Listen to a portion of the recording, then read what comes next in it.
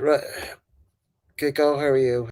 So let's see if we can get this thing going. Do-do-do-do.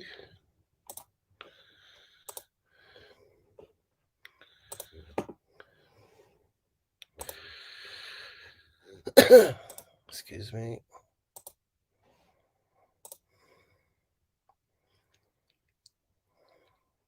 What is this?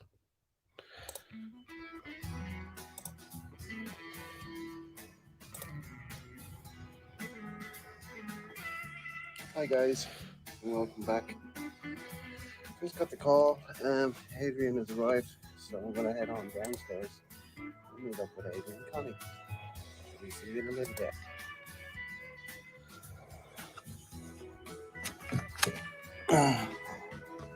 As you can see, lift's out of service. So we're gonna walk down the stairs. So a bit overcast today. Hopefully it doesn't rain. Well, we'll see.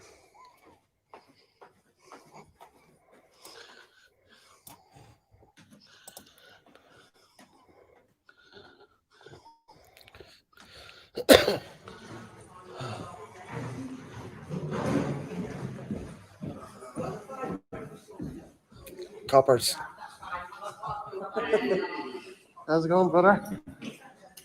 Good to see you. And you? You alright? Yeah, all good. And yourself? You recorded, are you?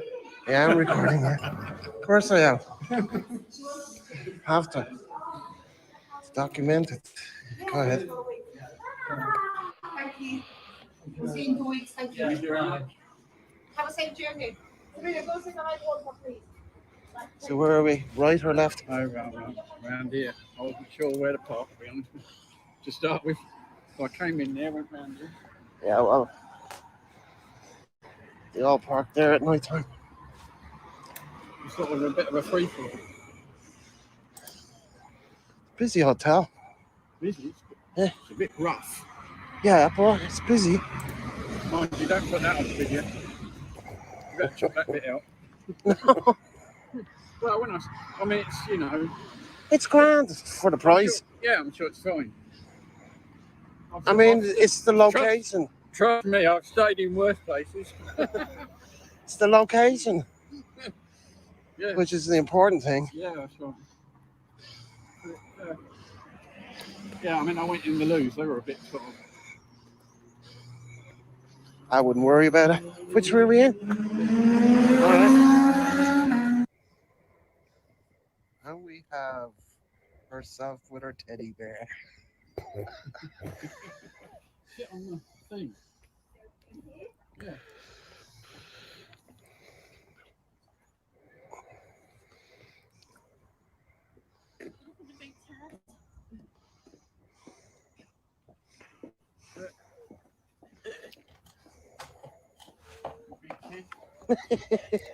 Connie the big kid.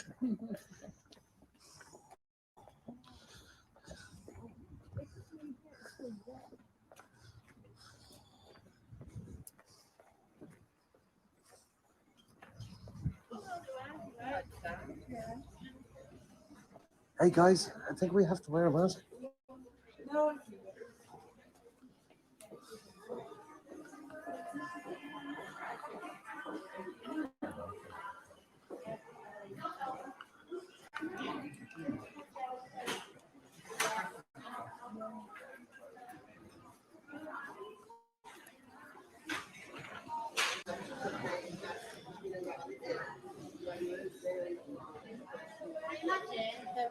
You know, over in that direction where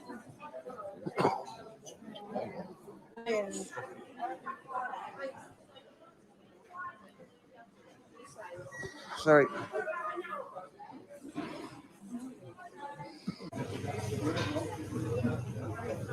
As you can see.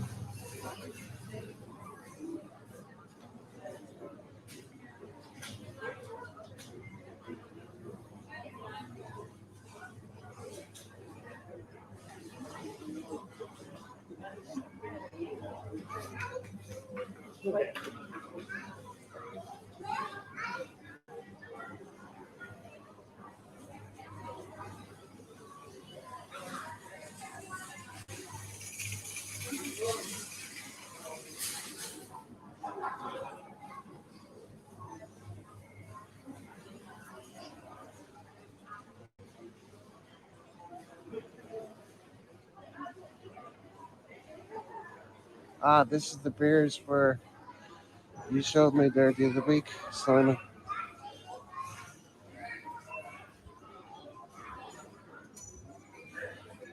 And remember I was saying to you about the Keo beer from Cyprus.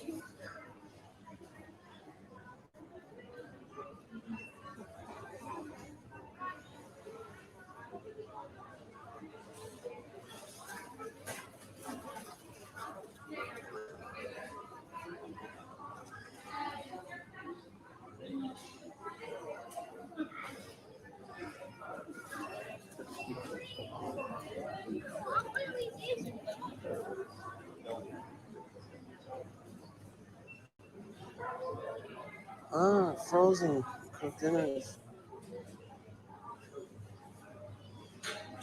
All right.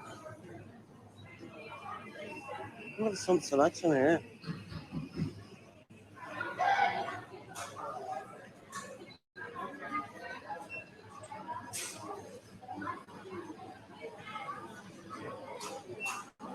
And Yorkshire pudding, like what Maria makes.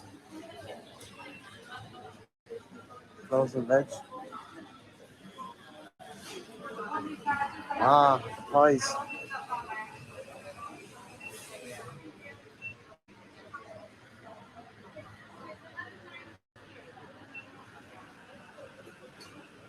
Ah, chili con carne. Love it.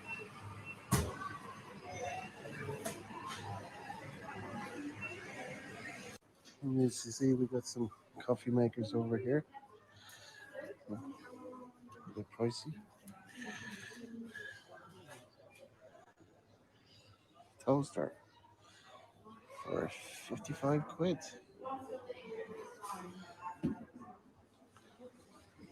I mean, they're nice. Look at that. Toaster for 179 quid. Jesus. But they look nice. Don't get me wrong. They look nice, but a little bit expensive, to say the least.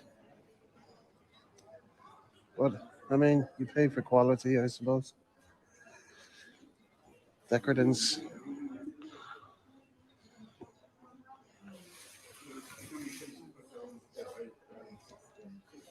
24.99 for that small little pan.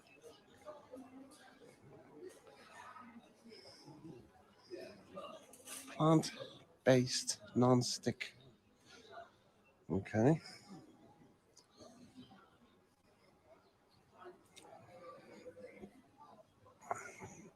I mean, this shop is full of stuff.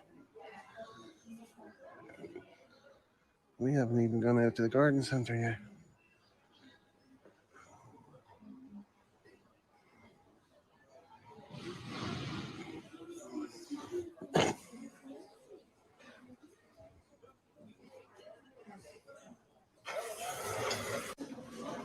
Look at this. 1,151 quid for a thing. I mean, look, they're really, really nice. But that's the price tag. 1,700 quid. Now look at this one. £3,000. Unreal. But it's got a rotisserie. You do chicken or pork pieces, I should say, and just stick it on the bar there, and then it rotates.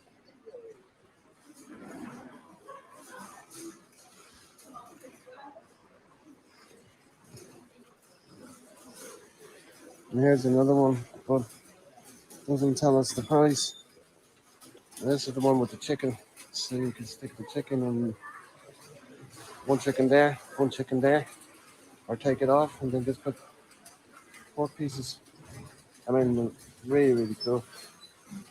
But as they say, well, as Adrian said to me, if you have to ask the price, you can't really afford it. So that's the kind of prices we're looking at. Now, this is the garden centre of where it's.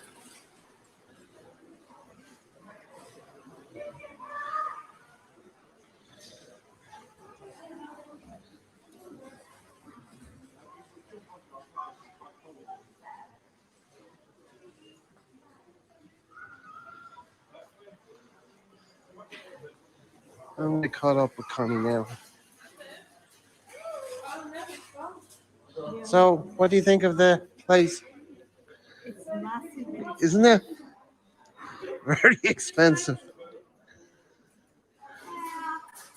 But good quality products. Oh yeah, that's why I bought the cutlery.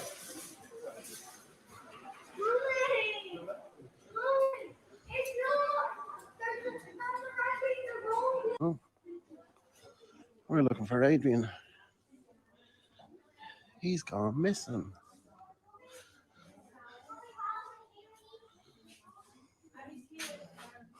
Ah, okay. In the paint section.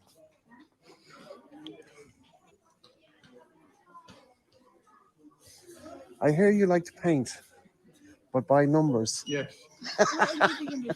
I'm the biggest cheat out. I haven't got an arse bone in my body. Either have I. Painting by numbers works for me. Yeah, it worked for I me. actually really enjoy doing it. Actually, it's really quite therapeutic. Yeah, no, I'm not artistic. No, either am I. I like jigsaw puzzles. I love doing jigsaw puzzles. When we were on holiday, we did 3 jigsaw puzzles while we were away. Yeah? Big ones or medium-sized ones? 1,000 pieces. 1,000 pieces. Yeah. And how long would it take you to do one? We did one in 2 nights. Oh, that's all right. 3 days. That's 1,000 one. Yeah. So it'll take you two days to do that. Yeah. Well, actually, we did a was-jig one in 3 days. A was jig. What does that mean? That's a was-jig. Yeah, a was-jig. Was-jig. What's the difference? I don't Well, understand. a was-jig, basically, you give you a picture, but the picture is not actually the picture that's on the puzzle. Ah, It gives you a clue as to Right. what the picture is on the puzzle. gotcha. So it makes it A little bit harder. harder because you haven't got a picture to work to. Right, So gotcha. you kind of having to guess it. Well, not guess, but yeah, you do have to guess a bit. So you just work on it. Right. It's harder. Yeah, true enough. Anything else? Does she want anything in here? Probably not. Does she? I don't know. Well, you know, ladies, they like to shop, window shop. I like these sort of puzzles.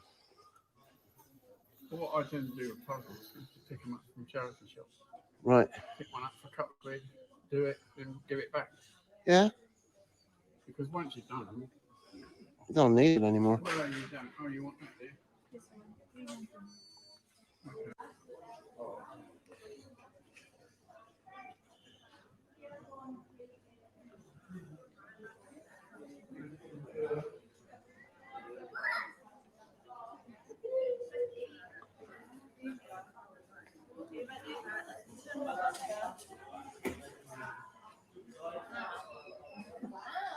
Now, Lego is expensive. I ain't got much there. You go to a Lego store, you can spend 500 or 600 pounds on one kit. Jesus. Well, I mean, they've been popular even before I was born. Because Well, I remember them having yeah. them as a kid growing up. I sell a lot of Lego on eBay. If I can get hold of it cheap enough, and I'll resell it. But it's getting harder.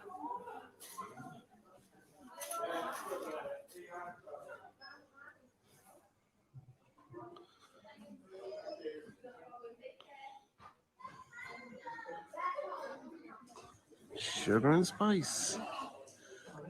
And all things nice.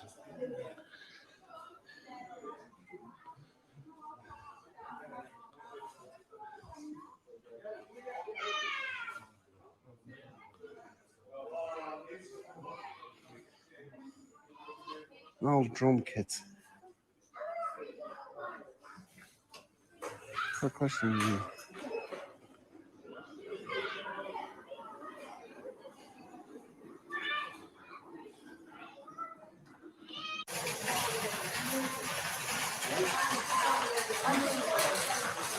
Oh, look at this. Rudolph, the red-nosed reindeer, but his nose isn't red. And Prancer.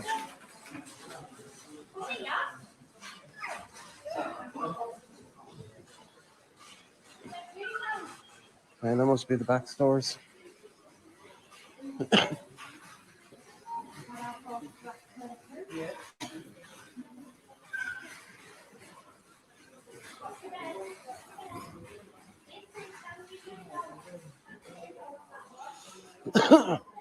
Ski lodge. Hey, Bob.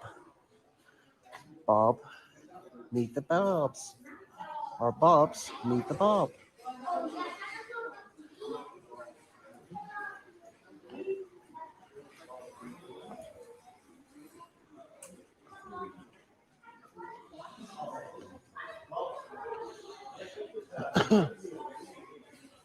This place is amazing, man.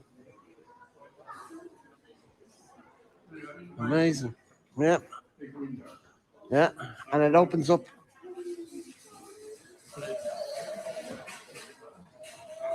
Yeah. It's all automated. See Yeah. there? Yeah. Motor, and it just turns.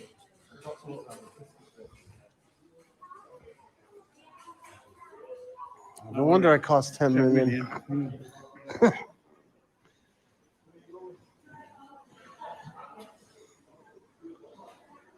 It's not real tree. No, didn't think so.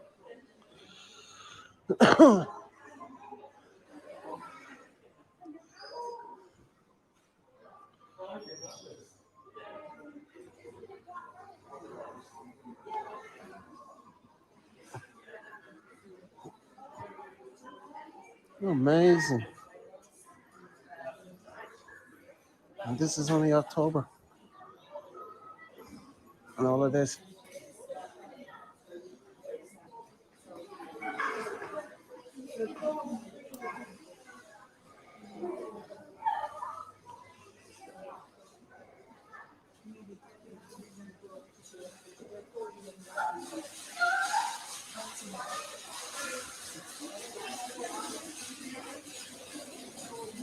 Bloody amazing.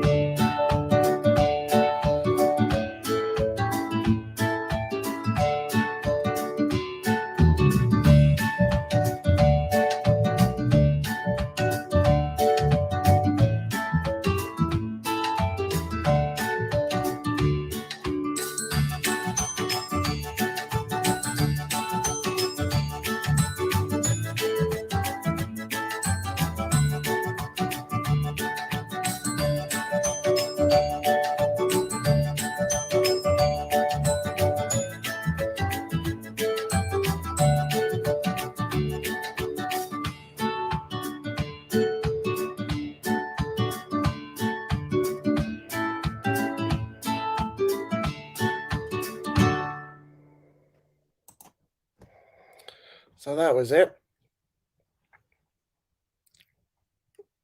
What do you think? Pretty good. How many more do you say you have? Oh, I've got another 8. Oh, So another one goes live tomorrow. Part 2 goes live tomorrow. So the premiere for that at 8:30 my time. So it'll be the outside, which is another huge area.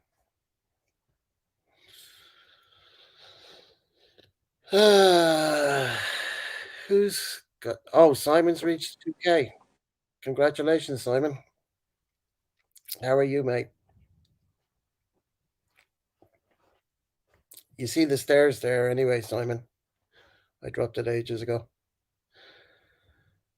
You're on your computer, I can tell, because you got a pigeon in your what do you call it? The pigeon in your whatever. No singing for us today, Simon?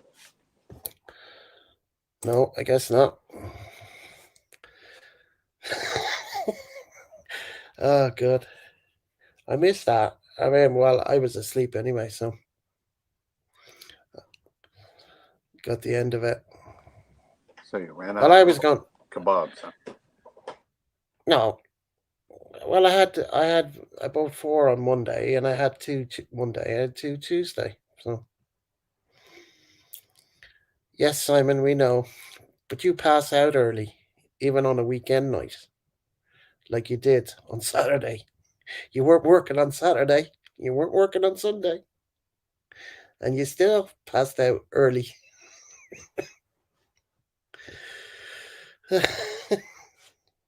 Well, Kiko's only just retired, so camp.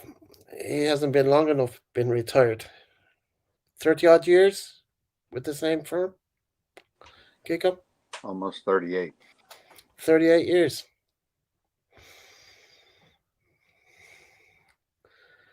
But the week catches up with you. Oh man, I still worked. I used to work 7 days a week. How about that?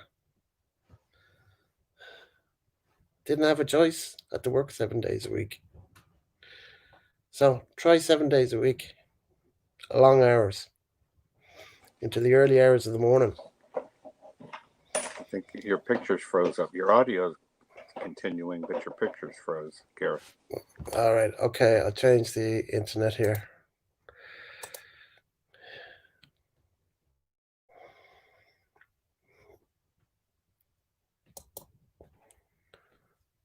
That any better? You're still frozen, your picture. Kiko, is that any better? Your picture is still frozen. Because I've changed the internet. I don't know if you can hear me or not. I can hear you. Maybe you need to recycle StreamYard. I can't hear you now, Kiko. Your audio is gone. Can you hear me now? Can you hear me? No? My audio goes first and now your audio goes. Yep, your audio is gone, man. Anyway, Simon Kennedy's reached 2,000 subs today. Congratulations, mate.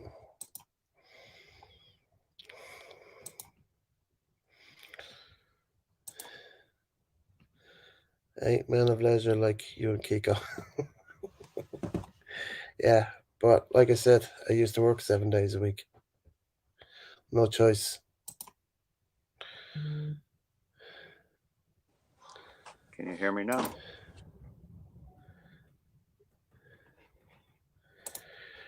Hey, Professor. What's going on? All good, mate. What's up, Kiko? Hey, Ronald Comcheck, can you hear me? Hang on, I got my volume too low. Kiko's audio is gone.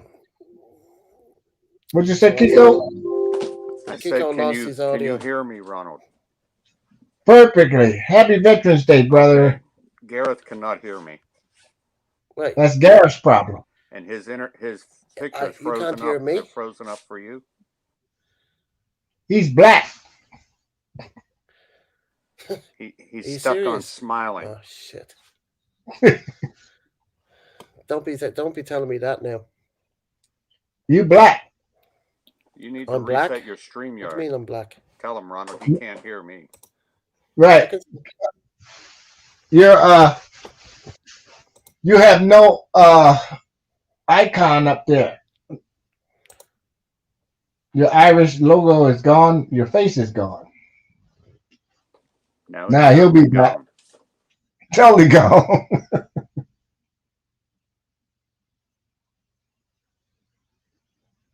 Yeah, he'll be back, I guess. I don't know what the hell going on. So Happy Veterans Day, Kiko. Thank you for your service. How was yours so far today? I've been up since 5, and most of that was out on the road.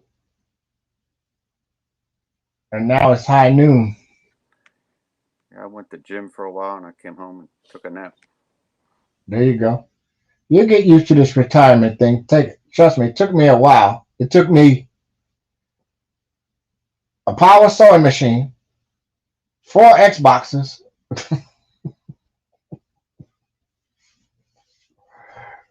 and now I finally figured it out. Don't do nothing unless you have to. Hey, who are you?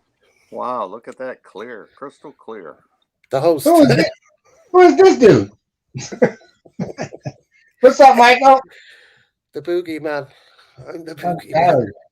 Oh, I gotta get my dates. Hi, Michael. Hey, Michael. How's it going, mate? How's it going in Leyte in Philippines? 4:30 a.m. in the Philippines. Yep. Dice should be getting up soon if he's not up already. Because he has to take the dogs out for a walk in a while. Just got back from Costco's, of course, Kiko. Yeah, we saw you were in the car when you came up on the panel when I was showing that video. Food of the gods. Organic dry dates. Show us on the big screen there.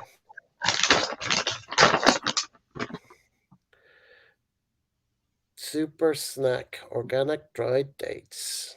Interesting. I bought a bag of coconut chocolate cookies. Man, are they good? They were on sale. Yeah, you can splurge now. You retire. You can kick back.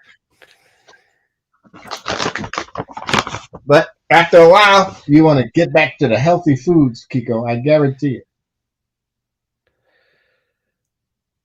And here we are. Okay, whoever Balaki Bill is, can you show yourself first before I bring you up on the panel? What kind of fucking name is that? Balaki Bill.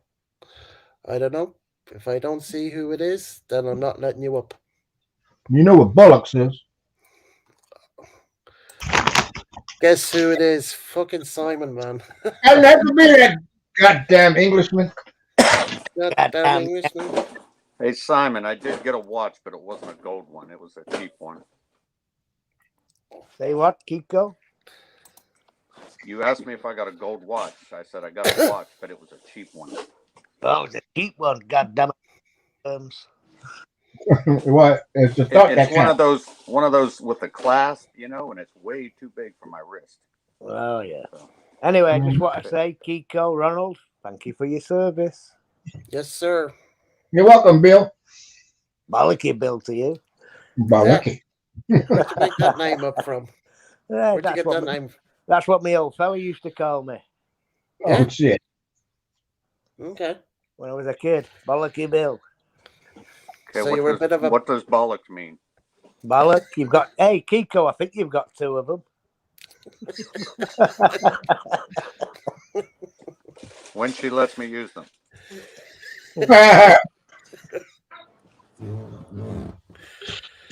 Mine's still in the pawn shop. And nobody wanted to buy them. Hopefully not. I got no balls. They got no balls. Right. If they don't buy mine, they got no balls too. You know what I'm saying? That's good.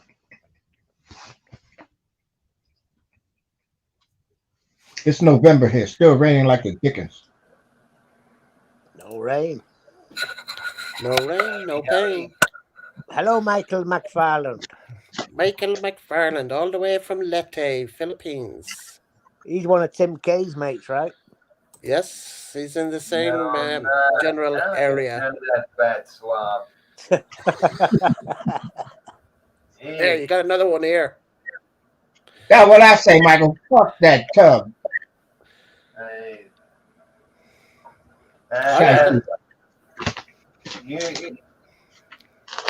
He's just too big to be on the top of that little woman. He has to be on the bottom all the time. Definitely. That ass is lazy.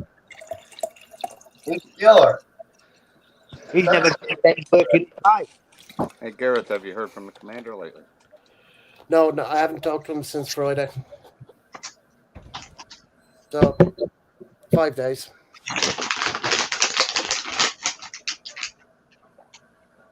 He could be out filming somewhere. I don't know. Could be up in the middle of nowhere. He normally gets in contact anyway. Hey, Gareth, have you just woke up? No, haven't slept at all today. You've been up all morning? Been up since this morning, yeah. What you trying to do? Kill yourself? Why, what's the problem? You You didn't doing a do a live marathon today. today or what? You didn't do a live today, so, I mean, I didn't see anything. I checked. Maria had put a video up. I saw that, commented on that. So there was nothing on your end. No, I didn't do a live. So I saw, but like I said, from you and Maria, I'm not getting notified. It was Perhaps just, I was, you must have blocked us. no. How could you be blocked? You wouldn't be here. You wouldn't be here. Unless you unsubscribed me. Did you? No. Okay. Well, I'm not getting notifications when you guys do anything for some reason. I'm getting it from everybody else, but YouTube, for no reason, nothing. Ah, well. It's like today when she put that short video up today. I just happened to check your channel, and then I went over to hers, checked hers, and there was a video. And I'm saying to myself, I'm still getting no notifications, nothing. And she hasn't done anything on her second channel in months, so I even checked that. Anyway, Yes. Kiko, how are you passing the days?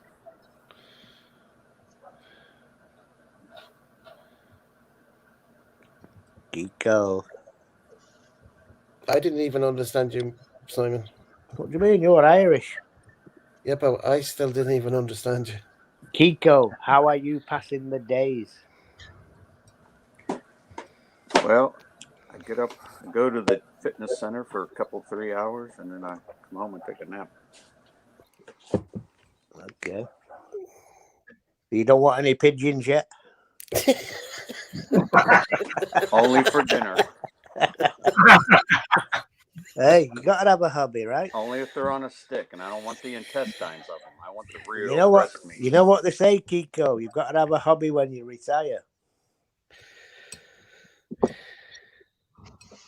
Well, we're coming up on our winter months here, so it's probably not going to be outdoor activities. Did you ask? Adrian is doing the supermarket thing. He only just started there last Saturday. I saw him. Mm-hmm. And my snow skiing days are over. Too old for that. Just getting the groceries for the people that are shopping online. Easy enough. Mm-hmm. The machine tells you which aisle, where to go. Piece of piss. Yeah, no, there are help wanted signs everywhere. Yeah. What's that you're eating, Ronald? Cheese? Cracker. Yep, good old cheese and dates. Cheese and dates. Well, that's going to stop you up like the Hoover Dam. Well, maybe the dates will counteract the cheese. Right. Plus, I got a whole bunch of magnesium citrate. And you drink that extra virgin olive oil too, right? You do that. Mm-hmm. I take a swig. I don't put it on a spoon. It's spaghetti and meatballs tonight. That's what you had the other day, Simon, wasn't it? Yeah, a bit of spag bol. A few meatballs thrown in. I'm thinking the Golden Corrals have a free dinner for veterans or something. I might go hit that up tonight. I know that's right. Yeah, I was going to ask you, veterans, do you get anything on Veterans Day from the wherever it is, the army or whatever you was in? Do you get anything? No. Are you kidding? No. We get out. That's all we get. Yeah. You're lucky if certain restaurants give you a discount or a Free free coffee. meal, but it's from a special menu. Well, over here in the UK, in London, if you look at London Bridge today, all the taxis lined up to give all the old veterans a lift to wherever they want to go for free. So all the taxis are lined up, and they're there to take all the veterans to wherever they want to go, and they don't charge them a penny. That was real Yeah. nice. Yeah, that's what they do. Just for today, yeah. Yeah, Only takes one day to die. that's it. That's it. One day out of the year. Kiko, do you guys have stand down over there? What do you mean? Normally, when all the service organizations they have a stand down during the summer and the winter and fall, where the vets that need stuff, the homeless vets, they go in there and they get teeth checked out, get a lunch, clothes, and stuff like that. Oh, I don't know. I've never heard of them. They might they might do that, but I haven't heard of it. Mm-hmm. Well, we all had a 2-minute silence today for all the vets. Mm-hmm. I canceled my physical therapy. Told them I got Veterans Day service to go to. All day service.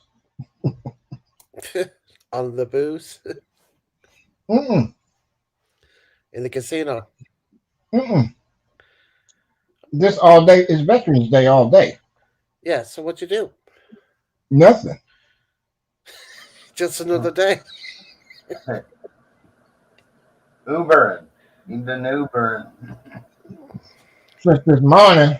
Oh, speaking of the Uber, I got up 5 o'clock to take Marisol to work at 7. I get to her house at 6:24.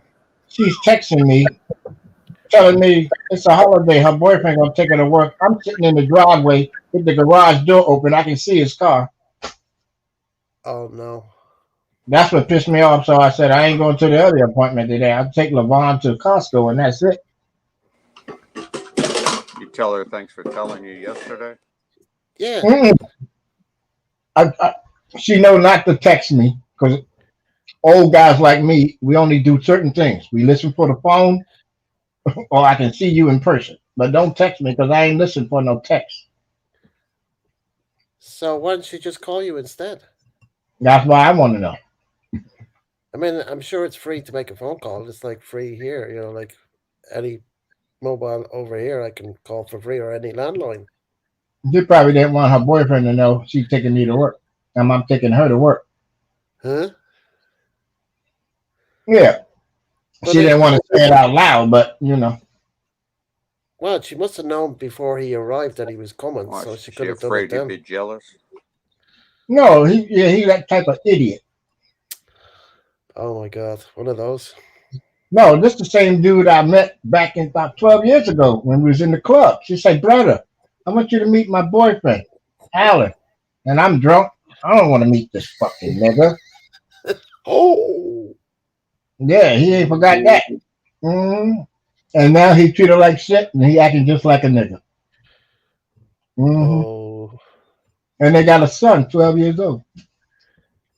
and they're not even living together. Yeah, they living together. Well, then how does he know? How do you know? Well, I mean, he's not there. You're there all the time. He goes to work on the shipyard at 4 o'clock in the morning. Ah, gotcha. But today's a holiday, so no work for him. Mm-hmm. He's one of those supervisors. Has she ever learned to drive? I try to teach her ass some of she's too scared. She's got PTSD, She lost a baby in the fire, so Oh no. she ain't never gonna be right. Was that here or in the Philippines? Here, where we are, That's sad. I told you I go to her grave every month, right? The little girl, Ariana. I don't recall. Maybe you said it some other time I wasn't around. Gareth was sleeping when you told us that, Ronald. Right, you know. Simon, you don't even remember what happened yesterday, let alone I a remember. month or two ago. I didn't tell me about it, the fire. Shit, man, I say something to you, you said it. What? Where? Huh? When? Huh? What? Where? When? Come on. You got a memory like a sieve, man. Better one than you. You must have a bigger hole. Hey, don't get violent. No violence here. Naughty, naughty. You had your chance, Simon, when he was there in front of you.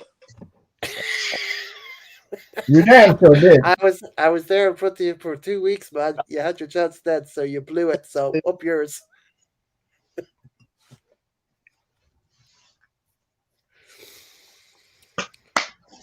But now it's a quiet afternoon. I ain't doing jack. Rest, rest, rest. Well, I mean, you're what? What time is it where you are? Are you 9 hours behind us? Who? Or are you 8 hours behind us? You. 8. You're still 8. Them Yanks are always behind us. 9 now. We lost an hour. So it's 9 hours now. It's 8:45 or 9:45 now. What are you counting? Up or back? I'm counting back. It's high noon. Hey, Garrett. It's high noon. It's sorry, 12 o'clock. Jesus Christ. Oh, what the hell? Oh shit. Yeah. Please excuse Garrett, Ronald. He's drinking water. Oh shit. Hey Ronald, on the way home from the gym, I stopped. There's a place called Mission Barbecue. They sell some really good, and they were giving away a free sandwich for veterans.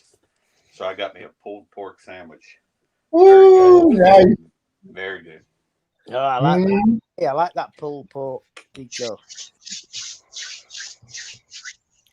You never sent me a picture, Kiko. Get you at the CR. It's like you, Gareth. It's gone before you can get the camera ready. It ain't even room temperature. It's gone. Have you seen Gareth kebab? No. He has no fingers. He has no fingers left. Oh, they're all here. They're all here, man. That's prosthetic. I don't think you showed us a picture of the kebab, did you? No. You showed us the website picture, right? That was Maria. I think it was. Maria's. That was Maria that showed that. Yeah, lovely stuff. But I'm off it now for a couple of weeks. I won't have any next week. Put it that way. Maybe the week after. That's good. I had McDonald's yesterday as well. I was too lazy to do anything, so I ordered McDonald's. Hey Ronald, go easy on the cheese. You might have nightmares. I know, right? I'm going in on the tang now. Gotta have tang. I've drank all my lemonade, so when I finish all my hamburger helper and the other stuff, I have to put in another American order. Slowly going through the stuff. I think I've only got 5 cans left of Sloppy Joe, and I've still 14 boxes of. Pardon?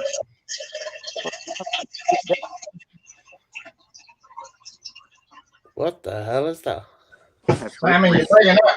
Refilling the drink. What's a sloppy Joe? It's not what it sounds like. It's not what it sounds like. I'm pouring water to make tang. Make it ootang. I wish.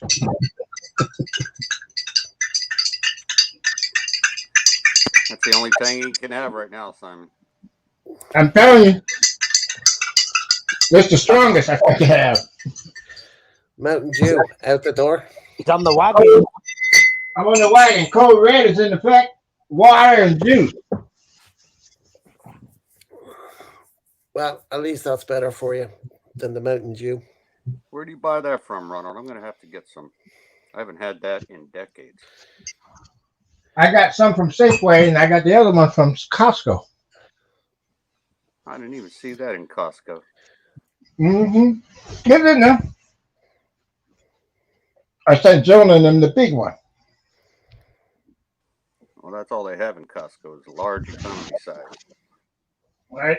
I had to grab these two little buddies from Yeah, Safeway. that's the size I get for my lemonade. Lemonade. Yeah. Mm-hmm. See, it's right there. It's always Everything. handy, huh, Gareth? Hey, Yep. everything's Country bigger tone. in America, isn't it? Yeah. No. Not decent women. Apart from the women. Yeah, apart from them. What's that you've got there, Gareth? That was the lemonade. The country that tone American? lemonade. Yeah, you can only get it in the States. Okay. I had two of those, and they're gone now. You mean you couldn't buy any proper lemonade when you were over in the UK? No, sure, I can't get that stuff. He's used to that crap from America, Kiko. Too many years living in America. Got used to the American food. I miss my cream cheese bagel in the morning and my coffee with half and half. Oh, every morning just before work. Cream cheese bagel and a half and half large coffee. Well, I must say he's the only man I know that has a pint of coffee. Yeah, well, I mean, in the States you can get, it's more or less nearly a pint of coffee. A pint. Yeah. I mean, you can get different sizes of coffee. You can get a small, medium, large, whatever you want. Simon, I usually drink coffee out of this. Yeah. Because I don't want to get up running back and forth to get another cup. That's the reason I do it.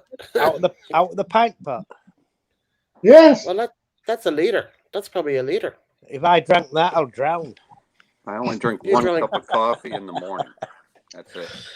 First thing. And it's decaf. Oh, no. Kiko is not having fun. No. Hey, Kiko, now you're retired, you got to start letting your hair down, have a bit of fun. I don't have much hair. I cut most of it off. Oh, you shaved the head? No, not like Garrett. I'm still waiting for Kiko to sing us a song, Ronald. How often do you have to shave that, Garrett? Every other day or what? No, I don't do it. I do it when I feel like it. If I know I'm going out, I shave it. Or I wear a baseball cap. He's bald. Hide it. He's bald as a coot. I got the shit growing around the sides, but yeah. But other than that, I just cut it off. I was going to do it today, but I didn't bother my ears. You got to get you some of that manscaping tools too.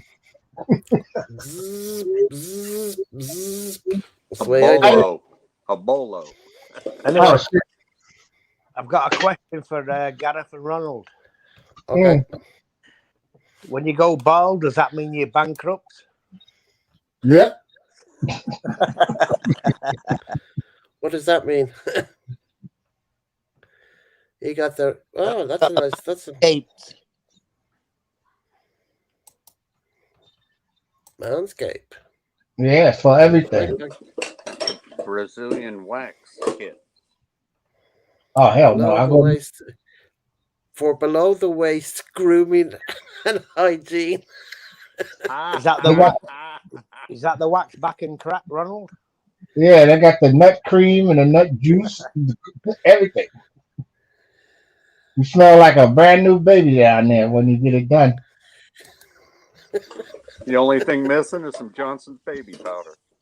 That's it. Poof. But that goddamn arsenic in it or something, so we ain't gonna use that. See, that's what's wrong with us, huh? Yeah, they put that fiberglass or something in the damn powder. They got sued like a big dog too.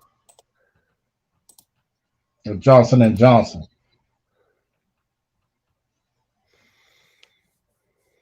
Yeah, I don't use it. But hey, my showers last longer because there's no hair down there to hold all that funk. You know what I'm saying? Armpits don't funky. Deodorant lasts longer. The nut sack is like, thank you. Freedom. Yeah, for real. Hallelujah. Freedom. I'm telling you, I haven't got to the ass crack yet. I don't know. That's gonna be difficult. Well, you can I mean, always get that cream. oh The fuck women that! use. No, it's got a light on it, and I can always just use my reversible mirror. You know. No, just use the cream. It's a lot easier, man. It just burn the shit out. Oh, I don't nothing hot near the crack. No. And it's well, women use it for the front, so it can't be that bad. Yeah, but somebody's always pounding the front. Ain't nobody pounding my fronts. No, I meant your back end. Oh no, I ain't put none of that shit. My Right. father used to use that depilatory shave cream back in the day. So Hey, you Garrett, just stand up, bend over, and then just shave it. Oh, Christ! Garrett, don't you be talking about Ray Gunning. Not today. Not on Veterans Day. Mm-mm. Yeah, I'm gonna have a cigarette. I'll be back. Okay, guys. Roger I'm that. used to it. That's what Arnold used to say. Ah. You should quit by now. All that getting up to smoke. Anyway, Yeah, Michael, how's it going it's not over a at problem. Leyte?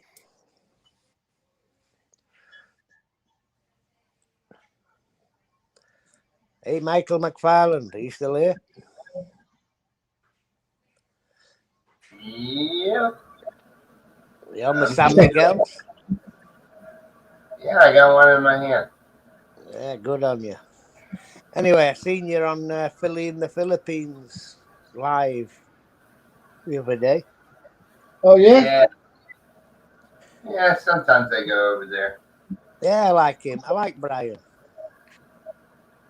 Yeah, I like him too. He's almost like some days he act like you know what he's doing, and other days he's just like a lost kid. Yeah, he's all right though. Yeah, Kind he's of, all right. kind of like He's Even from Brian. though, even though he was a prison warden. yeah, well, he's from Philly, so I kind of like him. You know, he's from Philly. Over there in the UK, Ronald, we call them screws. Screws. Yeah. Over here we call him turnkey. Okay, we call them the screw. Well, yeah, they call them screws here too. But most times you'll hear him banging on the wall or on the gate, talking about, "Hey, turnkey," because you know they got the key to open the gate. Yeah. Don't find me in none of those places. Well, I've been there in my younger days. I'm not proud of it. Oh, this was the little city neighborhood jail when my grandmother took me down there because I was accused of stealing a bicycle that I was riding. I didn't steal it. You just borrow it. Yeah, I asked the little neighbor kid. Yeah, borrowed it from his friend who stole it. Yeah, I said, let me ride the bike, Walt. So Walter let me ride the bike. I'm riding around the neighborhood and shit. The big ass paddy wagon pulls up in front of me. Both doors swing open and shit. And cop tried to reach out to grab me. I got off that bike and spent on a dime. By the time he got to the house, he was out of breath talking about, man, your son, he stole a bike.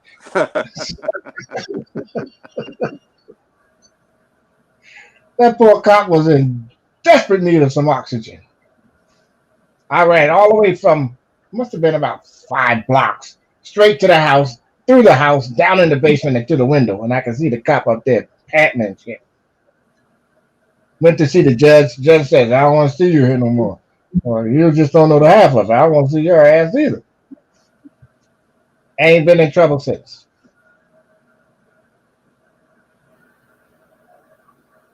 couldn't have been no more than 10, 11. I'm like, yeah, I ain't putting me up in here. We got enough people in here already. We Hey, ain't donating. Daryl's in the house. Hello, Dice. What's up, Dice?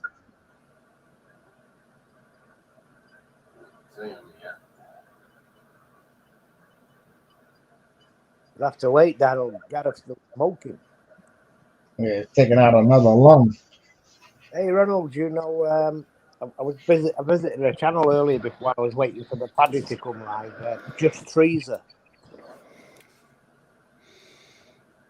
Who? Just Freezer. Who is that? She's an African American lady Hey over here in the guys, States. how are you, Daryl? How's it going, mate? Happy All the way. Veterans Day, Carol. Thanks for your service. Thank Thank you, you for your Colonel. service, Daryl. Now you Yes. set him up, bartender. Drinks on you, mate. Myself. Do I Take get it a easy. free set made today? As they say all over the world. Yeah, another year we can't be at a gathering at his place. Yep. Nope. Some of bitches. Hey, that's going to be one wild day when all the bubs are over at Daryl's place. Thank you for your service, JB. Happy Hey, Veterans Day. JB. Happy Veterans Day, JB. Is that John the Big Baker, the record breaker? Roger, Dodger. Baker. In Bakersfield. Bakersfield, California. Is that the same as That's the only Balut, way. John? Yeah, that's Balut. That's Balut. Yeah. He only moved to Bakersfield because his name is in it.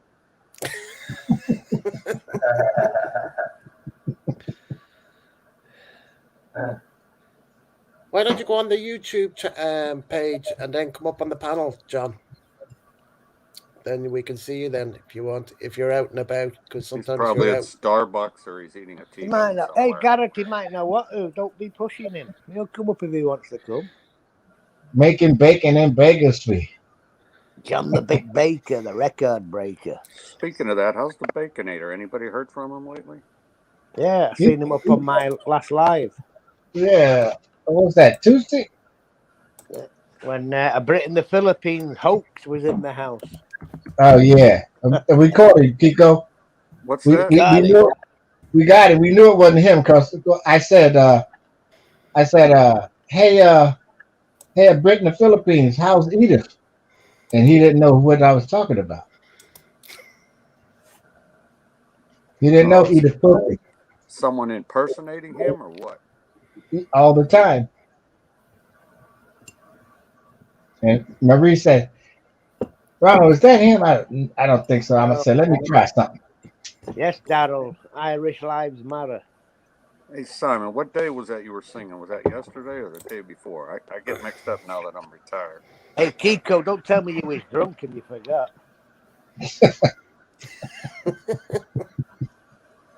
That was Tuesday, Kiko. That was the Tuesday tunes. That's right. There you go. That's right, Daryl. Irish lives matter. Irish lives matter.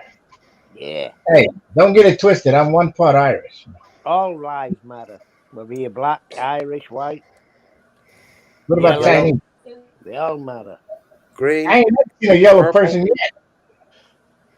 Yeah, there's plenty of yellow people in France, Ronald. E.T. E.T. was green. E.T. phone home. Simon, I E.T. hope you have. phone home. I hope you haven't quit your day job since Tuesday, have you? Hey, Kiko, I know you love that.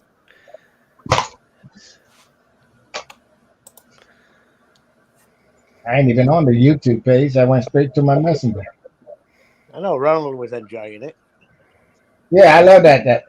The flowers of the forest. If it had dropped the link, it'd have been right up on there. That's my jam. If you'd have dropped the link, you would have heard a lot of applause and laughter. Well, that's a sound of enjoyment. Just like a Vegas crowd. Well, I know I'm in the wrong job, Kiko. I could earn more singing, maybe. I might turn to busking. I know. Go to the secondhand Ukai store and buy some of Tom Jones's old suits and get up on Yeah, you stage. can't beat a good bit of old Tom Jones. The Welsh see, guy. I told you to sing Delilah. You wouldn't sing that. Yeah, Delilah. Do you know what? Kiko, true story for you here. My old fella in the 50s, when he came over to the UK, he worked down the same mines as Tom Jones in South Wales. Oh, right. Hey, Yep. Kiko, did you see any of that Rittenhouse testimony the other day? No, I didn't. I wasn't watching. Man, this kid got up in there. He was talking about this and that, all confident, right? And then when they asked him about when it came up to the point of shooting those people, he started breaking down, crying. Like I was like, "Kid, you are overdoing it." He was like, "They was coming. They was just coming." I seen that, Ronald. I said, "You fucking kidding me?" The Yeah, boy need an Oscar for that one. Yeah, I Kind of watched like that the old one. Eddie Murphy. Eddie Murphy acting girl. Yeah, Yeah, he went a bit too far there. yeah, he did. He went over the top, Yeah. I missed and it. his lawyer's going to get blamed for it. Telling that boy to act like he was all that. He wasn't doing any of that in the video. You know, if he wasn't scared to shoot, he ain't scared now. What was he doing carrying that gun he had that he wasn't legally allowed to carry? Nope, nope. And he's there. He was like, "I'm here for help, for aid and protection." But all he said he brought was gauze. Uh, and then the gun is too big for him to help anybody because he said the gun was hitting the ground while he was trying to help somebody. Then he told the lie and said to the reporter, he said, "You from this area?" He said, "Yeah, I'm from this area." But he's not. And I'm like, "Look, dude, you went out there thinking you had all the backing of everybody that was there with you to shoot somebody. And he the only kid that shot somebody. He said they grabbed his gun and he was scared. He wasn't supposed to be out there. Now, if you put yourself in harm's way, whose fault is it? He had no business out there, not even old enough to carry the thing, but he don't have a driver's license, but he drives. He went over there for trouble.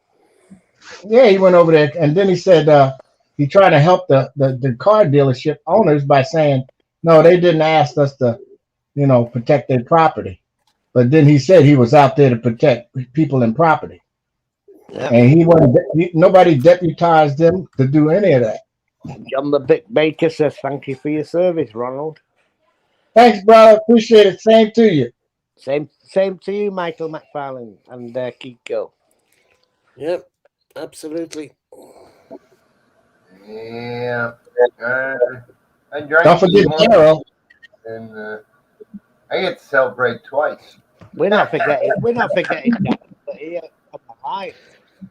Right, Michael got to celebrate it yesterday too, because they got U.S. veterans in Philippines, a bunch of them. Yeah. Filipinos too. Yeah. You can't believe how many Filipinos are in the military. Yeah, they're all over the place. I think Not many my wife said her Lolo used to get a small pension from the U.S. military because he fought with them in World War II, I think. Yeah. It was probably just pennies on the dollar, but it was something, I think. Mm-hmm. Something's better than nothing. Always. Are we getting feedback? Yeah, that's Garrett. Nope, not me. There's nothing there. There's nothing on. I closed. The only thing that's open is StreamYard on my YouTube. That's it, and that's mute. How about your phone? Nope, that's over on the window over there. Man, you got all the ducks in a row today. Yep, I'm using the data off the phone for this. Yeah, you're not freezing up anymore. Yeah. So Kiko, what do we call him now? He's not the prime minister anymore. He's the back to the loft dweller. I'm on vacation. He's on holiday. He's banished to the attic. I'm he's in exile. in his room. Oh, snap. They threw him up into the tower, huh? He's in solitary confinement. I'll be back.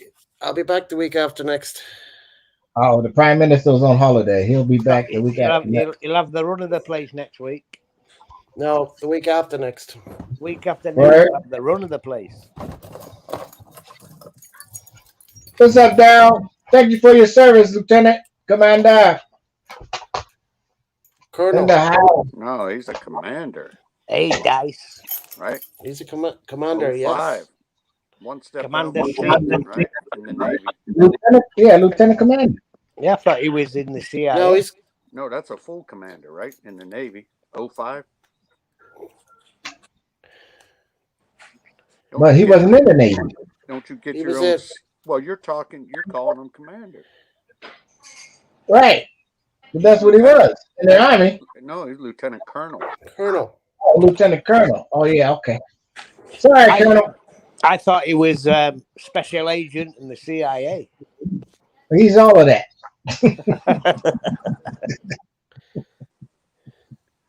That's all he can tell you. So shut up, Simon. That's all he can tell you. Like Gary. That's all he can tell you. Like Big Brother Gary, he's also in the CIA. We all know it.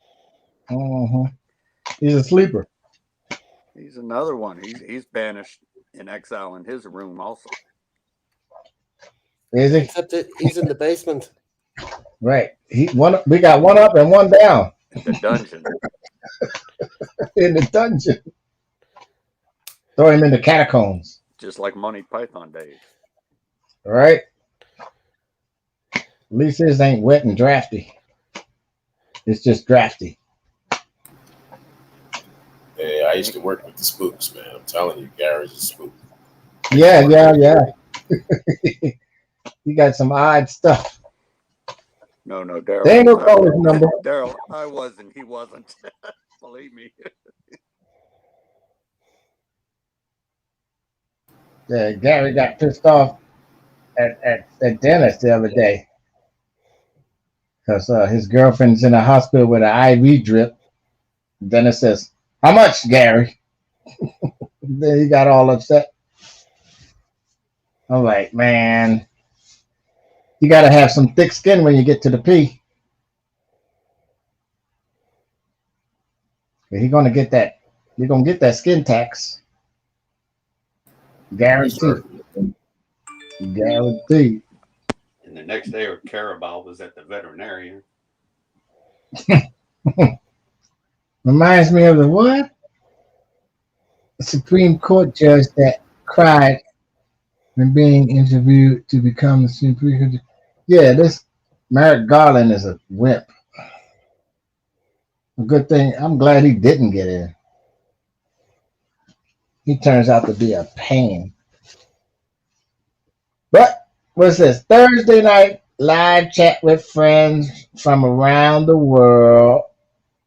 Wait, buy me a coffee ain't in there no more? Oh, there it is. Yeah, it's on the top of the page.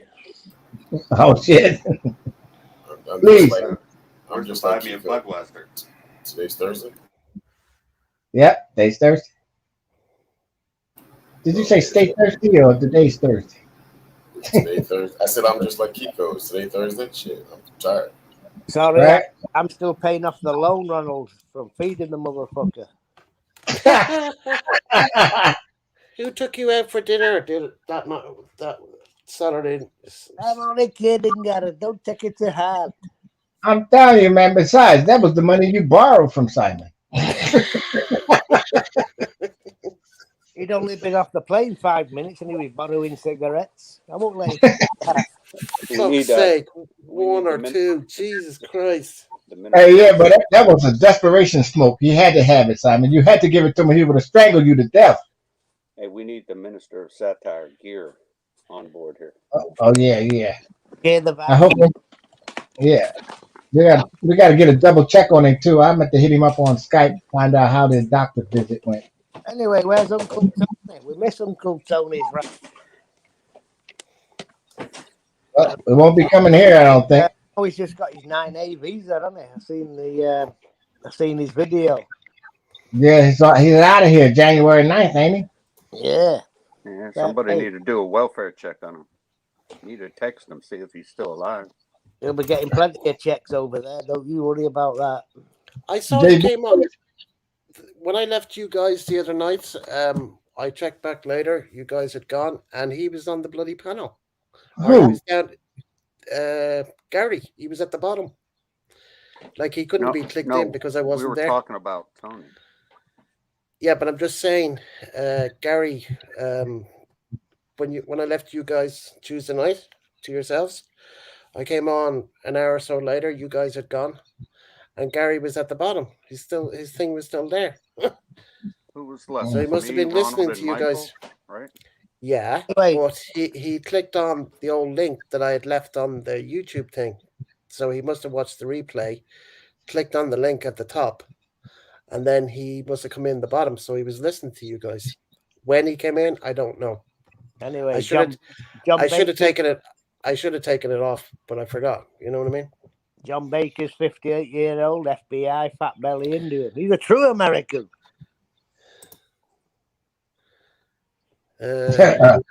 Oh, you know what that remind me of, Daryl? That skit from Dave Chappelle when Dave Chappelle was using what's his name, Paul Mooney as Nicodemus. Shit was Rest funny. in peace.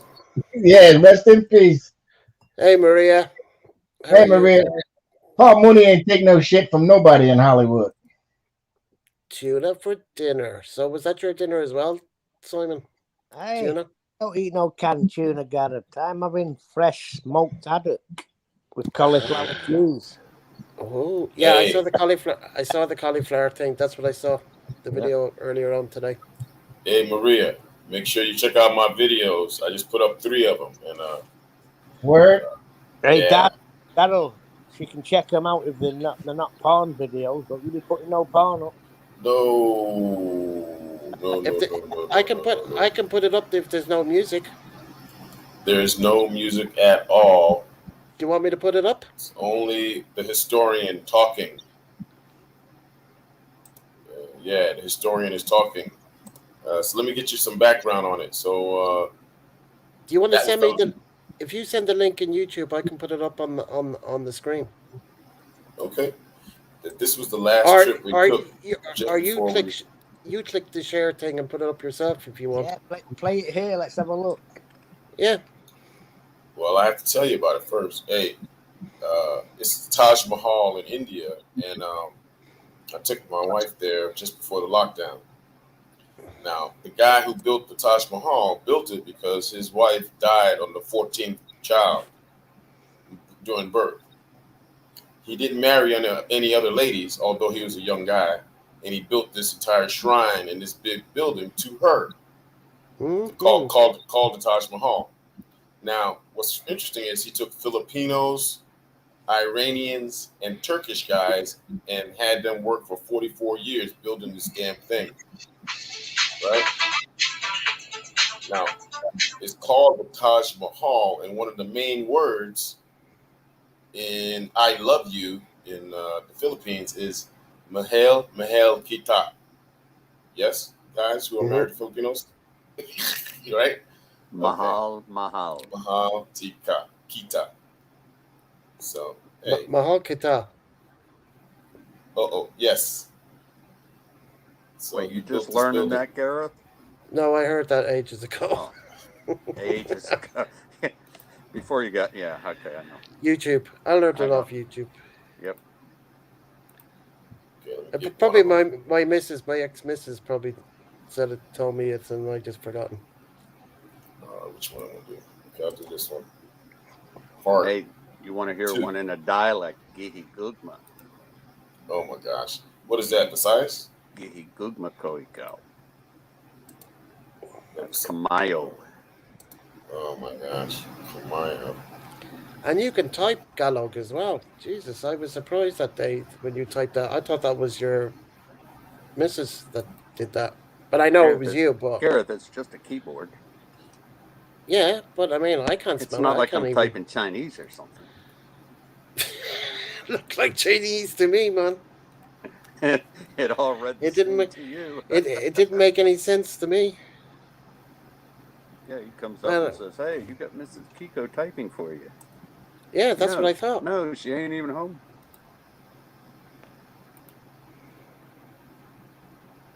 There it is. There's Ronald's new crib in the Philippines.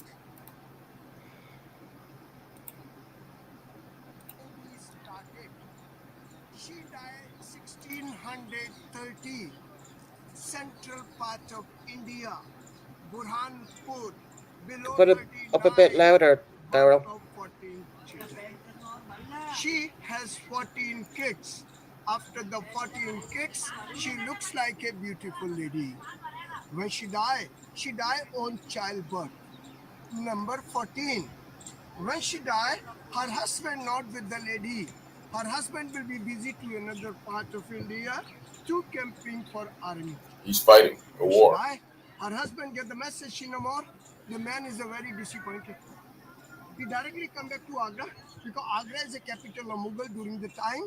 He just called emergency meeting to the parliament. So he was fighting For the the news. war, and then I he lost came my back. wife, but I decide myself I'm not going to be married again. Being a Muslim. So this guy the man never is saying, "I'm married. not going He's to a Muslim. marry He could have had again." 4 Everybody wives, but surprising. he loved this lady so Why? much. Why you not going to marry it again? Because you are so young and there's so many beautiful women part of the world. Now, in the background, that looks like a damn picture. That building is so huge. Look how big it is. I have my own project in my mind. Look at the she people died because of walking. me. They're so itty bitty, like little She died ants. because of me. Looks like an I ice see. castle. Kids, age of 39. And each stone he is so sent the huge, people to man, bring the dead body. that they had to push the Body is stone not into very close place. from Agra. Body is apart from Built by Agra. Filipinos, Near about 400 Iranians, and miles Turkish from here. guys. 700 kilometers. Laborers. He sent the people. I want to know how So they first made of all, those round they keep domes the on the mummy in the top. body. That's the hard part. I bet you a lot of people, they don't tell you how many people died building this building, man. Yeah, right. Between the time, Shahjahan chose One the place, stone how falls the on you, you're people and the gone. chief architect and the craftsman and the You finance become part of the grout. Everything will be settled. When the body will be reached in Agra, first buried the body from this ground, then They didn't have ice back in those days, so they mummified her and saved her until the building was finished, and they put her Why inside. Shahjahan decide to bury the body here? Why Shahjahan decide to build the Taj from here? This is the reason. Before the marriage, each other, they met from here. That's why he built the Taj from here. So he That's met the why girl this is the there, symbol of but love. the place This is wasn't a there. very good understanding between the wife and the husband, each other. So people are coming not only to see the Taj Mahal, people are coming to learn something because this is the love temple. Shahjahan started to I'll let build you the see Taj my baby 1621. girl, and once you see my baby girl, then I'll cut this bullshit off. It is a This guy is private. This is not to anybody but me and her. This guy came from with the hotel. They gave him to us. Him and another guy driving a Mercedes-Benz drove us there as part of the package. This is the name of the hills state on Rajasthan. And this guy is giving us a private tour. 450 kilometers. 450 Right? kilometers, such a long This guy could be a professor at a damn university. During the time, the transportation by the marble by animal, by the blow cut, camel, elephant, donkey. Interesting. They had to push this stuff. They had to push everything there with donkeys. Do you know how to cut the marble? This is the totally done by hand, by saw. This is called diamonds. You have to cut each one of those pieces of marble. They had to cut it with a saw. It was like a bow saw, and then it had a little thin diamonds on a string, and they had to pull it back and forth. That's crazy, bro. I wonder where they got those from. I don't know. But inside the building is all. Let me cut this off.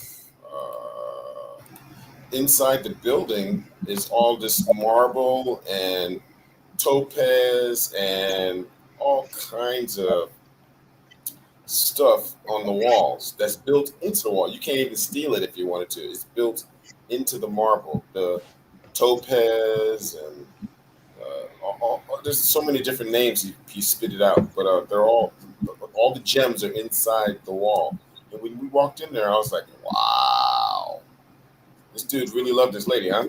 Took all his fortune to build it. And it's not just one building. Taj Mahal, that's the white stone building. But there's many other buildings on the compound. There's the north, the south, the east, and the west building. You know what I'm saying? And then she had to be facing Mecca. She had to be facing to right to the west. and the eastern compound is where you walk in. So it's pretty interesting. That was the last Yeah. trip we took. 8 countries. Uh, India was like the 5th country. We went to 8 countries, and then I got back. The world got locked down, and I quit. No more working for me. I Yeah. was like, I'm done working. I'm not gonna be dry flying on a plane with a mask on my face and all of this crap. My Yeah. hip all Well, messed up.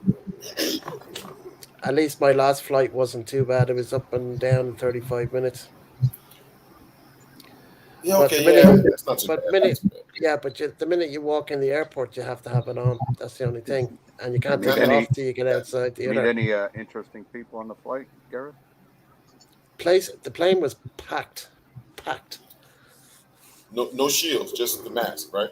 Just the mask, yeah, no Just shield. did you have to have your shield with you just in case someplace go, oh, you No, can't get in? no.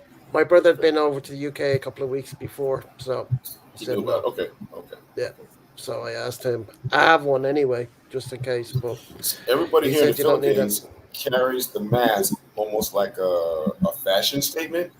Some bikers have it on the top of their head facing the wrong way. Some people have it around the back of their neck. Some ladies carry it. Yeah, check it out. And then some ladies carry it like a purse with the left and the right side thing that goes over your ears. I forgot what that's called. Uh, because they have certain masks that have that like glasses to it. Okay. You mean the string thing Yeah, they carry it with the string that thing. you? There you go. Like a Yeah, librarian teacher. The yeah, yeah, librarian yeah, yeah, has yeah, yeah. glasses. For the glasses, yeah, yeah, yeah. It's crazy. It's crazy, bro. That's our world. Mm-hmm. No, That's we've been lucky. We haven't had to wear the face shield at all here. I've seen people over here wearing them last year, but not trying to be this year. safe. I Okay, saw women so wearing them. so before the pandemic in 2019, 18, 17, I lived over here in Asia, and I flew all over the Asia and over the world because they sent me back to the United States and Middle East also. Anyway, Hmm. every time I went to an airport, I used to see like 5% of the Asian people wearing a mask anyway. Back then, and I always used to thought they're sick, maybe they're not feeling well, maybe they're one of these germaphobes or whatever. But that tripped me out. They they they, they were already wearing masks, so they were when it was nothing to them. I bet it was wearing a mask. Okay, Oh, got it. Daryl, they've done that for decades. Just if they think they're sick, they don't want to give it to anybody else. They would do that. Yeah. Also over here in the Middle East, they had what SARS, right? And a couple of other bird flu things. So they had a couple of things going on over here. And out of nowhere, while you're over here, they'll just announce it, and then that China yellow smog will hit us. It's Mm. almost like, yeah, every once in a while, that Chinese uh, yellow reddish stuff comes down, and just everybody, the United States is supposed to do climate change and all this stuff, but China's cranking stuff out, man. Didn't they have some kind of pork, something that affected all the pigs? The price of pork was way up for a while. Yep, it was pigs. There's been cows. There's been horses and all kinds of birds.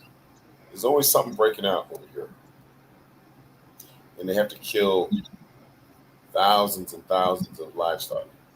So it is what it is. So Kiko and Simon, you guys need to get your act together, and you must bring your Filipina to the Taj Mahal before it's all said and done, and your hip is done, and your knees can't work anymore. You got to bring them to the Taj Mahal because you should see these ladies. Because every guy who brought, you can see all these ladies with their mouth wide open walking through these compounds of these buildings in Taj Mahal. Because they tell you the love story and all that crap before you walk through everything. So everybody's like, then the ladies are all touching the. So like in Italy, the thing with Romeo and Juliet. Have you ever been to Italy, Romeo and Juliet? Anyway, in Italy, there's this thing with Romeo and Juliet, and all the ladies touch the stone of where he was at the balcony talking to Juliet. supposed to mean good luck for love and all of this stuff. So everybody touches it. Some people scratch on the wall and everything. Some ladies take hair nail polish and they write me plus you, me plus Garrett, me plus Ronald. You know, the ladies write that. It's for good luck. And then there's also a female statue made out of brass at the bottom, representing Juliet. And the men always grab, I don't know why, her left breast. So the statue is kind of not rusted, or it's molded a little bit because brass molds. But that one titty is shiny as fuck because everybody's squeezing that titty on that statue. Just one? That's why you got two hands. I don't know, man. It's something about Julie. I guess he touched her breast or some shit. I don't know the fucking story. Well, anyway, in the Taj Mahal, all the ladies get in there and they all, they walk in this thing and they touch this stone wall where he came in the last time he had a ceremony there. He buried her in the tomb. Then when he died, he is in there also, inside the Taj Mahal. And I'm an old ass bastard, and when I took her there 2 years ago, in 2019, I didn't know. I mean, I've heard of the Taj Mahal my whole life, but I didn't know it was like a love story. I just thought it was a big ass building in India that some dude built in the middle of nowhere. But it's a love story. After a little while, it's like Eddie Murphy said, Eddie, half. Yeah. At least you didn't get half of that. She died first. She died first. Yeah. It is what it is. But India's a trip, man. No matter the traffic is going crazy, people almost run your ass over. But if a cow starts walking across the fucking highway, everybody stops. Stop. Yeah. It's crazy. They're sacred over there. Yeah, I've seen it. I've seen it on YouTube videos. They treat them really good, man. They don't mess with them at all, bro. Just leave them alone. Mm-hmm. We got a lot of them, Ronald. We got a lot of them in Walmart, huh? Oh my God. You man. Oh my goodness. You man. I was at Fort Drum, New York, and yeah, when I got up there, the joke was all the local girls are trying to hitch one of these guys, one of these GIs that's not married yet. Because they got a job. Yeah, and insurance and all sorts of stuff, right? So you go to these like a country western night at a bar or something, or like rock 70s night at the bar or whatever. They call them snow cows in Fort Drum. There's snow cows everywhere. Man, these are some big white ladies who look like they could be milking a cow or could carry a bale of hay. And this is the story, though, the good part of the story. Like some of the guys, huh? Warmth in the winter, shade in the summer. Exactly. The snow cows, they call them. Okay, but check this out. Some of the guys who are stationed at Fort Drum they were stationed at Fort Drum when they were lieutenants or sergeants, and then they left to go to wherever they went to, and then they come back, then they go to Korea, then they come back. They're like homestead people. They always come back to Fort Drum. Some of those guys met a Fort Drum lady, so that's why they love Fort Drum. They keep coming back. And you're talking about some guys with some hefty linebacker wives, right? But when you go visit them at their house or whatever, wow, the way good eating, huh? Good eating, and the property and the way the lady set it up, you're like, okay, I can understand. Okay, I can understand. This guy's got a compound. He's got a lake, a medium-sized pond in the back. He's got ducks and chickens. This lady's running this, whenever he went to Korea or went to a war or whatever, came back, she's running this compound, and you're looking around and you're like, damn, because land is cheap up in Fort Drum, New York, next to the border of Canada, out in the middle of no damn where. But they're living large. They're living large. Little way to figure it. Yeah. Nice way of life, though. But the bad thing is everywhere you got to hear that firing ranges and artillery shooting where you're living at next to Fort Drum all day, all night, is like boom, boom, boom, boom, boom, boom, boom. Constant thunder. Constant thunder, man. Constant. And then when they have a big exercise, you know, your house is shaking. Yeah. Ask the good people in Tacoma near Fort Lewis. Wow. And how many times have they shot out? You know, the artillery units shoot out once in a while. Some farmers' field is like, boom, artillery or illumination round hits the ground, burns up like an acre or two. Shit. It's mad. Hey, dude, I never shot out. I can't believe, you know, I never shot out. 31 years, never shot out. All rounds observed safe and accounted for. Range control. Okay, Delta Hotel Sierra. My initial Juliet Echo Papa. You are safe and you can leave this range. You're clear. I was like, when I hear that, I'm like, whew. Range control. I had a safe range today. I didn't kill anybody. Who is that girl? Well, love you long time. So I'm looking at one of Daryl's videos over here. Tagalog 101. ISIS called it. Yellow.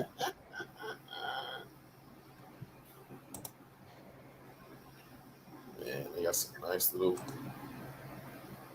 pieces of dreams over here. John Baker. See, yeah. That's right. My wife thought I was from India. I thought you were going to say Indiana. That's awesome, man. That's awesome. That's funny. That is funny. Because, you know, if you've never been there, you know, in the Philippines, you say from U.S., you know, it doesn't matter if it's Bangor, Maine, or San Diego, you know, it doesn't. You don't have a concept of it. Kind of like all our young kids in geography class nowadays. It's sad. It's sad. You know what, though? It got so bad that Jay Leno, he stopped doing that. Remember, but when his show was popular, that was a funny segment, but he had to stop it. Nobody told him to stop it. He just stopped it because he on his own. He was just like, "This is crazy." Yeah, I think by third grade we had to have all the capitals of every state memorized. They gave me a map. When we were a little kid, they gave us the map. On all the countries of the world. Yeah. Even the poor families in my neighborhood had puzzles of the goddamn U.S. Right. Yeah. When you were in third grade, though, they gave us that map, and you had to color it. It was like you know, shaded. You could color it any color you wanted to, the teacher said, but then you start talking about it. Back in those days, I had a teacher named Mrs. Alexander in the third grade. She used to, you know, the whole 9 yards with the nap time and everything. She used to play the piano for us sometimes. She would read books for us sometimes and have like Charlotte's Web, Cat in the Hat, all this stuff. She would read to us, and she would turn around and show us pictures, and then go back and keep reading. Now, I thought it was regular, right? But as I got older, and you go places and see people reading, Mrs. Alexander was like, she had some skills, dude, to read that book, and sometimes read upside down. She knew that book backwards and forward. But now, I don't think if you went to watch your third grade kid or fourth grade kid, I don't think teachers do what our teachers used to do. This lady played the piano. She had regular money that she played around with money in our class. She was like, well, when you do this, when you do that. Has anybody ever gone to the ice cream man? And she was talking about all this stuff. Daryl, but I don't think they do that now. You go to a fast food, you go through the drive-through, man, and you give them the exact change, you know, or a little bit over. So you get exactly $1 back or $5 back. They look at you like, that does not compute. You gave me too much. You know why? You know why? Because when they press the buttons in your cash register, and it'll come out with one big even number. That's why I give you an even number back. Arithmetic, bro. Wow. You can't blame the teachers because the system is holding the teachers back. They allow them to let the kids slide through. You know, my boy Bobby, he graduated from high school. His fucking writing looked like third grade chicken scratch. Letters is about this freaking big on the page, between the lines, over the lines. I'm like, boy, you just graduated high school. You don't know how to sign your name. How does that happen though? They let him go. They push him through. Got to get I him bet through. you. Got to get. But let me say this though, Ronald. Let me ask you this: was he really great at football and basketball? He wasn't great at shit. So why did they? Because everybody know the story about the professional football player Dexter Manley. That dude could not read. Nope, couldn't sign a contract, but he did. He did put an X here or whatever. Wow, Like Death Row. $20 million. Yeah. I'm a linebacker. Wow. Bobby didn't pay no sports, participate in nothing. I don't get Nothing. it. Me either. You got bet, teachers. But I bet you know. I bet you he knows everything about them damn Android phones though. Android phone, Xbox, PlayStation, you name it. But see, I blaming it on the system for holding back the teachers. The teachers we had, they ain't have nobody telling them, well, you can't push this and you can't. Them jokers, they made me do English over again. Made me an English major. You know what I'm saying? Shit. Wow. We used to get 50 vocabulary words and had to know what the hell they meant and how to spell them. I don't even That's know why if they teach cursive writing anymore. they teaching cursing. No writing. No cursing. That's all that's they it. teach. Just okay. Just cursing. You goddamn kids. That's all they teach. Hey man, I'm gonna tell you, man. The world has changed because now I told the story to you guys before. I had a teacher when I was like the sixth grade. Her name, I wish I could meet this lady, but she's not. She's probably gone like 10 years ago. Her name was Mrs. Tapp. Okay, and Mrs. Tapp. This is crazy. This could never happen, dude. Mrs. Tapp took me home. Is that crazy? You could like go to No. Yeah, she took me home and she's like, okay, I'm going to take you to your house, but you used to go to my house first. And she introduced me to her kids, to her husband. And then her husband was talking to me about something. I don't know. And somehow I got into bikes. And I told him I'd never had a bike before. He was like, what? Can you ride one? And I go, yeah, I can ride, but I don't have my own bike. And he goes, okay. Then he says to me, okay, next time you come back here, I'm gonna teach you how to ride a bike. How to ride a bike. That's what he said.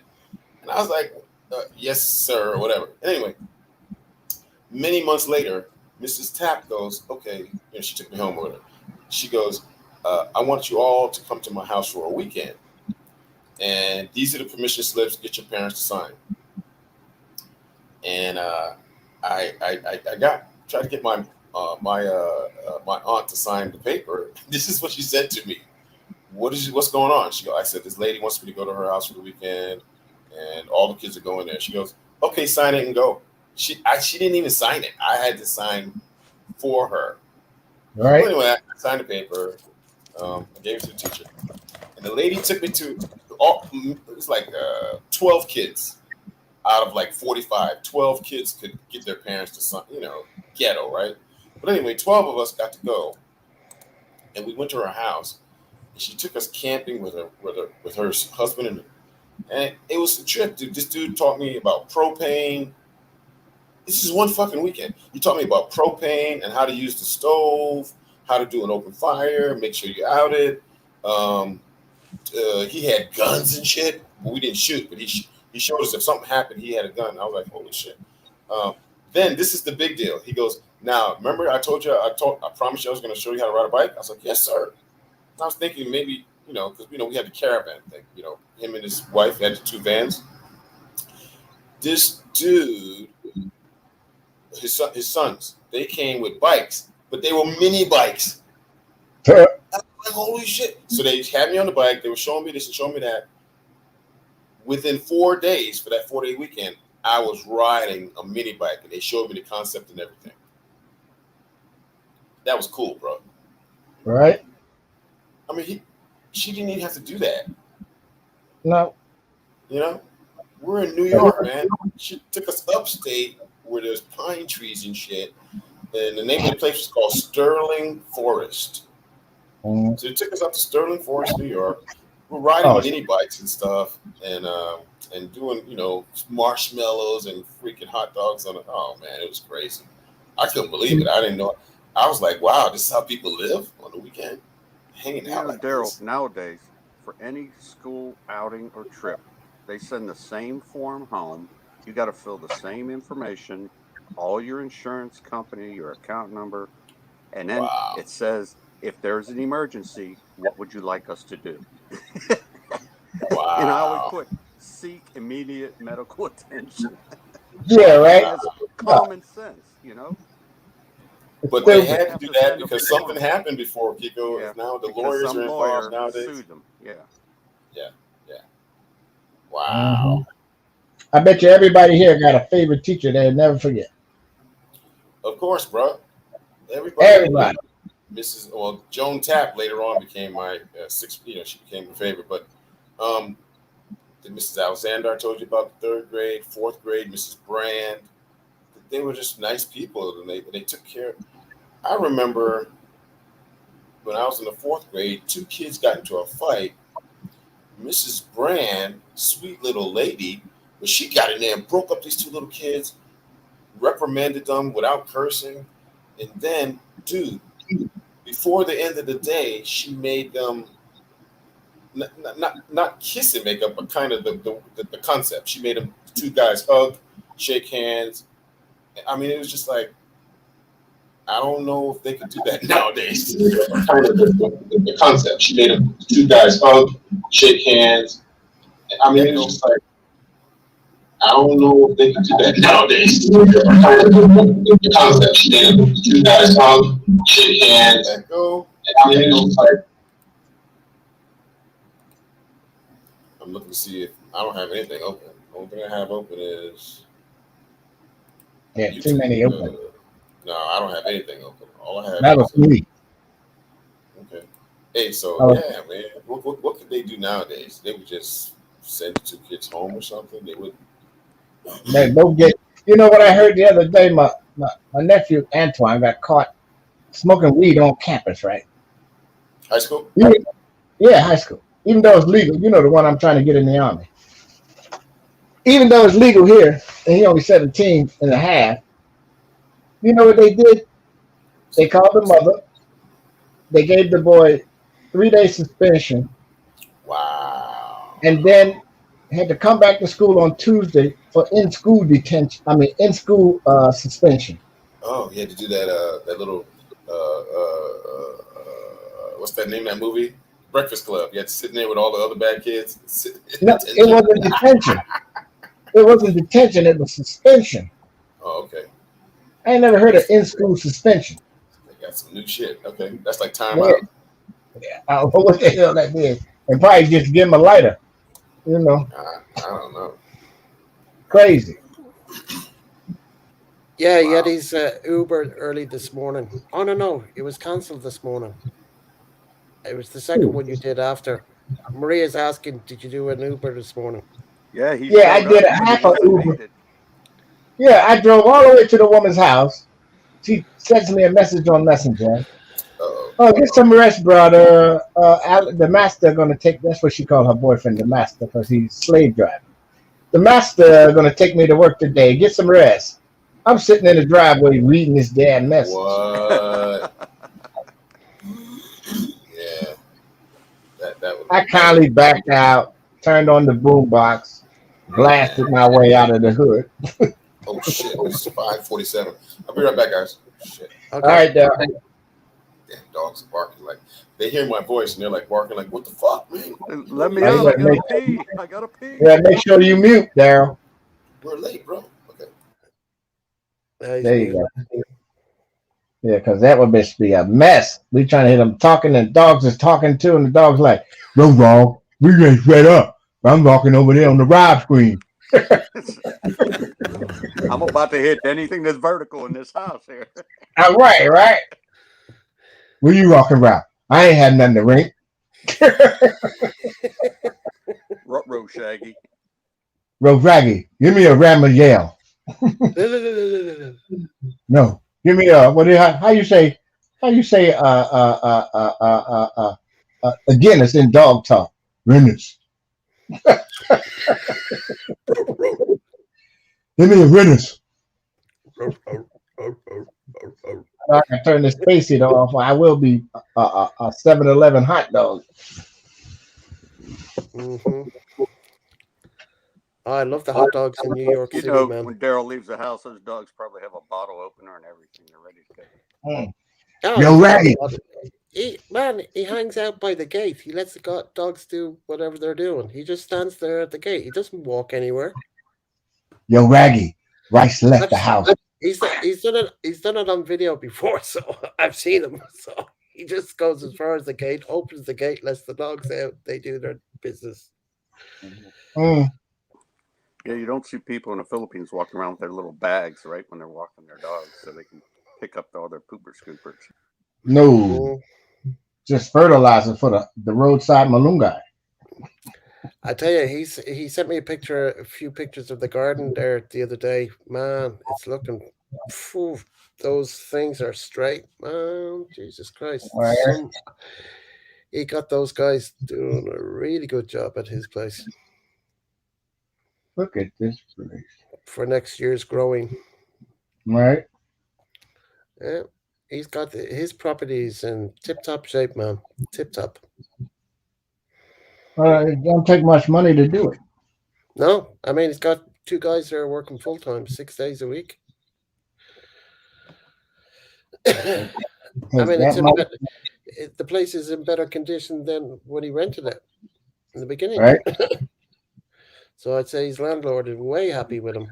I remember I was stationed with an Air Force guy who had been stationed in the Philippines, and he was telling me about how he rented a 3 or 4 bedroom house, and it was like $200 a month, and he paid his maid $30 a month, and he had a maid, a houseboy, you know.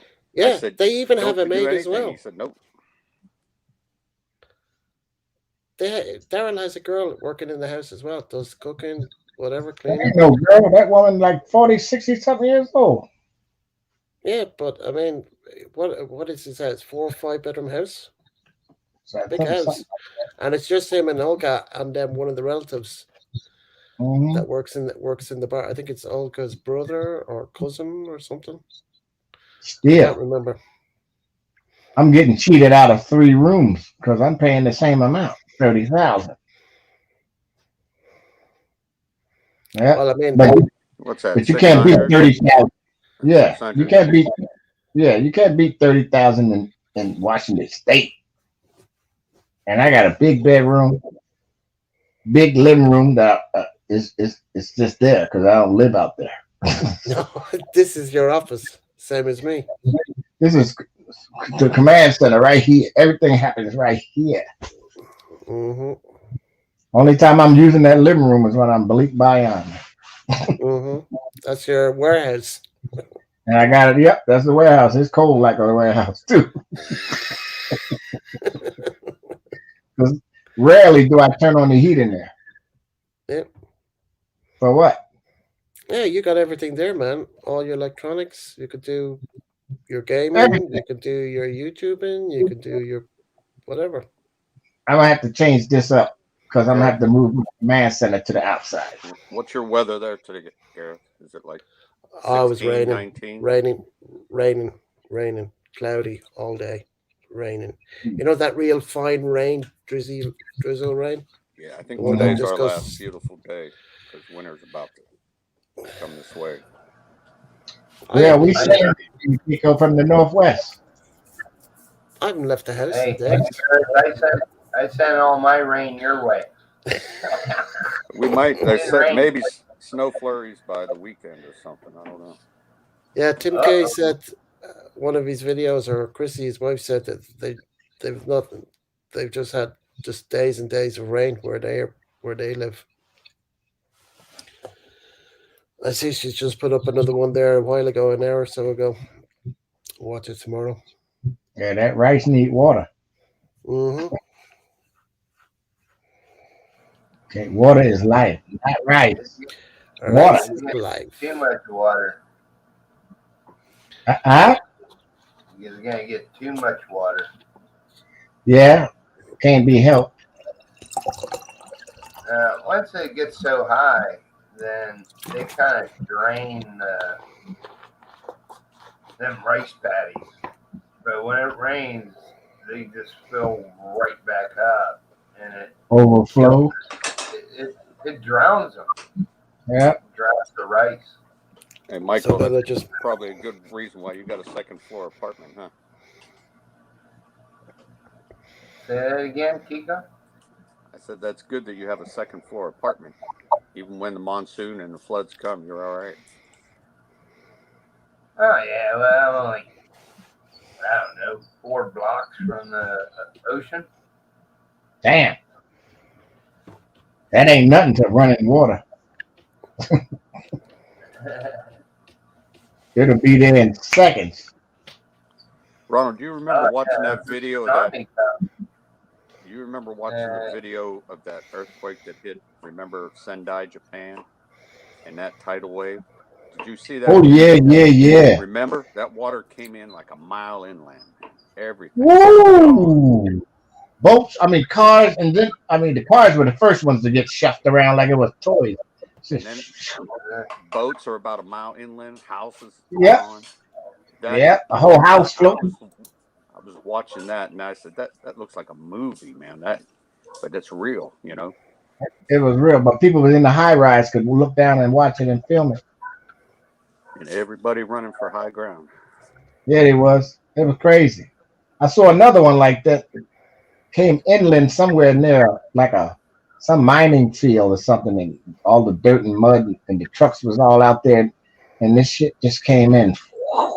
Trucks swinging around. The dude was running to try to get to the truck. I was like, dude, you got to get out of there, Yeah, you can save your life. Don't worry about the truck.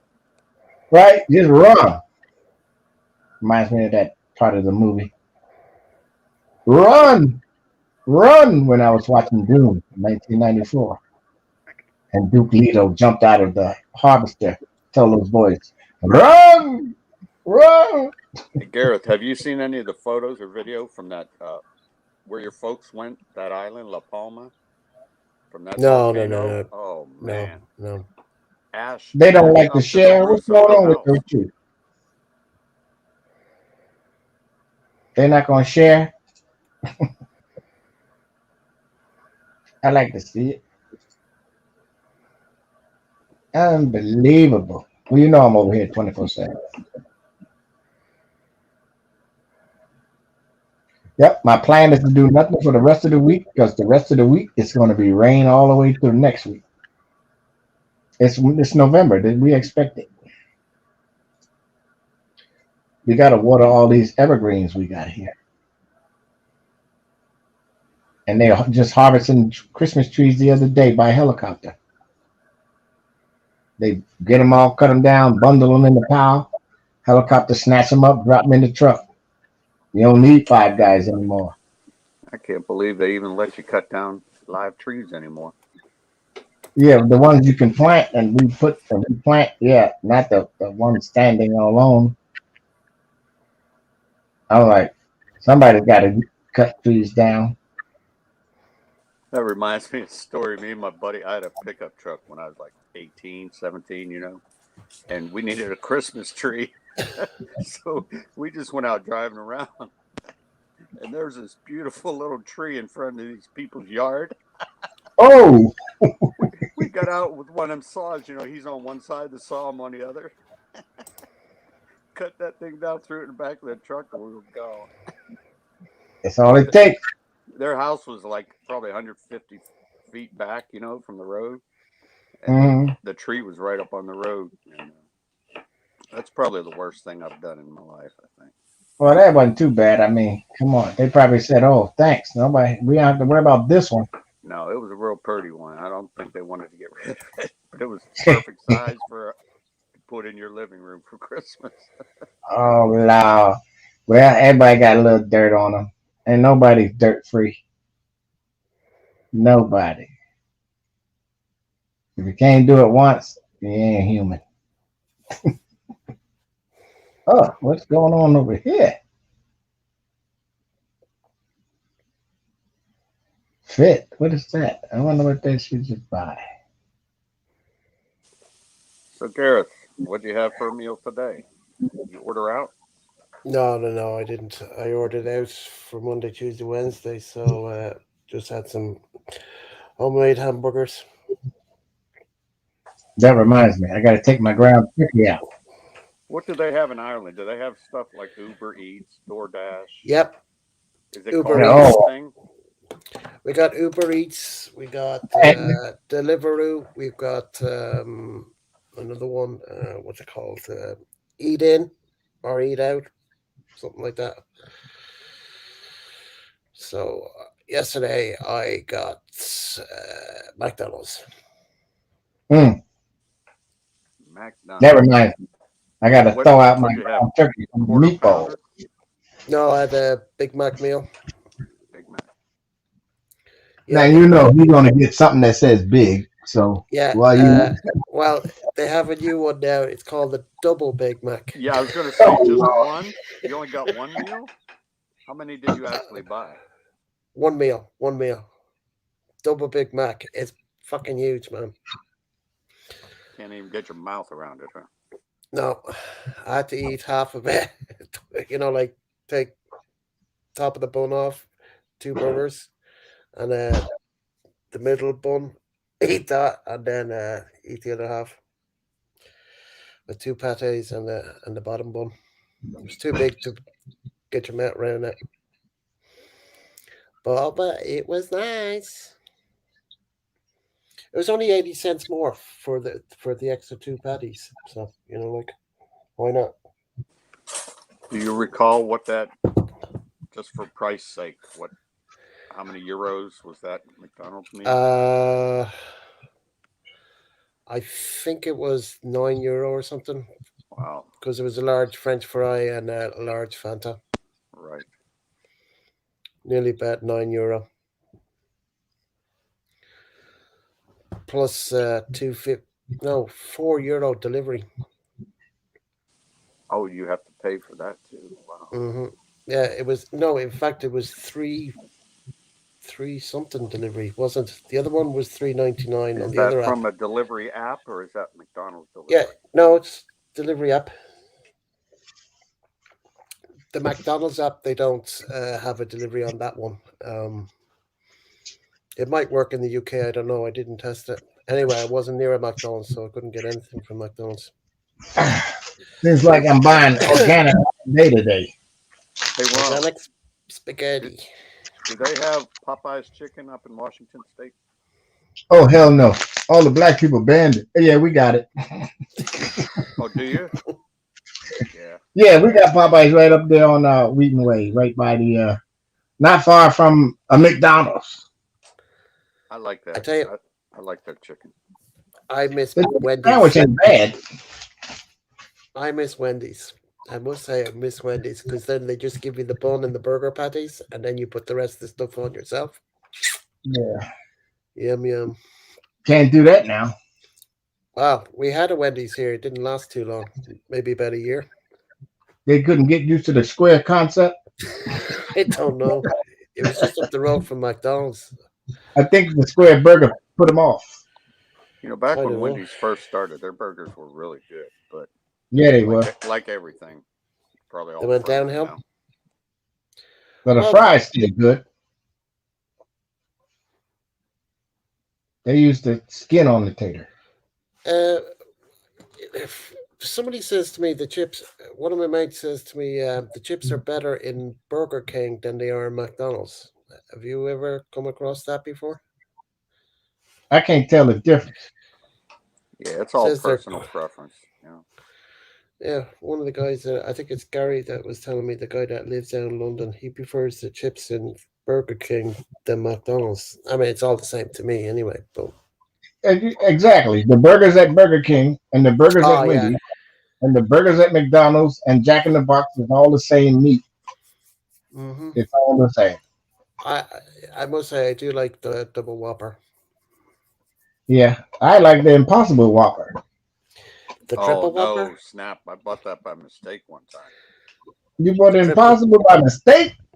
Yeah, What's and an I impossible one? one bite into it's a fake meat. It's like what is it? Vegan, right? Vegan. Vegan. Yeah, yeah. It's plant based. I bit into it and and I'm like, I thought I ordered a Whopper, and it was not. It did not taste like one. No, and then you got some hardcore vegans. They over there bitching and griping when they buy it, right? Oh, we don't like it because you used the fat from the other burgers to cook our vegan burger. Daryl, They did was you steal losing your wife's their. hat? That's You're Daryl's muted. hat. You're muted. Daryl, you're muted. That's Daryl's hat. Yeah, that's one of my hats, Bob. That's nice. Olga's. One of Olga's hats. No, it ain't. Is that your Yeah. sunglasses too? Yeah, man. That's my frog hat. My frog glasses, Are man. those Filipino? How much? Probably cheap. I don't know, man. $1. Everything's from China, man. No, it's Right. 50 cents. Right. In USD, it's about 50 cents. Everything's from China, so it's like, Right. you know what I'm Nothing. saying? All right. It's zero, man. 50 cents. Come on, yo.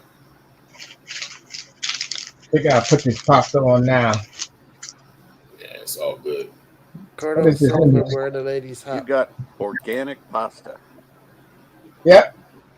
Organic. They're gonna Made be in coming out. Italy. They're gonna be coming out with organic pussy soon. I'm gonna get some of that too. I thought it always was. Okay, all You've right. been lying. You got to me. Okay. It's always organic, right? Low sodium, low salt, organic. High in carbs. It High depends in on what carbs. time of season. There you go. Season. Well seasoned. And if you get the right kind, the right time, well, you have to cook it. You can't get it at the end of the month because Then if it you just. do, then you build. Ronald, if you do, then you build her Taj Mahal. Hey, Yeah, that's right. I'm gonna kill our ass. hey. The big question is pig's pussy pork? And if pig's pussy is pork, I like pork. Okay? Don't ever try to sell me that on a stick. Hey. I could not They be a use Muslim every 'cause part of it, right, Ronald? Yes, sir. Seasick. Ronald, you there? Seasick, is that which one's the intestines on the stick? No. That's the That's chicken. chitlins. Yeah, I know, but chicken, what's it called? I don't know. chicken innards. Maria, if you're still there, can you type what it's called? I don't know the name, bro. But I'll eat it. It's Esau. My wife said Esau. Yes, Esau. I'll eat that stuff, man. You would? I'll No way, wear man. it If up. I was on I'll a deserted island and it was the I would last wear it out. thing, yeah, I'll eat it. I'll Ah, tear it with up. well. Tom Hanks on that island, and it That's a was the different last story. thing. After all the coconuts were gone, I would eat it. Hey. I don't know. Yeah, man. but I'd eat raw fish. But Daryl, you've been I to don't know. Japan. Have you had that sashimi? Not the actual sashimi, It's like but I've had raw some. beef, and then I've- they give you a raw egg in a bowl, and you dip the I- raw I- meat in the raw egg, and you eat it. I haven't had the actual sashimi, but while I was in Japan, many times I was there, everything you eat is always something raw on the damn buffet. Right, You know what I'm saying? I'm like, man, do you don't have a grill around here or what? What? They didn't have, back in the 70s, they didn't have grills, I guess. Give me a grill, give me some hot sauce. Now I'll these are take the care of guys who led the way in discovering explosives, but they couldn't put some explosive on that meat. it. Right. Come on, yo.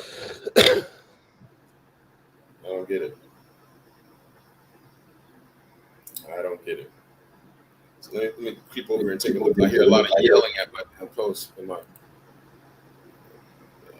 Ronald's over there boiling his organic pasta. Guys in my place. Hey, where's Bud been? Have you heard from Bud lately? I got some texts off him during the week.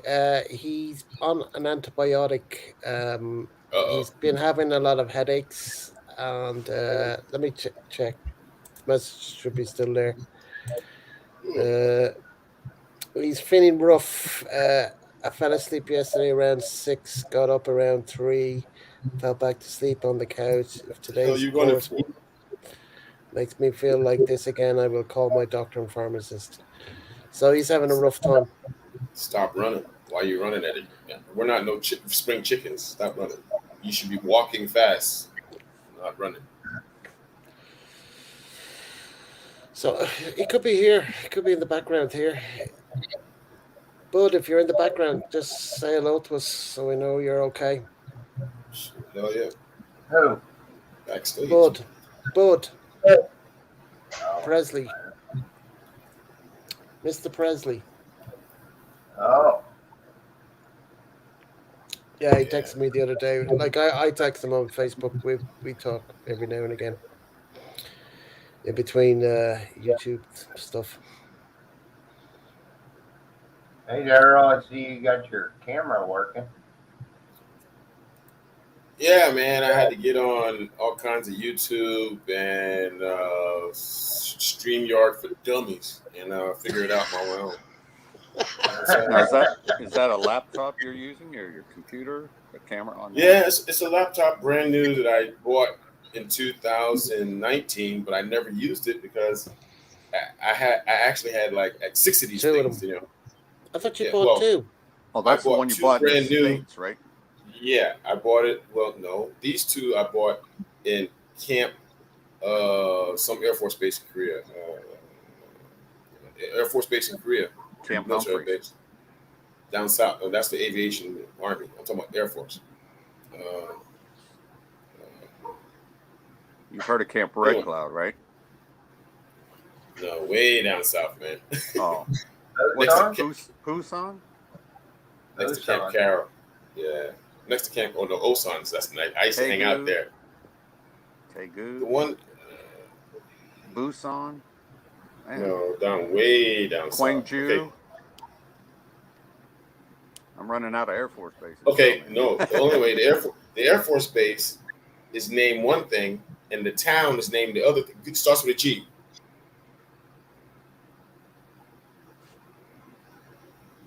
Anyway, they sent me there. The job sent me. Yeah,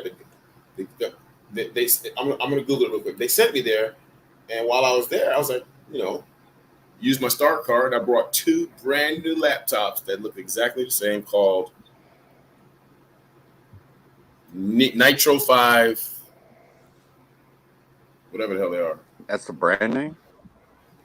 That's what's operating system. Chinese. ACER? Acer. Yeah. Acer Nitro 5. Right. Acer is a good computer. But I know two Acer. identical ones? Two identical, exactly the same, where the keyboard lights up red, so you don't miss anything. You can see everything. It's pretty cool. Pretty cool laptop, but I never used it because, I don't know. Yeah, actually, the other one. Yeah, well, I had my 1970s one that looked like it was a tough box, but it wasn't a tough box. It was just so old. This Dell was so old. It was like a destructible. And Marco put it to rest the other day, though. The other night. Yeah, with his jumping around and all this crazy shit. But it's okay. I turned this one on, and the good and the scary thing is that when I turned it on and put my Google on there, it had everything. It had pictures and everything. And I'm thinking, if I die tomorrow, man, my whole life is on Google somewhere. I gotta think about trying to take this stuff off. Yeah, You're dude, out there right? in the cloud. I'm out there in the cloud. You got with some Thai girl sucking my dick in a hotel. Oh shit, man. Yeah. That's why I turned my cloud off. I don't put anything up there. But this is the deal, though. You could turn it off, but what about the stuff that's there? How do you remove that? You don't. Dude, don't say that. Unless you put a hole through It's out there. What they call it, the hard drive. Yeah. Once it's out there, it's out there for life. Anyway, I don't put any. I stopped it like you did. I don't put any more out there. But I turned it off. I turned the iCloud off. I've never had it on this computer. That's one thing we need to ask Monk. If he ever comes Yeah. on again. Yeah. Monk would know. 2007. Well, the military screwed me because they made us all get a Google account to back up our AKO military account. Remember I told you that the colonel made us all lined up because some division was yelling at him, he was yelling at us. So I first Hey, lined Craig. all the soldiers up and did it. How's it going, Combat Craig? Craig. What's up, Combat Craig? Craig. Happy Combat Veterans Craig. Day. Craig. Happy Veterans Day, Combat Happy Craig. Veterans Day, Craig. Aim high. I think Simon texted me there a while ago when he came off the panel that his battery died on the phone. So I presume he's watching this on the computer. Or he's watching Netflix with Maria, one or the other, because Maria didn't answer my question about that, the open vote that Kiko was trying to get the name of. So they're probably watching Netflix. Combat Craig. So how'd that nap go, Daryl? All right for you? Hey, can anybody translate Michael for me? Hey, how did your nap go? Oh, that wasn't a nap, dude. That was straight up snoring, sucking in the whole building and That was blowing some it back catch-up out. Z's. Shit. I was sawing logs. Poor Olga. Hey, I woke myself up at 03:45. Right, coming out. He scared the hell out of Olga or the I dogs. scared the hell out of myself. He woke the roosters up. Shit. I know, all right. The roots was cooking. Hey, I was in the kitchen cutting up an onion, right? And a flashback came to me. Everybody should know this one. Uh-oh. Get home from school. You smell onions and shit. You know dinner's about to be cooked. Yeah. Never fails. When you smell onions, yep. Yeah. Back in the day, you can smell something. When in our house, you go in. As soon as you open up the door, Yeah. you know what type of bean is in the pot. Either pinto, lima, black eye. You know what the hell the bean is being cooked right as soon as you walk in the house. You taking me So I'm back, over bro. here. I ain't had I'm no really pinto missing. beans over here in a while, so you taking me Right. back. I'd love to get some pinto. I'm dying for throw a ham hock in there. Or Yeah, ham hock. Did your mom? My mom did it 2 ways now. She did it with some sugar, brown sugar, and then she also did it another way with salt and pepper. So which one did you prefer? my grandfather, he ain't want no sugar in none of his shit. It was black pepper. Yeah, black pepper, salt and pepper with the butter. I Right. like that Got one. it. But in the morning time, I used to have a little black folks with the sugar, and then I'd have egg. Right. Ain't nothing wrong with a little sugar. Go to school farting like a motherfucker. Right. Because those damn pork and beans had sugar in them, so it wasn't no different. Yeah. No different. Bean is Yo, the bean. Did I tell you I almost broke up with my wife like a year ago, man? Yeah, man. I went to S&R and bought a whole bunch of pork and beans, Campbell's pork and beans. And then she tasted it. Bruh, she started stealing my beans. Mixing it with her Filipino rice, talking about, I don't know who. I was like, it's only me, you, and this motherfucker. Pintos and rice. Stop. Now she know. New stuff. Now she know. I got her hooked. See? Yep. Now she know. So now I have to buy extra Campbell's pork and beans to make sure she has her own, so she can put her baboy in there and do her thing. Now, Every Friday, hot dog and beans. Since you shop at that place, it probably costs like twice as much as they are in the States, right? That skin tax is on you. No. What's that They're store called? working. S&R? Is No. that the one that's kind of like a Sam's Club where you can get the It is. U.S. gotta pay. food there? You got to pay to get into the thing. Yeah, and once you get in there, you got a membership. But according to the states, you got to be. It's out of control. Okay, I showed it to Gara. I bought some salmon the other day, and the salmon I showed you, right? The salmon was $6. There's only 300 pesos. It was less than $6. $5.45 for salmon? Are you kidding That's me? a steal. Yeah. That's a steal. It's crazy. Hamburger. 105 pesos Yep. for the Yep. fucking I saw huge thing. I was like, what? Are you kidding me? And he sent me the picture of what Olga cooked. I'm It's sending crazy. Jonah up to Papanga. I'm telling you, man, it's crazy. Now, this place is owned by an Australian company.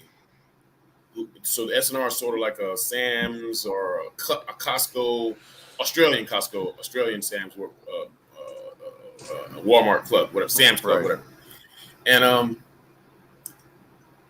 on top of the American products that they have in there, they have things that I've never heard of that are like more Australian stuff. So when you go in there, you get to, Australian stuff or UK stuff, because the UK have, like that mumalato, that black chocolate stuff that they put on the bread. The chocolate spread. Yeah. So they got stuff like What's it that. I called? forgot the name. Matolo. Nutella. Nutella, yeah, they got that. Yeah, they got stuff like that. But US doesn't over. They don't like. I mean, UK, you got to have some Nutella, right? Proper English breakfast, stuff like that. All of the things that that you find in Europe or in Australia or in that store. So and the prices are okay. Like a Filipino person, I'm sure 300 pesos is a lot of money for right. the thing. But But for to me, you, I'm like, that's like, man, that's cheap. you kidding me? Are you kidding me? So we go shop there, and we live a comfortable life over here in the Philippines. We have some Western products, and when I get them out the store and I get them here, then she individually slices it off into this will be the portion for like that ground beef. She breaks that up into two, like the salmon. That's 3 portions, like that. Right. So when we go in there to cook, we don't have to mess up everything. You ration it out for different meals. Yeah. Now that's probably only in certain major cities, though, right? That SNR or whatever.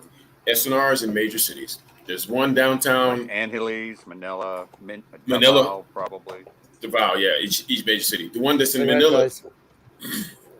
well, the one that's in Manila is right next to the Manila World Trade Center, right downtown, right, real close, 2 streets away from Rojas Boulevard, and Rojas Boulevard is the one with the embassy. Right, been there, done that. Yeah, man.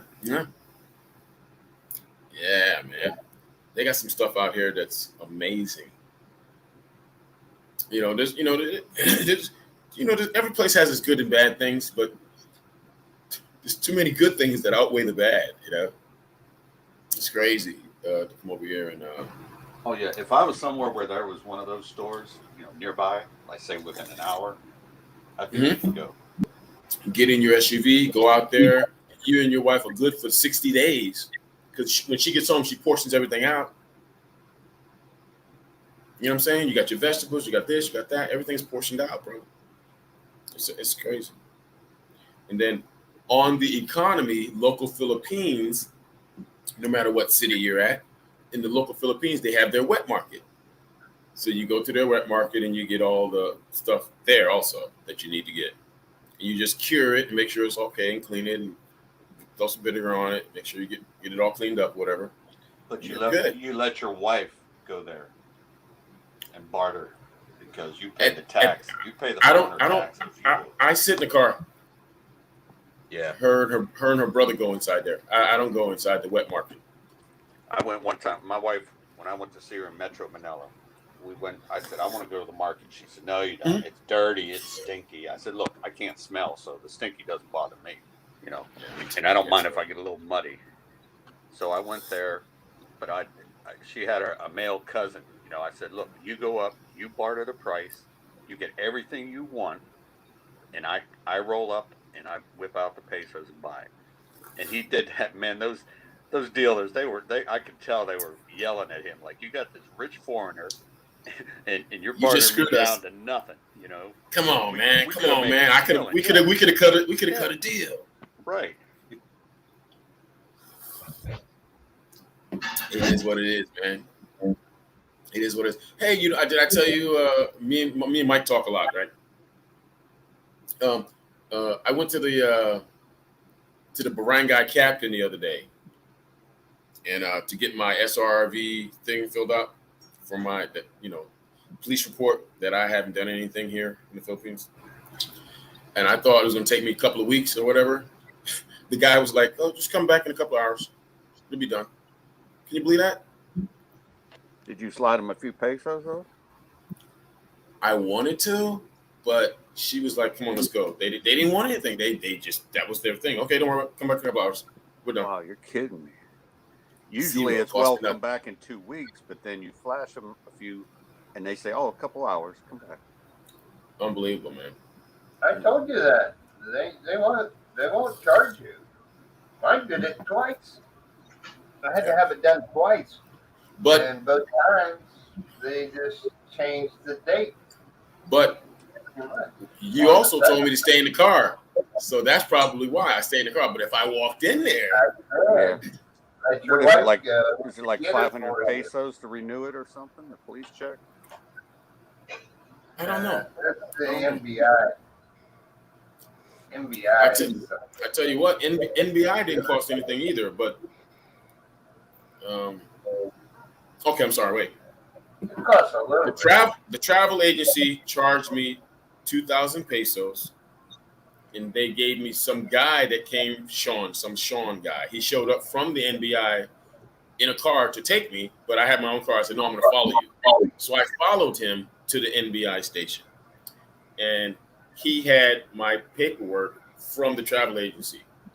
So paying that $2,000 pesos to the travel agency for the NBI. When I got to the NBI, they didn't. The NBI is very professional. They didn't shake me down for any money. They were like, "Oh, everything's taken care of. Don't worry about it." Good. Yeah, because you had already paid 2,000 pesos, right? Yeah. And I'm in the Philippines, so it's kind of cool. 'Cause I'm in the Philippines. My wife had to stay in one area. Then I went back behind the closed doors or whatever, and they started doing it. And the two Filipino girls had a blast because each one of them had to hold my hands to do the so fingerprint. so they're talking to me and shit. So where you from, sir? So that's your Asawa? Only in the Philippines, man. Are you alone? It's just crazy, man. You go to the Philippines, you go to McDonald's and somebody's trying to like talk at you, Chat you up. Mm-hmm. And they give you I call it the kimchi eyes. Yeah. Everybody, they give you the little blink, blink, blink, blink, blink, blink, blink. We need to get Gareth over there. I will be over there. I will. Have to see where my son comes from. He might not be coming back. No, I'll be coming back. No choice. Everything's negotiable. No, medication, man. Medication. Everything's negotiable. 3 months. Yeah, it's pretty good life. Well, at least I know what Makati looks like. I know what BGC looks like. I know what Angeles looks like. I know what Subic Bay looks like. I know what Boracay looks like. I know what Mindanao looks like. I know what Leyte looks like. So I've learned a lot off All I've YouTube. seen is Manila, Metro Manila, and Mindanao. Ouch.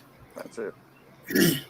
I'm telling you, BGC is like a little Hong Kong, or it's very small, but they got sidewalks, they got manhole covers, they got it's just a regular real city, right? It's like BGC. Global BGC. Yeah, BGC. It's near Makati. Yeah. It's like BGC is here and Makati's over here, kind of like right there, across the river. Oh, we went to a huge mall in Makati, so I was probably right there. I didn't know it. There's United States used to have a base there, a military base, and when they left in 1947 or something like that, they gave it to the Filipinos, and the Filipinos renamed it as Camp Bonifacio.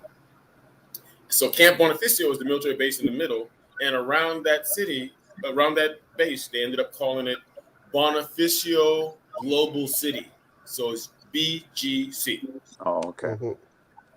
Yeah, and Taft Avenue, right? Taft was before he became president of the United States, was the Governor General of the Philippines.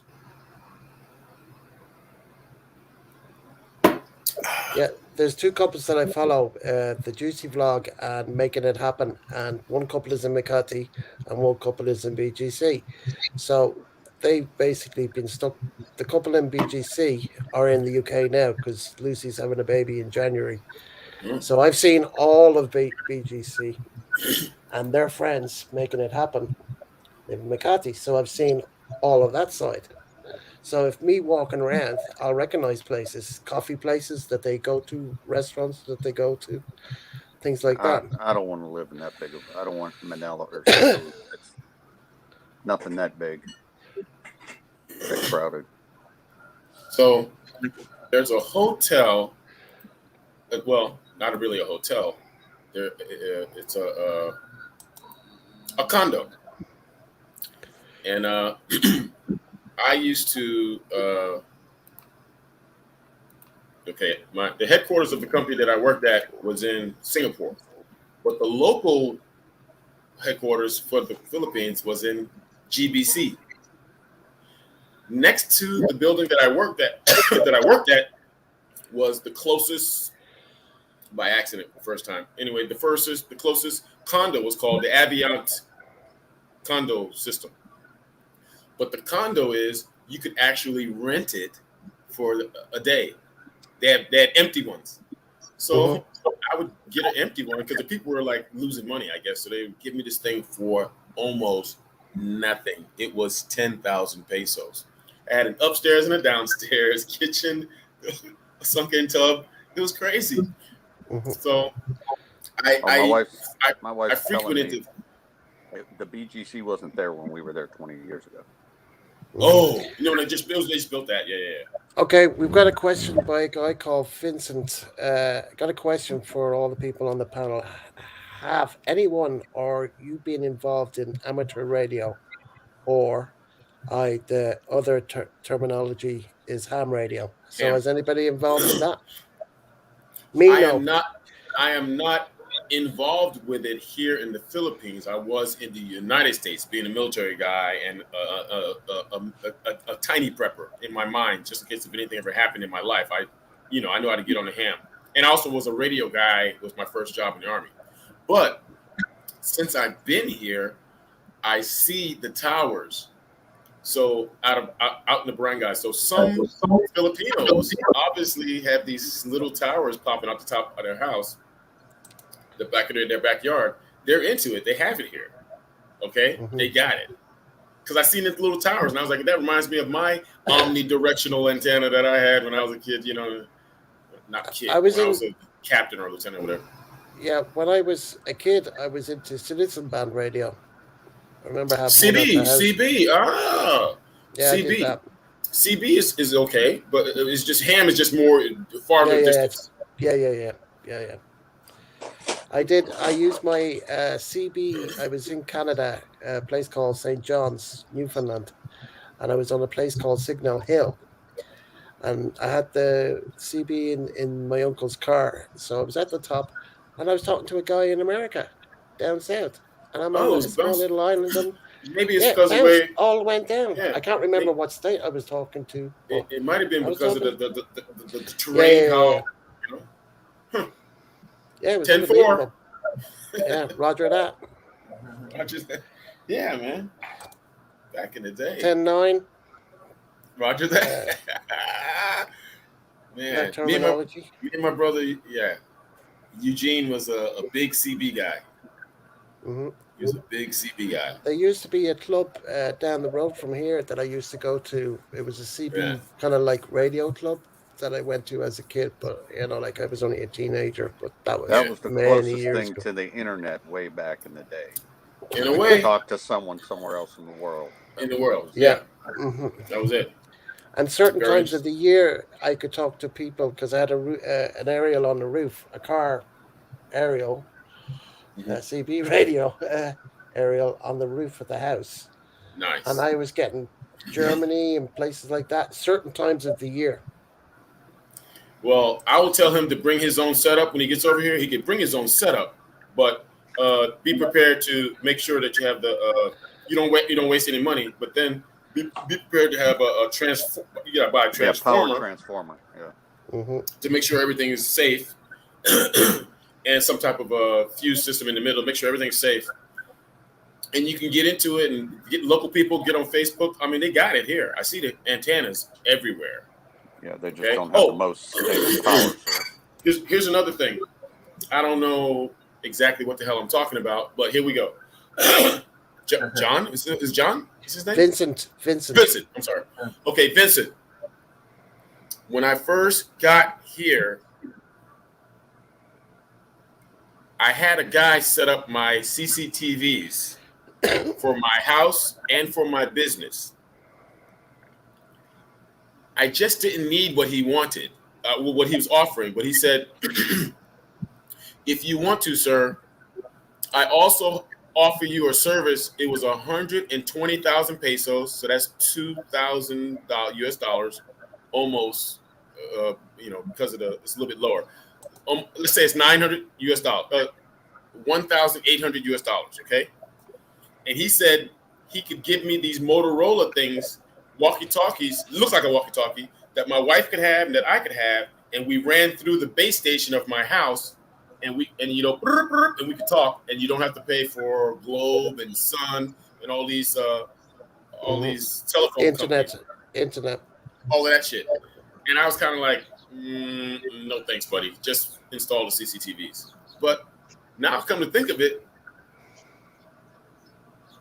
using it wasn't Citizens Band. It was more like a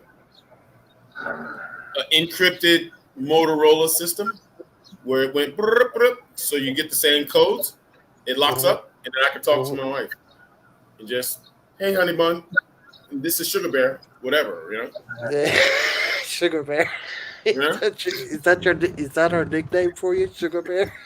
No, it's Raccoon. Hey, Sugar Bear. Hey, Sugar Bear. Come to the Honeycomb Hideout. No, but those things interest me. I would actually would get into that later. That's something that I would, especially if you're if the shit hits the fan. You might want to use those until you at least get into a boat to get off the island. When China starts attacking, you can at least go up to Guam and get the hell out of here. So hopefully Vincent, that doesn't happen. Hope that helps you out. I mean, what's your handle? What's your ham radio handle? Mine is Scorpion6.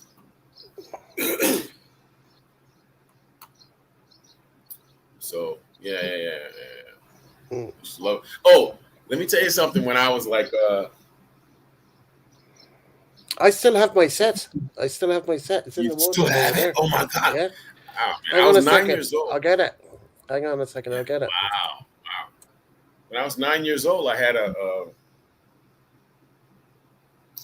police scrambler, and once I got the scrambler, I started getting into it. That's why I ended up getting the CB. The scrambler was a trip because you could hear. This is a long time ago, so I don't know why the police back in 1973 didn't have a secure system. Everything was like open on the airwaves, man. I could hear everything on that police scrambler. Fire too. I got fire and everything on that scrambler. Yeah, I had a Bearcat scanner. Hold on, I'll turn up my mic. You had a scrambler? What? I had a Bearcat scanner. Okay. And it only had 4 channels. It only had what? 4 channels? 4 channels. One was the local police, local fire department, the ambulance, and I had a crystal for the state police. Yeah. And just run through. So like when they run somebody's license plate and all that, they said it all. It comes over the scanner, and Wow. it tells you See? exactly who That's they one of are. my sets. I have three. I have two of those, and I have a bigger one for the home base. Yeah. Did you ever have anything set up in your car? Yeah, No. well, I had these were in the Yeah. car. Okay. Okay. Okay. My brother had them I in the had them in. car. I had one in a truck and one in a van, Awesome. and then I had a home base here in the house. Yeah. So in Ireland, or I never thought about this. Vincent brought this up in my mind now.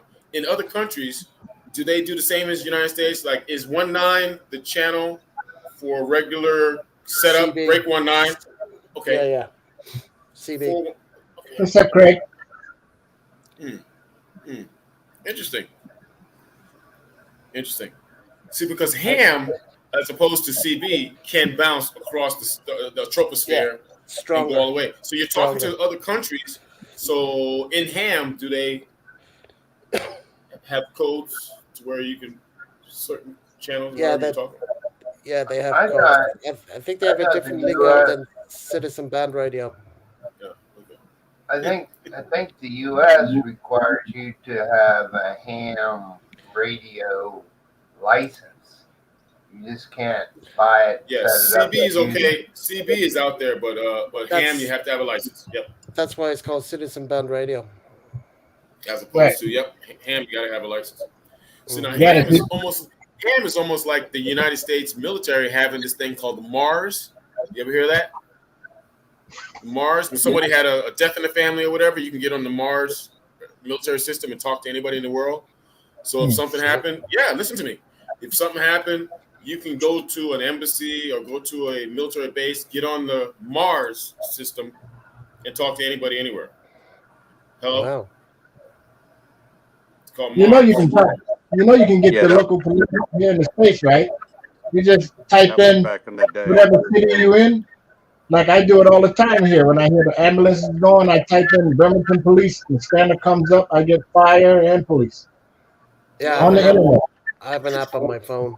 Well, I did Mm, have an app. I did have an app. I don't have it It's anymore. amazing nowadays the No, crap that this they was have, man. decades. Yeah, this was decades ago. Oh, this was in the Stone Age when I was doing Yeah, the this. Mars system. Yeah. The Mars system was in the Stone Age. This is 1983. you saw Fred and Wilma paddling their With wheel. the feet. Yeah. Wilma! Yeah, yeah. Damn, my Back meat in the ain't day, thawed man. out. Now I'm Yeah. making these meatballs with turkey breakfast sausages. Nice. Hmm. Are you using some hamburger helper? No. This is all straight up Yeah. raw. Yeah, I'm some hamburger helper in there, What some what of kind of that. sauce? Yeah, there you go, the sauce. It's shit. Ragu. Some Ragu. ragu. I Yeah. got I like the ragu with 3 cheese, the chipotle or the 3 cheeses. Shit. Mhm. I'll marry you, man, if I chase your meatballs. Shit. Woo! Yeah. Yeah. I'll have the flowers and the candy and everything. Shit. I love me some Build you a meatballs, man. Taj Mahal. Build you a Taj Mahal. Craig says Oh, Hey, he no, hey, this can. hey, is hey, no, not Mike, ragu now. Call hey, it the Taj meatball. Craig, in 1984, I was at Fort Prego. Polk and I was a Prego.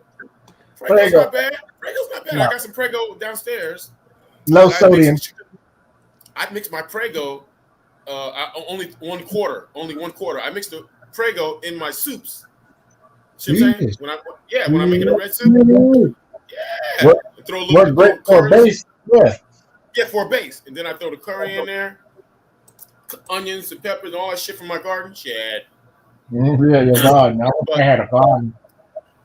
but I'll tell you, Craig, I used to be in 1984 in Alpha Company 5th Signal Battalion, 2nd Brigade Cold Steel, Fort Polk, Louisiana. Who? Ooh. And who? And yeah, I used to hump radios, yo. Yeah, back when I was a young buck, man. I used to just walk around when I was a young guy, man, carrying a radio, a 90-pound ruck. The radio, I think, weighed like 12 pounds. And then I'll be doing nothing back in the day, just standing around being a stud. My dick would just get hard, just just from regular walking around, like Viagra. I had natural Viagra. Let's go do something, sir. My dick's hard. Let's go run. Let's go lift something. Let's go dig a foxhole. Now, I ain't digging shit. I ain't doing nothing. My hip hurts all the time. Right? I'm digging doing nothing. That's what I'm digging doing nothing. My shoulders fucked up. My neck fucked up. Sometimes my ankle messed up. I'd be walking in the damn mall. Nobody hear it but me. My ankle be going snap. My hip be going, my knees be going crackle. My hip be going pop. And my neck be going. So it snaps, crackle, pop. Snap, crackle, pop. Man. It ain't fun. So I try to do less I can. Kiko, you got to welcome to the club. So now you got to learn to kick back. Chill. Just chill. Chill Hey, out, I'm good at doing nothing. Michael, you got to send me your instructional course. I'm telling you. I got a book this thick. If I need anything, I just tell my wife, and she takes care of it. There you go. Like I crashed and burned the motor. I said the motor might need to be looked at. Okay, so she got her cousin to come down. He took it somewhere. They did a little work on it and put a new seat cover and all that. And I just tell my wife. She takes care of it. Hey man, Craig's brother is 1 out of 1,000,000 to get drafted to go to Vietnam and got stuck at Fort Polk, probably training people, doing radios or something. But I'm telling you, during that time, they were just sending people into the meat grinder. So for him to get stuck at Fort Polk his entire time, he's a lucky dude, man. How do you do that? Damn. Everybody was going into the meat grinder. I had a co-worker one time in the civilian world. He spent 7 years in the Navy, never got on a ship. Whoa. What was his every time he got transferred, it was like dry docked or something, right, Ronald? Is that what happened? The ship come in, it's dry docked, so he's Yeah. Well, if the ship is due to be repaired or something, Wow. And then you need a skeleton crew on beach deck, to handle the incoming stores and stuff like that. He said back in the day, when you PCS, they would put like your POV on a carrier or something, and the ship would go up, and you could ship your car on a with ship. You. Yeah. Oh my goodness. When you crazy. did a PCS move. Hey Maria. The time he was on a ship. That's crazy, man. That's crazy as hell. I did 10 years and 7 at sea. I'm in the Army and I spent more time on Navy ships than he did. Wow. Right? I was in fucking so many Navy ships, man. That's crazy. Gosh. USS Eisenhower, Enterprise. I was on some ships, man. This guy, how did he do that? My goodness. You get the luck of the billet. We used to say back in the early days when we was in the Navy, all the Filipinos usually got the best billets because they was the ones setting them up. Back in DC, Filipinos. I see how they do it. Yeah. Get no shore. They get shitload of shore duty. We wonder why we going out again. Yeah, because the detailer was they get the little connections like that. Yep. They did a silence in where Maria works this morning. They don't do it here because we're a neutral country, so supposedly. Ireland is a neutral country, right? But I know Irish Rangers were in Iraq. Bullshit, they weren't. They were there. They were there to pick up the bodies. They didn't do combat. Right now on live stream, they got the Tomb of Unknown Soldiers, and people are just dropping all every so many hours. They got to pick up all the roses and put them back because there's too many roses. You can't even walk anymore. People are coming in the line, just dropping off roses, giving their salute, and moving out. Yeah. Odell Beckham going to the Chiefs. 65.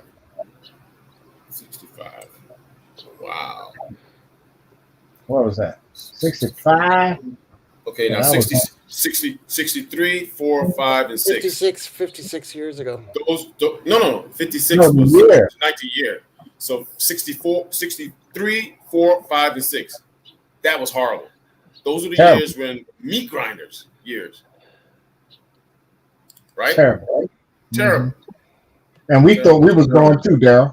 When they came up with that draft shit, I just knew we was going to go. I thought I was going to get drafted for the first Iraqi war. 90. Right? Some Irish did get drafted, but In 90. they only made it as far as basic. Yeah, 1990. Oh my goodness. Yeah, I was there. I had to sign the selective services paperwork. 1990. Yeah. As soon as I was at the AFES, I would Daryl, have gone. I would have gone anyway. If I had to go, I would have gone. I'm down there signing up, doing my final enlistment to come in, right? I'm in the AFES getting checked out, getting all the orders and shit like that, and then on the TV, boom. The Well, United States has just invaded Grenada. I'm like, no, we ain't in a war already. I ain't even in good. Yeah. Well, I mean, I nearly signed up for the U.S. Army. My relative, as you know who that is, if I wanted in, he'd get me in, no problem. Yeah. Yeah, we know who you're talking about. Should have did it for a little while anyway. I should have done it. Yeah, I was too. There was nothing going on. You just get it when it's going. Do 3 years. Back then they had that. What did the Montgomery GI Bill? They give you $30,000. I could have gone to college. I could have gone to I could have done what you did, what you've done. Officer training. Yeah, they go to OCS. They pay you. Oh, They pay some money. Yeah. I could have done all that shit. And honestly, you don't even have to. I stayed in, but you don't even have to. You just do a couple of years. No, I would have. 5. Well, I don't know. I mean, who knows? Who knows what I would have done? But and it's amazing that I stayed in after 12. After about 12 to 15. It's amazing that I stayed in after that because everywhere I went, I kept running into these defense contracting guys on these missions, and they were like, "Come on, man, come on." Maria's saying good night to us all. Gareth, good night, Maria. Good night. Good night, Mia. Good night, lady. Good night, Slayer. Adieu, my fair lady. See you on the premiere tomorrow. Hey, Maria, you make sure you watch my video and then beat Simon up that he hasn't taken you to damn Taj Mahal. My premiere is at 8:30 tomorrow night. Tomorrow night. Part 2. I'll check that out. It's gonna pop up. Part 2. Yeah, Part 2. Taj Mahal. That'll be after my PTSD eval tomorrow. Check out Taj Mahal. Good night. All right. Yeah, man. Taj Mahal was a trip. I thought I was getting ready to go see a damn building or something, but it turned into like some kind of a history lesson. And in 1684, this is I was like, what? 1600? And he's like, 1725, she died. I was like, I know, Maria. I know. Thanks, Maria. Appreciate it. That guy was a trip. Yeah, what was the name of that old antiquated goddamn supply apparatus we used to use? What's that thing called? The snap or something like that? Stamen. No, snap was the parts that came. This whole system was called the stamen. Yeah, that was the part. Yeah. That raggedy. Hey, but let me say this. That was a pretty good system for how big the United States military is. All of the bullshit. I used to order a little piece of crap like this, some little screw, and it would come wrapped in plastic, and they go, "Hey, your parts are gonna pick up." And I go there, and it's just the small parts, Then I have to wait for that's the only bad thing I hated about the military. You get like these 4 or 5 little parts, you still got to wait for the other part to come to put it on the vehicle, Mm-hmm. But man, what a system! Man. Going down to watching the SKs work. Got that little ugly ass amber screen. Yeah, a little amber screen. But the shit used to work though. Now it wasn't easy though. Now you got computers and shit is fucked up. Back then, you had a punch card. You fill out your little 2407, 2404, 2407 or whatever, or something. Shit comes in. Now it's all internet wide up. No, it's better to keep a locked circuit. And now they got these defense contractors that are in the middle trying to feed the system, and they're ripping people off for a $700 hammer. Come on, yo. Yeah. That was Come crazy. on, man. Come on, yo. I remember that shit. It's ridiculous, man. Combat Craig. Combat Craig. Combat Craig. You ever watch Combat Craig on fucking YouTube, man? No. He's a trip. Yeah. Combat Craig's like, if you ain't got 100% VA disability yet, you're fucked up. You need to pay attention to me because you're going to get yours just like me because I'm 100%. Because my neck hurt, my back hurt, my knee hurt. I got mine. No. He's a trip. I'm wondering how the VA hasn't like arrested him yet. They can't touch him. Combat Craig. It's the same thing that's being said at the DAV and all the other service organizations. So you can't say shit. I got disabilities on top of my disabilities. I got he's a trip, man. Yeah, as long as he got all his limbs, he's good to go. You don't want to be legless or armless or none of that shit. Oh yeah, I've seen it before. Yeah. Got his limbs, but I don't think he have all his fucking screws. No, well, that's why he 100%. Got some loose screws, is what he. His elevator don't go all the way to the top. It don't go to the top, bro. He needs to get on some of he needs to do a PMCS on his brain, a preventive maintenance checks and services. Get on a 24/7 or 24/4 and order the screws for his brain. Okay. Woo! Combat Greg. I'm pretty sure I haven't watched all of his videos. I've seen a couple of them, but he should be telling those boys they got to know the VA math. It ain't just I'm 100%. He has a video. He has a video on the VA math. He said you can 90 to get from 90 to 100 is basically another 100. I was like, what? He's like, it's hard as hell. You gotta be toe up. Sick, weak, layman, lazy, crippled, blind, and crazy. Yep. You just can't get another 10% because according to their math, out of 100, you're already 90%. That leaves only 10. And if they give you a rating of 40, that's 40% of 10%. So you only get 4. Yeah, it's crazy, huh? Yeah. It's hard to get 100%, man. Mm-hmm. Unless you lame, broke, breaking crazy, you good to go. Yeah, man. Gosh, man. It's crazy. When I found that math, I said, these dirty bastards is taking a percentage off a percentage. It's wild, bro. Some lawyer it's wild. in Congress.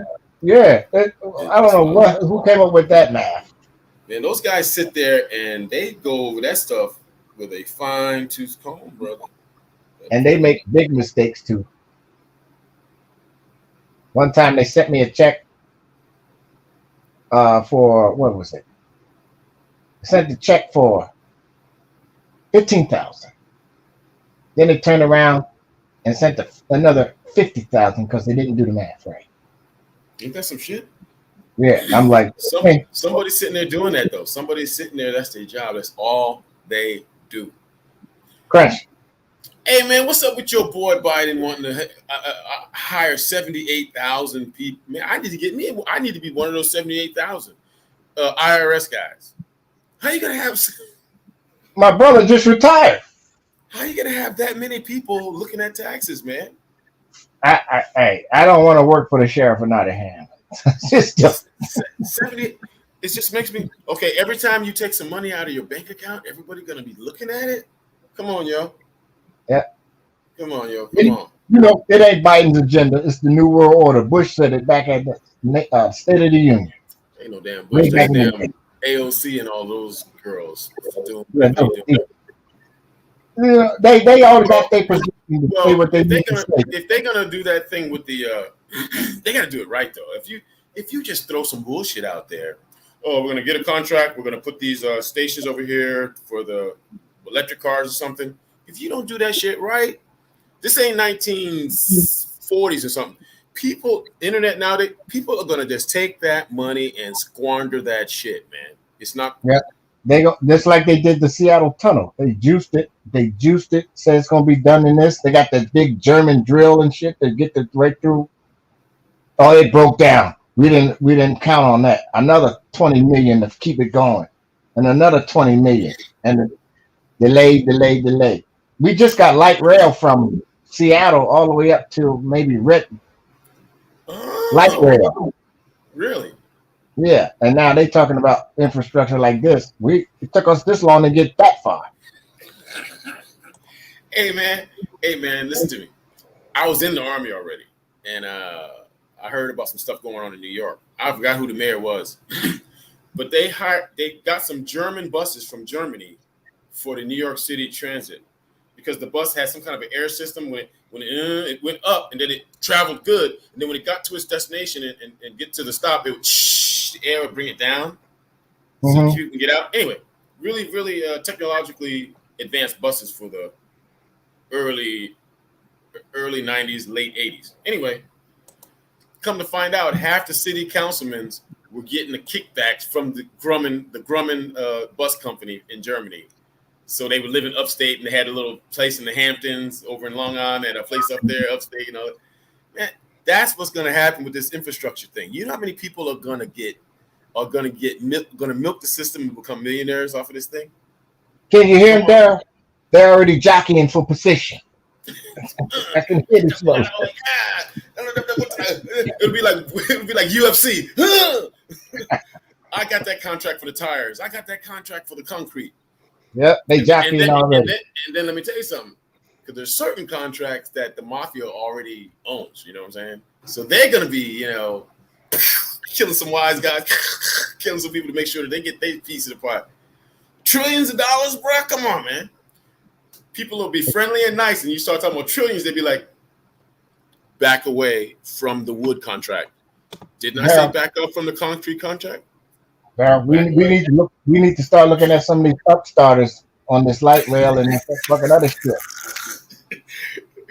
Yo, man, you get a contract, you get one fucking contract, you can retire, bro. We get in on $20 a share, Daryl, Man, and be rolling. during the Better call pandemic, Gary. a Yeah, guy offered me something, but I didn't take it. But I was just tired of shit. He offered me a contract to go work in Guam at the Anderson Air Force Base. They had a contract to do some bullshit. Ground Kiko ground service team, something to the aircraft, ground support team, whatever. Anyway, had to do the aircraft, and all I had to do was handle like the motor pool of vehicles and shit that was part of this contract, and yell at crazy. motherfuckers that didn't come to work. Bro, it was fucking March 20. It was I just left this other one, and I was gonna chill throughout this. I didn't know. It was like I thought it was, gonna be like 1890 and people gonna be dead bodies laying in the street, man. They kept saying, "Oh, COVID, COVID." I didn't know. So I was like, Right, I'm staying my black ass right here in this fucking right. house. But Damn.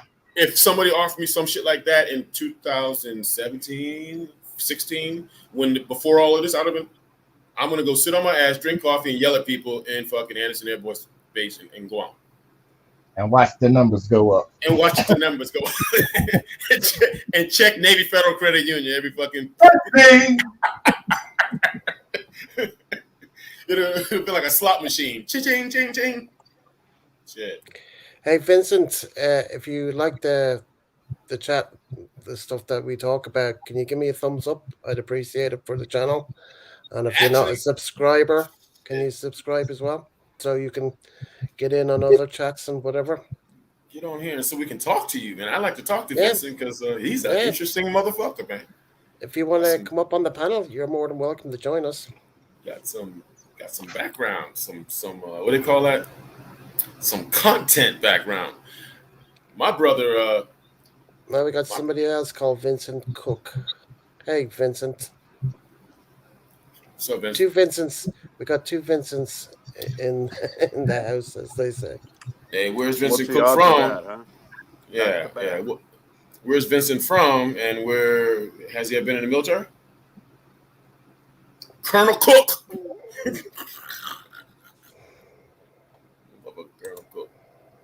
Hey Vincent, where are you from? Jersey. He's from Jersey. Hey, you're He's- full of he's shit. from- You're full of he's shit, from- Vincent Cook. I'm from New he's from Jersey. New- You're not from New Jersey. He's I'm one. from New Jersey. He's one. Shit. I'm from New Jersey. You're not from New Jersey. Originally from New York, but I used to, New Jersey is the last place I left before I came here.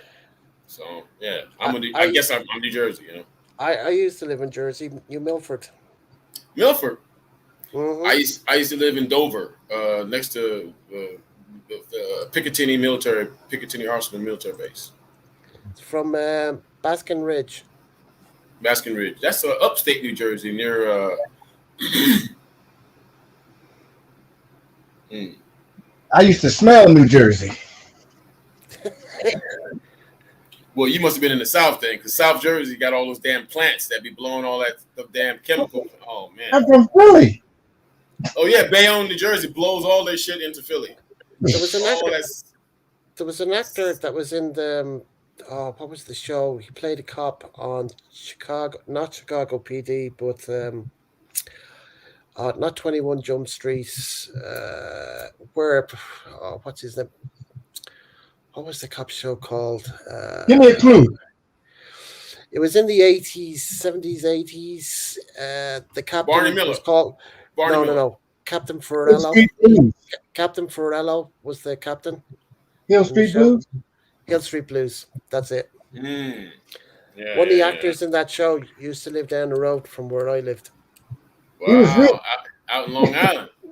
I can't. No. In Jersey, when I lived in New Milford. Fort Dix. New Milford. Man, I lived hey, in Daryl. Craig. Gareth, Yeah. Gareth said he saw Billy Joel, right? In a bar? Yes. Playing Yes. piano? No.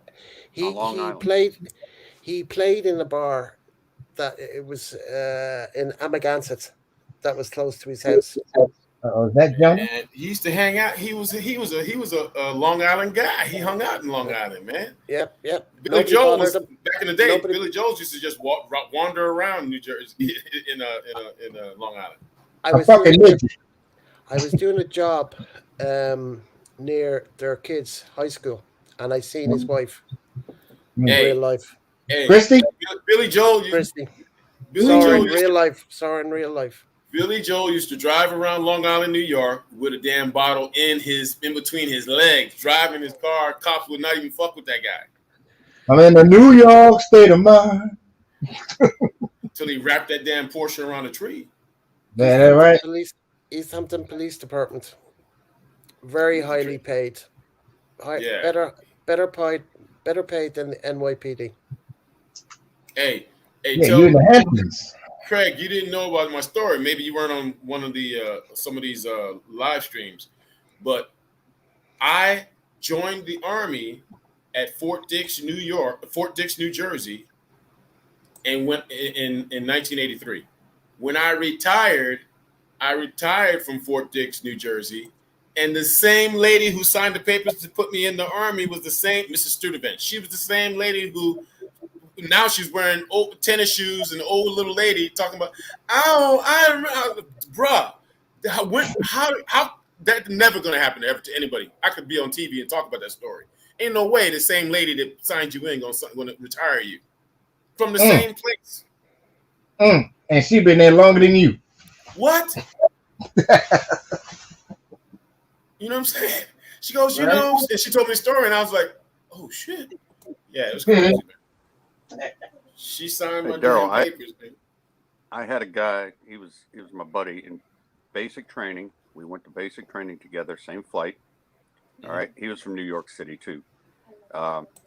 We went to tech school together, same job, and we got assigned our first base, the same place, a little place out in Nebraska that only had about 10 of our jobs, right?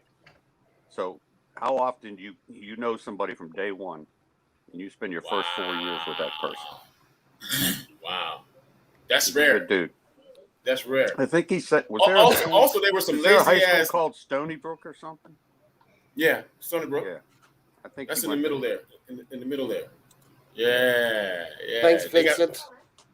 I hope you can subscribe as well. I'd appreciate that. Wow. That's That's a very crazy story. Hey, was that the mines? What base was that? Did you got nukes? Did you have silos, or was it a? Did you have some aircraft? No, it was an HF radio site. We were talking about radio waves bouncing Uh huh. around the Earth. Uh huh. Uh It huh. was one of 9 on the globe where we Okay. transmitted to each other and received. It was for, Roger that. remember back in the day, we had an airborne command post, airborne at all time in case of a nuclear attack, right? Yeah. Yeah. Okay. So you needed to be able to communicate it from anywhere in the world. So Yep. that was it. Interesting stuff, man. Interesting stuff. Wow. I spent. Hey, I know I'm. I'm a little bit different. We could talk on a private stream, but as an Army guy, I spent a lot of time with the Air Force, right? Mm-hmm. So my commanders, my generals, who were my bosses, were Air Force generals. Yeah, interesting. I spent a lot of time with the Air Force, and I guess they call it a expeditionary wing, the cops. Okay, you know what I'm talking SPs, about? Right. SPs. You know what I'm talking about? Oh, Kiko. Yeah, you know what I'm talking about, Garrett. Yeah, SP. Kiko. SPs, Yeah, LEs. yeah. They call themselves cops. Yeah, I work with those guys, Mm-hmm. Mm-hmm. expeditionary guys. Yeah, guard I and know shit some. and fucking up people. Hey, That's all they do. Guard shit and fuck people up. Yeah, hey, guys that would guard a plane up in Thule Air Base in Greenland, I think. Wow. Walk around a B-52 all night. They knew Yeah, how many because they rivets had to were on guard. that plane. They guard those nukes, bro. In the snow, in the freezing cold, walking around that plane. Yeah. guess what? Vincent's in Australia. He's a pommy living in Australia. He's an Aussie. Hell Oh, no, where nah. New South Wales or where you from? And oh, by the way, tell us when you guys get ready to be able to get out of there, because you guys are on like Gestapo Still Lockdown. lockdown right now. lockdown, yeah. But Hey, aren't they Gareth, what's a gonna? pommy? I've heard of the term, but I don't know what it means.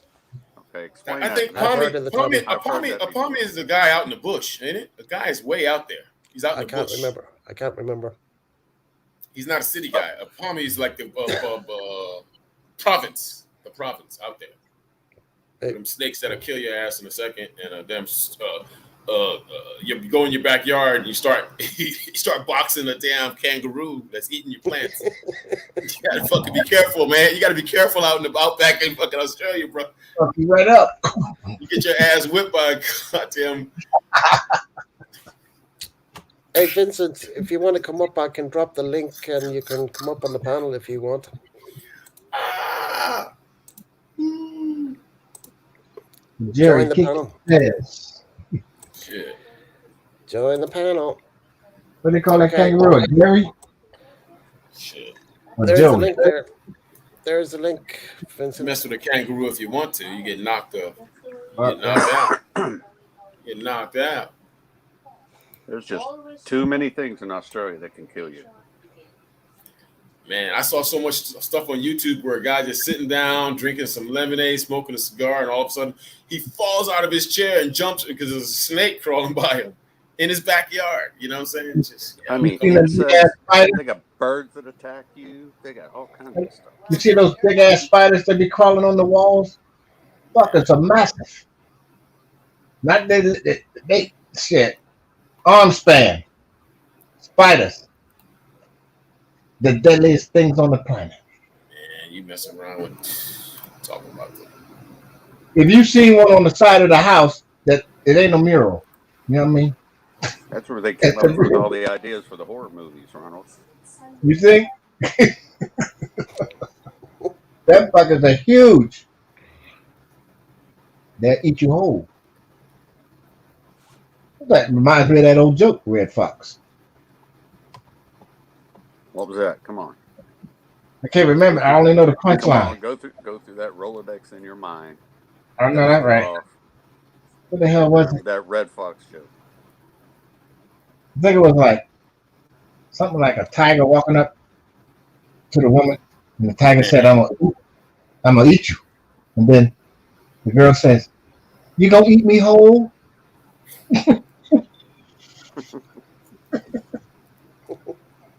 Nice. You know, I love Richard Pryor, man.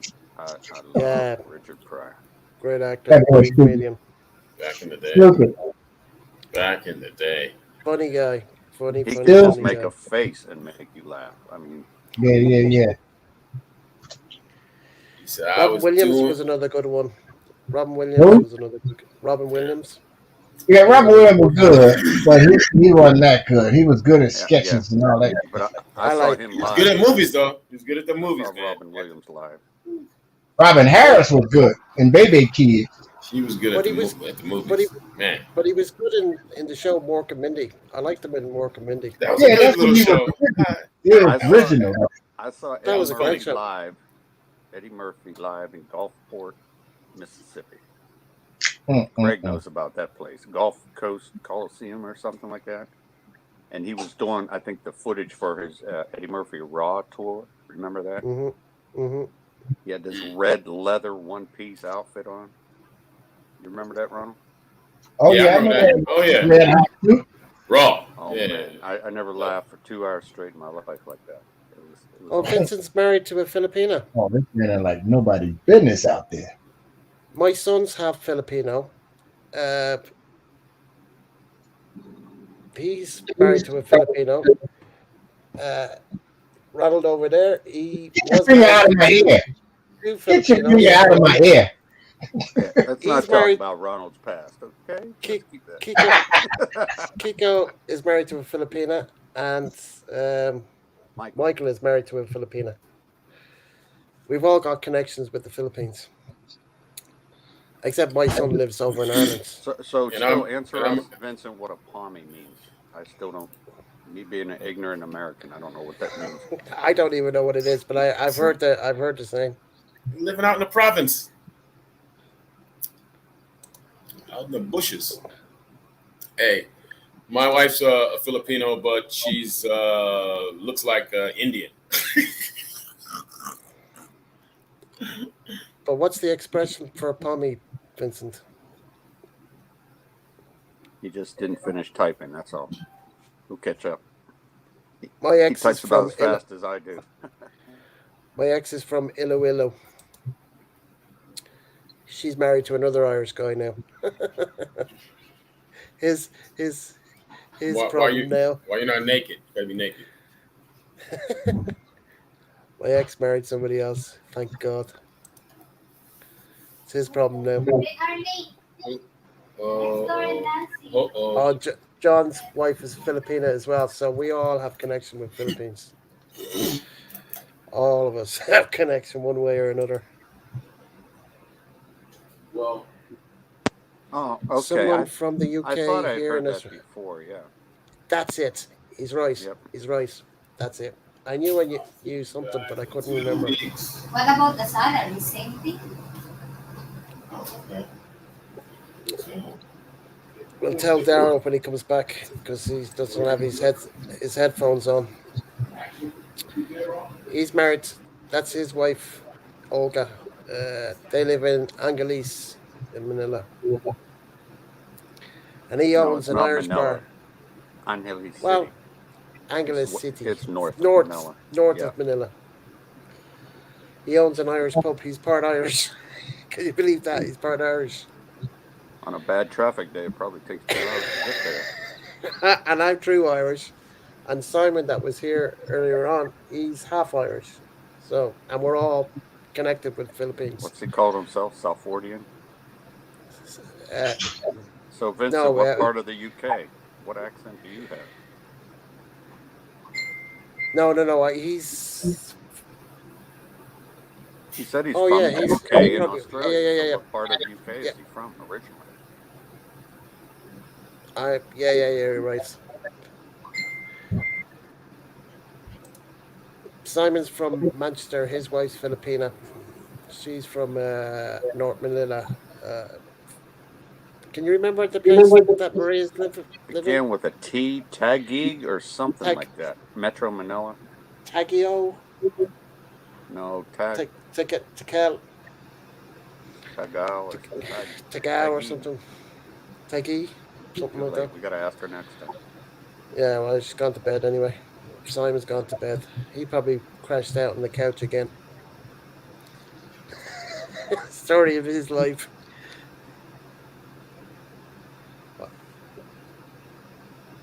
last Saturday, he passed out.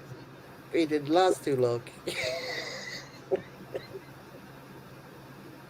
Too much of the old whiskey or whatever, vodka.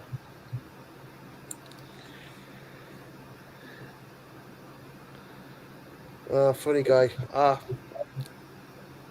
Kiko, that trip to the UK was bang on, man. Bang on.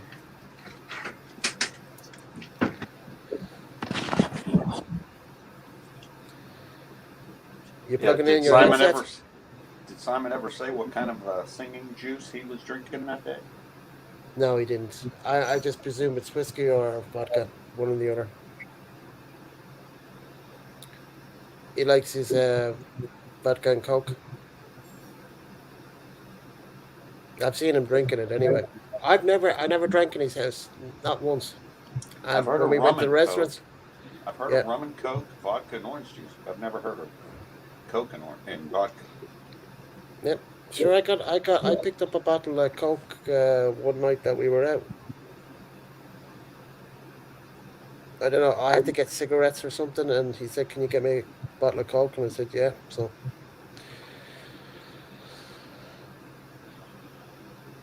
oh yeah, that was the night that I was flying back here. So I guess he had a few drinks because I didn't do a live that Wednesday night.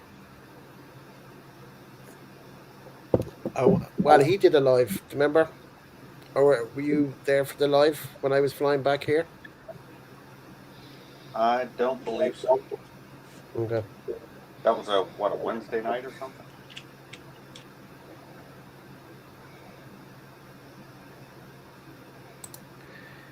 Yes, you're right, Vincent. Yeah, that's what like Simon. Even Simon, he's half Irish, so he's Paddy as well. His old man's from here, so that's how he's a Paddy. So Well, he's Vincent, where half are a you Paddy. from in the UK?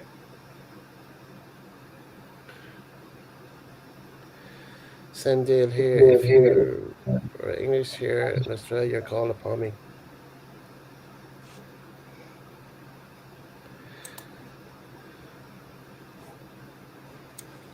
I think Gear and Monk are both down in the London suburbs, right? Gear is in what's the name of the place? What's it? I know the name of the place and I just can't think of it. I'll think of it when I'm not thinking of it. Hey sis, how are you? How's it going over in the Philippines? Is it Benford or something with a B? No. It's with a C or an S. I know the name of the place. I just can't think of it. Chesterfield? Or... No, it's not Chester. I'll think of it when I'm not thinking of it. How are you, sis? I've been on a couple of your karaoke things on Facebook, but you were away from the phone, so I just came in and then left. Or we're getting a tour of.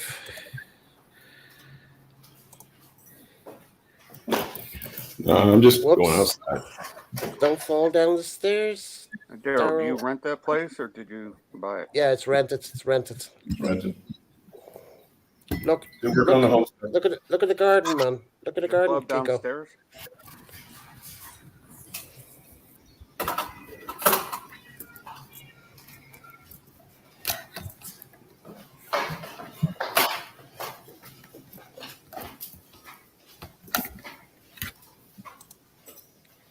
From Surrey.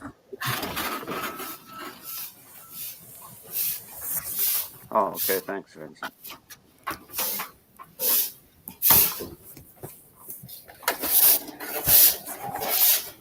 And all the motorbikes. Those all yours, Daryl? Yep. Yeah. They're all of his. Yeah. Nestor's here. Nance here. Wendell's here. So I had to come downstairs and talk to the people who are working here. Tell them what to do. Outside office. We're in the outside office. Yeah, I got my little outside set up here in the Yeah. garage. We know. We've seen you there before. Park it here. Turn the fan on. Overcast day. Not too much sun today, so it's pretty nice actually. Wearing Olga's hat. They keep the sun off you, man. It's crazy. No sun today, man. It's Yeah, but it's the uniform. Did you ask to borrow that off Olga? No, I just You just took it. whatever hat is there, you just take it. You just took it. Yeah, whatever hat's there. I got my regular one, the regular one. Yeah. I know you're on. Now, you wore a hat your whole military career. How come you ain't going bald? I honestly don't know what's going on here. I got so much hair, man. It's just like a rug. You're lucky. Be thankful. Sometimes lucky, sometimes not lucky. What are you, Are you in your 50s, right? Yep. Yeah. So what's funny is that I'm shedding like a dog. My hair is like everywhere, you know. So Olga the girl has to brush up after you. Well, actually, I used to, back in the day, I used to always tell her, man, babe, your hair is everywhere. And now after the pandemic and I let my hair grow, she's like, babe, your hair's everywhere. Yeah. I remember my missus, shit, man, her hair was everywhere in the fucking place. Everywhere. In the bathroom, in the toilet, in the on the rug? Everywhere. On the floor. In places that when it's like a foot and a half long, you know it ain't yours. Yeah, I know. It wasn't mine, I know that. These are good, baby. You ever tried these, right? Okay, what's for lunch? Breakfast? Is that cookies? Yeah, it's shortbread. Oh, snap. Londa Dune in the house. Is that from SNR? Mm-hmm. See? He's waited on hand and foot. These are those military cookies that you usually get at the commissary.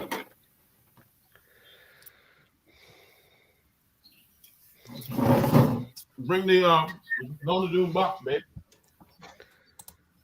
Oh, I better not say that too loud. When I grow up, I want to be just like Daryl. I want to have a maid, a butler, a gardener. Daryl, do you drink your coffee black? Oh, Filipino style. Nah.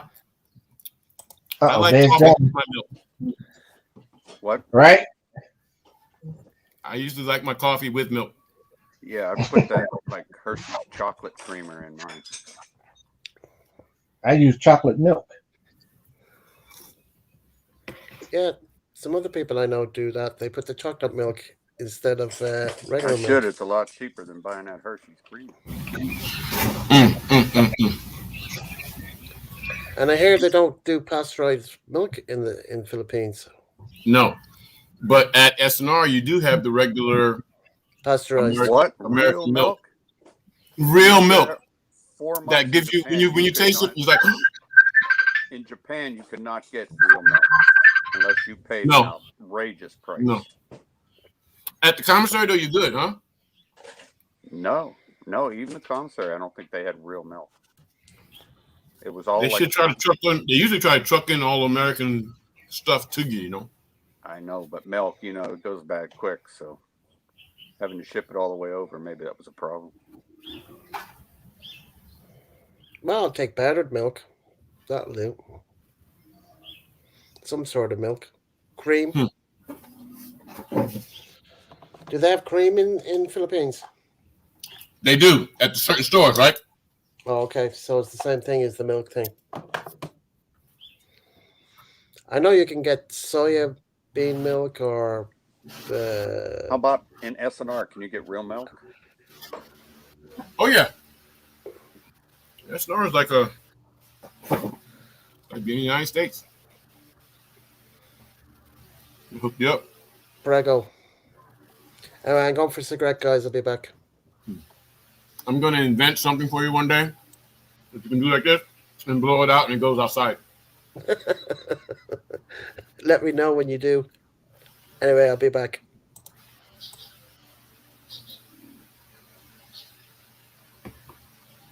We actually did that in the military in the military vehicles. You can smoke when you blow it out. Just any piece of pipe that the Army had, you just blow it outside. Also, you don't want to be getting out the vehicle and get your ass shot.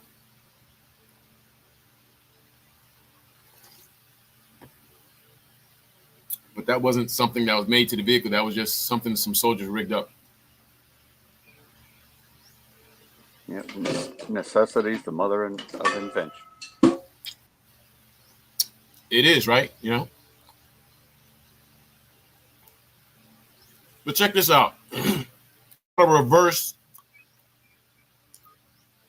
necessity of the internet and technology. Okay. Back in the day, back in the day, when the internet first started, they came out with AOL. This is 1995. AOL had what we have right now, if you wanted to. They had chat. They had groups, certain groups you can get into, these chat groups. It had email.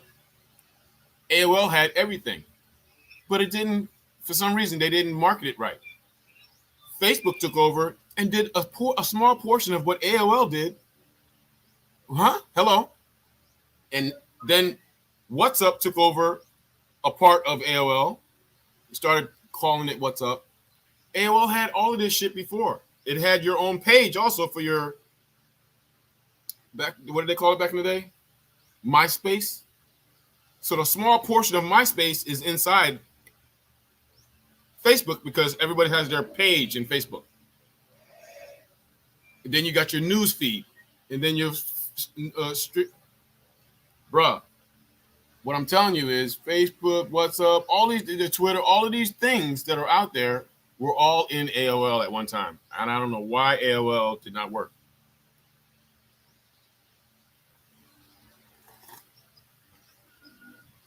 They didn't market it right.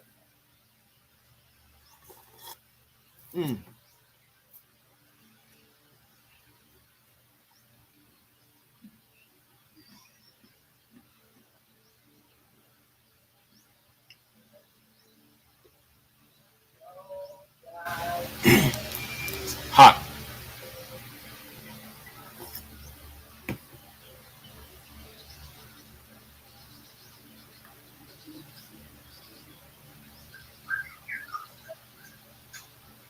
Gotta get my glasses. So, Daryl, what's the price of a SNR membership? Is it like $10 a year, or less than that? Even? It's about $18, $18 US. That's well worth. I think the minimum Costco membership here is $60 a year. And then, of course, just like the other thing, you can, like my driver and my gardener, I gave them. You know what I'm saying? I'm a member, so I signed them on. Right. So when I tell them to go get something, they just go get in the truck and go get it. Yeah, they can go buy it for you. They go buy it for me. And it's just something that I'm extending to them. So when they're not working, they can take their wife one day and they can walk in there like a Filipino big shot and go to the SNR.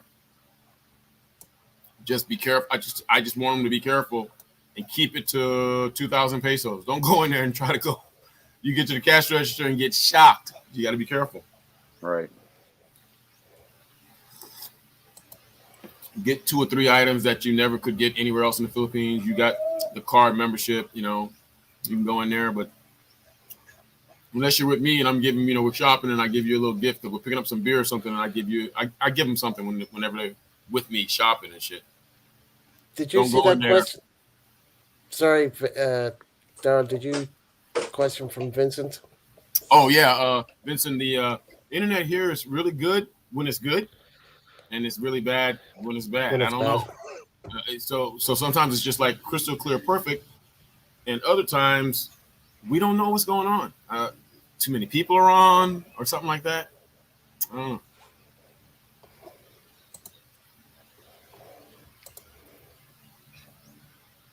The milk problem is all across the sea. Really?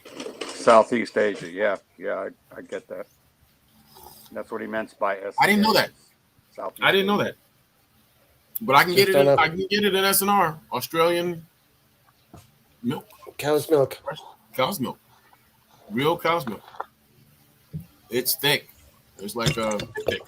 I'm gonna have to I've already Google. tested it. Where I told you guys I was going to test it. Where you put a little bit in the thing and shake it. You can turn it into butter. Google what all cities that SNR is in. I know it's in all the major ones. Craig just said there's one in Cebu. I'm sure there's one in Davao. All the major cities. And when you walk in that store, it's sort of like the store in Garrett's video. You're not even in the Philippines anymore. You're like in another world. You're in the SNR world. They got fresh freaking crabs and lobsters floating in the tanks and shit. And the guy will pick it out the tank and give it to you. It's crazy. It's different.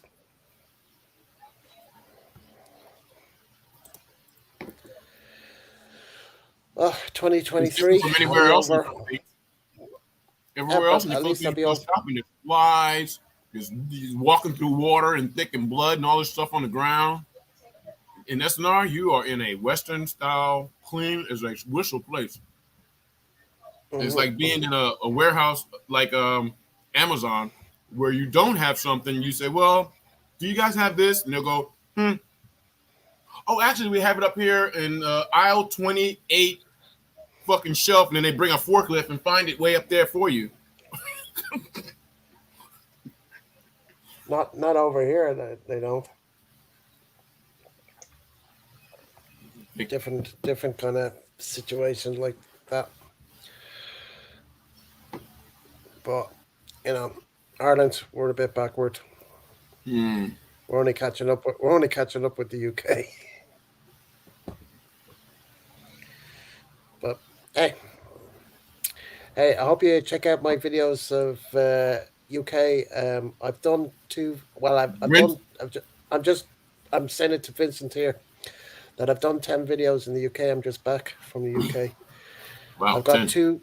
two live already, and one's going live again tomorrow night. So if you subscribe to my channel and hit the notification bell, you'll be notified when that one goes live tomorrow night.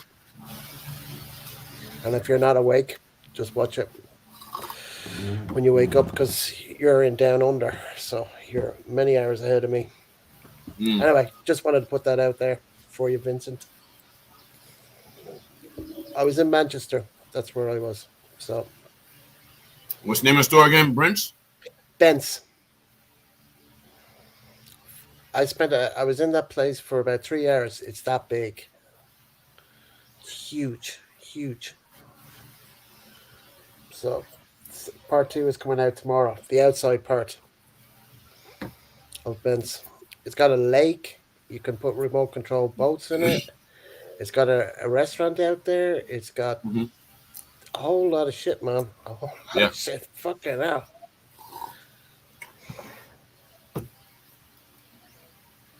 They got that concept of a store in Tennessee at the place where close to Bud. It's called, somebody's here. Hold on.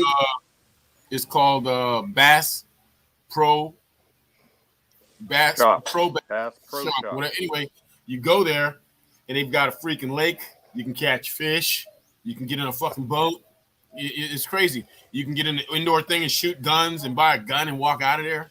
Everything for the outdoorsman. It's an outdoor sports thing, where they got the vests with the fly fishing, all of this crap. This place has got what do you call it, an outside pitch and putt kind of thing. Wow. It's got dinosaurs that move and all this kind of stuff, makes sounds. You'll see it in. What's up with the dinosaurs? Every place like this has to have the same thing in the Bass. They got the 3 stories. They got this damn dinosaur, and you can see it from all 4 floors. You see it on my thumbnail with the Jeep, and then you see the dinosaurs in the background on my thumbnail. Same thing in Bass. I don't know what the hell is the dinosaur has to do with these. Maybe they were trying to. That's a marketing thing to show you how big the place is, to put a fucking dinosaur inside the place. 4 stories and shit. Yeah. To answer your question, Vincent, I presume because he went downstairs, he's closer to the router. Is your router downstairs or is it upstairs? What's the router? The box, the Wi-Fi box? My Wi-Fi box is on the 3rd floor. Oh, so it's up top, because he's saying it's better, clearer picture, and audio is even crispier. Daryl, he calls it a router. We call it a router. Router. Router. Router. We call her a router. I'll look that up, but I don't know why that would be a router. They call it a root. Hey, root in the United States is like roto. Yeah, I know. Yeah. Okay. I know. Toilet. I know. Okay. Man, I live there. I'm a fucking resident of the United States, for fuck's sake. I spent many years there. Half of my family. The roto American. One of my professors in college was the roto-rooter man. Router. It went roto-rooter. That's the name. Flush your troubles down. Yeah, but I know what root down means. The drain. Yeah. I know what root means. Hi, I'm your friendly roto-rooter man. That was my teacher at college. One of my professors of communications was a goddamn roto-rooter man when he was in college, doing the commercials and shit. Professor Dart, the roto-rooter man. Great guy. Yeah, good many years in the States. East Coast, though, and down south in Florida. 7.5 years, I think. Nice. I was over there. Yeah, my sister lives in Tampa. At the time, which was cool because I was working in Tampa. I know, but Tampa. I wasn't in Tampa. In there I was somewhere else. But my headquarters was in Tampa at Central Command, right? So CENTCOM put me somewhere else doing something, right? In the world. So in the Middle East, of course, because Central Command is the Middle East. But the people I was talking back to and reporting back to were in Florida. So I got to go to Florida quite a bit to MacDill Air Force Base. On Tampa Bay. Yeah. Fort. MacDill Air Force Base. You ever work out of Southcom? I worked in Southcom before. Quite an experience. In fact, my Divardi commander at Fort Drum was a colonel, full-bird colonel. He became the 3-star of Southcom when I went to work there. Freddie Valenzuela. Panama. Freddie Valenzuela. Fernando Valenzuela. He was a crazy general. Like, my relative. That guy could drink. Because he was. Did you? Well, you probably know more stuff about him than I do because he was your boss, as they say. You know who I'm talking about, Daryl? My relative. The general. Yeah, the general. Yeah. Did you ever come across him? No, but I heard the name, but I never came face to face. Right. But in the military, once you get a name, everybody knows you. You know what I'm saying? Well, I'm sure there's hundreds of generals anyway. Is there? I don't know. You tell me.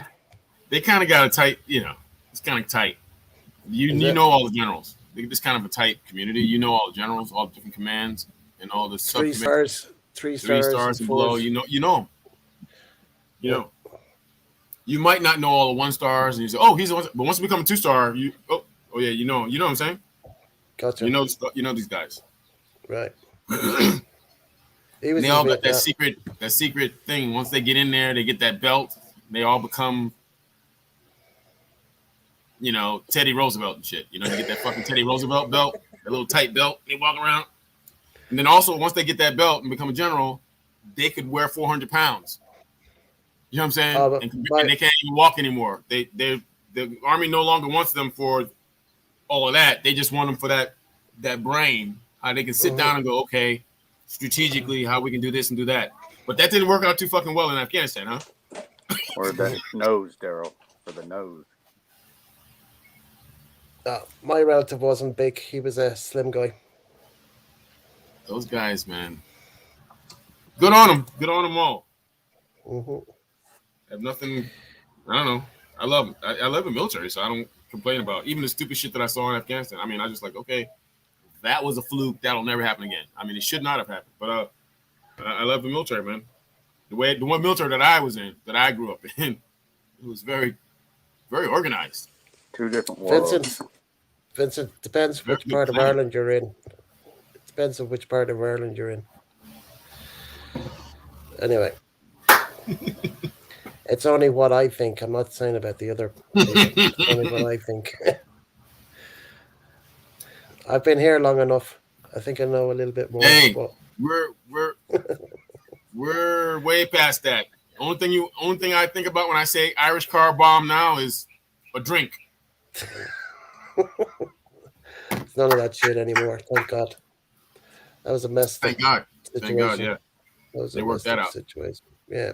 And you know, most of the planning and all of that stuff for the IRA was all in the bars. They would get together in the bar and go, "Okay, this is what we're gonna do." It's part of our culture. It's part of our culture. It's in our Cheers. culture. You got the bomb. Yeah. You got the explosive. Okay, we got it. Ding. Yeah, they blew up a few of them as well. Yeah. They Yes, did. sir. Over here and over there. Yeah. And up there. Wow. In fact, I think they did it down here as well. I think there was a bar down in Dublin somewhere that was blown up years ago in the 70s or something, if I remember right. Something anyway. We've had a few bombings down here, but not as much up the north. Up the north it was just every day basically. Or somebody getting shot on either side, be the British or the Irish side. But I didn't agree with it. All my mates, a lot of my mates are English, so I've never had a problem. And they've never had a problem with me, so I didn't give a shit. But it was a sad situation. Very sad.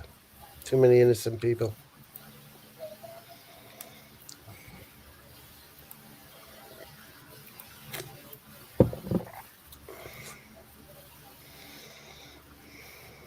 Trying to remember I'm looking Daryl, at Google. Remember the name of the bar that I was hanging out in London. what's the peso rate today, Daryl? Still over 50? It's over 50, but I think it's only 52. You know, it's been as high as 54. You know, Really? And that's Recently? 2 months ago, it was up to 54. Now Wait a second. Wait a second. Let me tell you something. I'm not talking about out on the street. I'm talking about the U.S. Embassy. When you go inside there, Right. we get a different rate. You know what I'm saying? At the Cascade. 20 years ago when I was there, it was 55 was the best. Really? 20 years ago, yeah. But again, that was out on the street. I mean, it must have been like 60 inside the embassy. Right? Really? 60 inside the embassy, huh? Wow. I bet. When you use inside the cage, when you work there? Or some kind of a... went there. I was in like SM Mall or Gaisano's, you know, and they hold my $100 bill up to the light to make sure it was perfect. But you're still, because you're using $100 bill, you're getting a good rate as opposed to you're not like a 1 or a 5. That 20 and 50s and 100s, you get a better rate.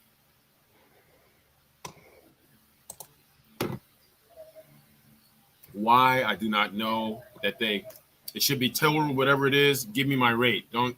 Oh, he's got $100 bill. It's a better rate. But these $1 bills over here don't get that's bullshit. That's easier to move the big stuff in high volume, right? It's a big ass club, and we're not in it. It's a scam, brother. That's it. It's a fucking scam, man. London. No. Okay.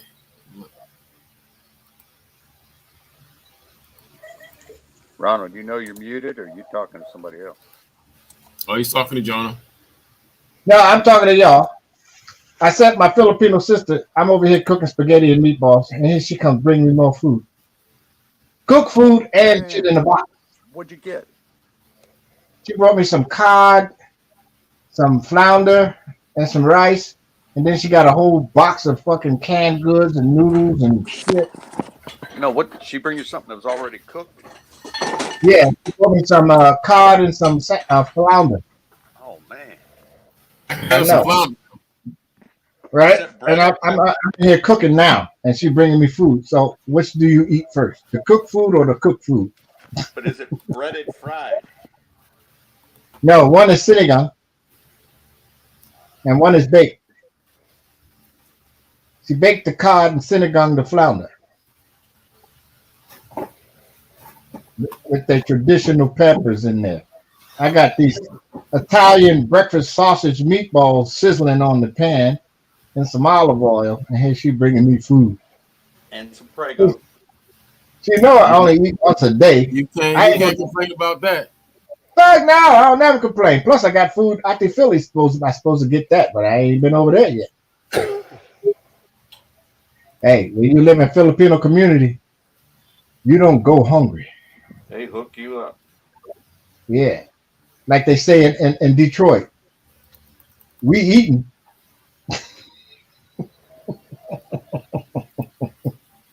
We are eating. I took Levon to Costco and shit, right? Earlier today. For some apparent reason, his EBT card wasn't working.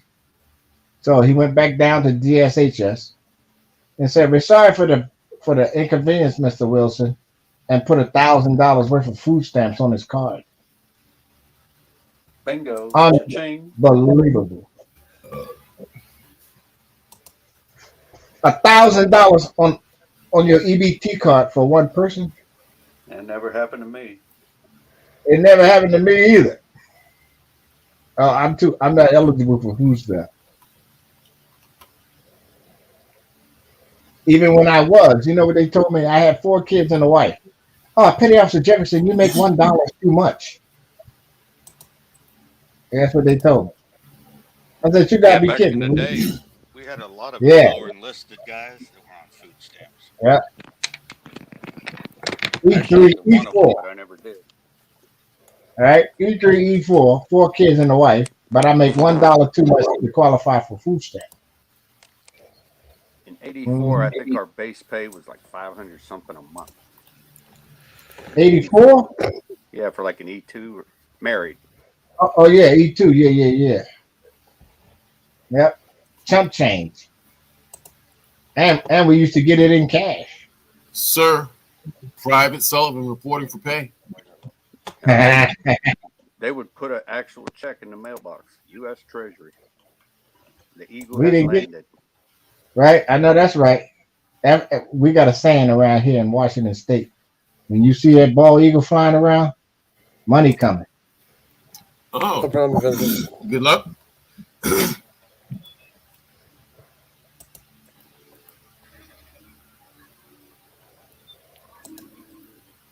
He said, "What did it say? Only joking, but you got the humor." He's Yeah, talking about me. I know. I'm Joke just line. reading it. Yeah, you don't say who. I can hear the meatballs sizzling now. Take it on the chin. Take it on the chin. Right?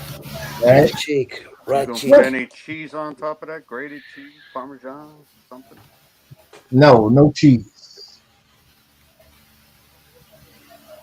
It's I pity was we can't eating get cheese. American cheese over here. Yeah, you can. I haven't seen it. You ain't willing to pay. I haven't seen it, man. They get anything they want. If Queen Elizabeth wants goddamn pepper jack, she gonna get it. Or bugles, or cheeses, What's or whatever. Queen Elizabeth's got to do with over here? I'm not in her territory. Well, you close enough. She can get a cheese. You can get a cheese. Hey, Well, I'm you're the not going to prime drive minister. all the You way get up the whatever you north. want. Yeah, you're the prime minister. All you gotta do is get on Amazon and tell them to send you a block of that good cheddar. Oh, snap your fingers for someone to get on Amazon. Oh, All right? I miss the subs in America. That's for sure. And no, I was in Costco looking at those fake ass Philly cheesesteaks in the soft roll. Oh, God. I was about to buy a box, but I know it was probably sodium lace. So I said, no. $15 for 8. Yeah, I mean, I can make my own cheesesteak.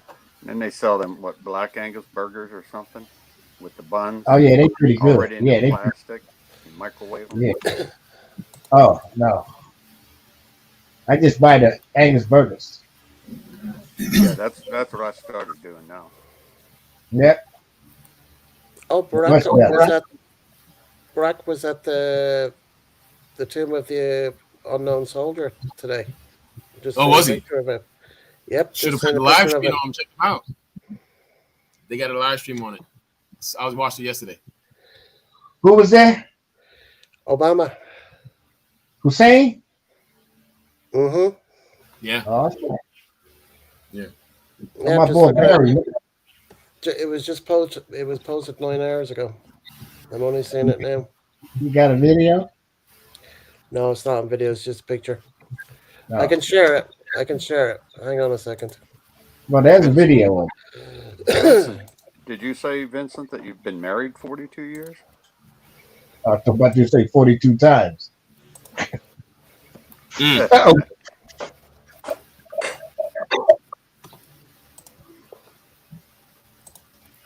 I knew a dude that was 31 years old. He was on wife number 6. That's him there. Back of the head.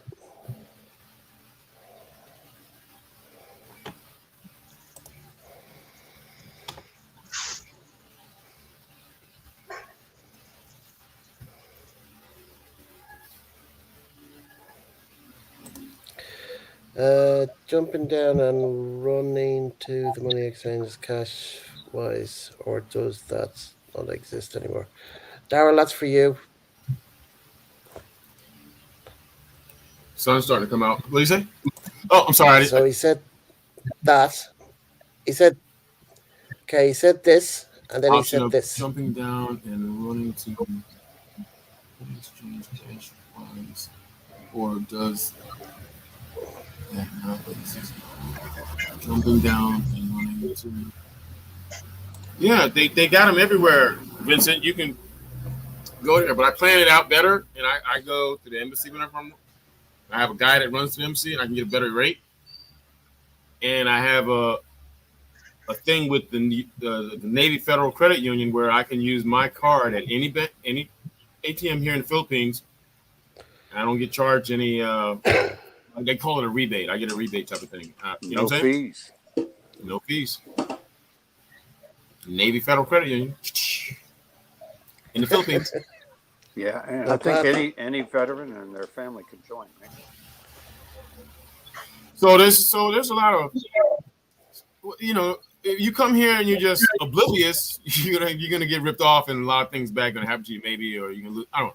But if you should talk to people like we should all talk together. You should know if you get the USAA or Navy Federal Credit Union, you're good. But if you just come over here, I got New York Bank or Florida National, whatever, you're gonna get ripped off. You know what I'm saying? Cost you $3 just to get your money. $5 5. Wow. to get your money out of there every time. Because you're using an international, you're using your bank back in the United States. They're doing all of this shit for you, exchanging. They're lending. They're also giving you the money. Maybe something's not right. They're giving you their money. So, Navy Federal Credit Union, and you get paid early. Hello? You get paid a day early? 3 days early. 3 days a day? Normally, the first of the month. Oh, I forgot. Yeah, she brought me all that food plus cigarettes. What? She's trying to marry you, man. Nah, that's my sister. We don't play that. Trying to hold you down. No, we don't play that. She works at the casino, so these people leave their cigarettes when they lose all their money. So she brings them to me. I take them over to the bar. I went to South Dakota one time, right? It's this place called the Black Bear Casino. Mm-hmm. And this was at the war was going on, 2003 and everything. I don't know. I think these guys were like, oh, that's the military guy there. And they were just giving me shit, man. They give me drinks, food. I'm surprised, we were in the United States. I'm surprised they didn't send an Indian girl up to the hotel room with me. You know what I'm saying? Hey. Compliments to the house. Compliments to the house. Put it on, yeah, hey. some turn down service. Who's this? Oh shit, Daryl. Hot Flash. Damn. I don't know if you can read it. 55. To the LHI. LHI. They scheduled my VA medical exams. My VA medical exam. Okay. yeah, my DBQs. Okay. It's all like popcorn. You got your cane ready? I got all that shit ready. I got the hand brace, the whole nine. Okay, Big Daddy Kane. Oh, speaking of cane, my brother made me a cane too. Sent it to me from Philly. Yeah, hold on, let me grab it. Oh yeah, he just finds wood and shit. He's been making canes for everybody. Well, he didn't sell me this. He just gave me this one. He hooked it up pretty nice too, and shipped it right out here to me from Philly. Let me get it before I need to use it. Oh, I got everything everywhere.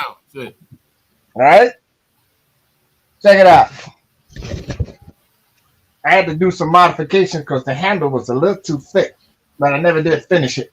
Oh man, that's one of them damn military. All the military people got one of those. Look what he put on it. Nice. Yeah, I said, get out of here, boy. Get one of those military canes. Yeah, you got it. When I went on special days, you know what I'm saying? Walk around my military cane when I'm visiting the DFW. Right. She sell those. And it's also good sometimes to stick at them little Filipino red horse kids that run up to you trying to put their hands in your pockets, get some money, take the cane and go, huh?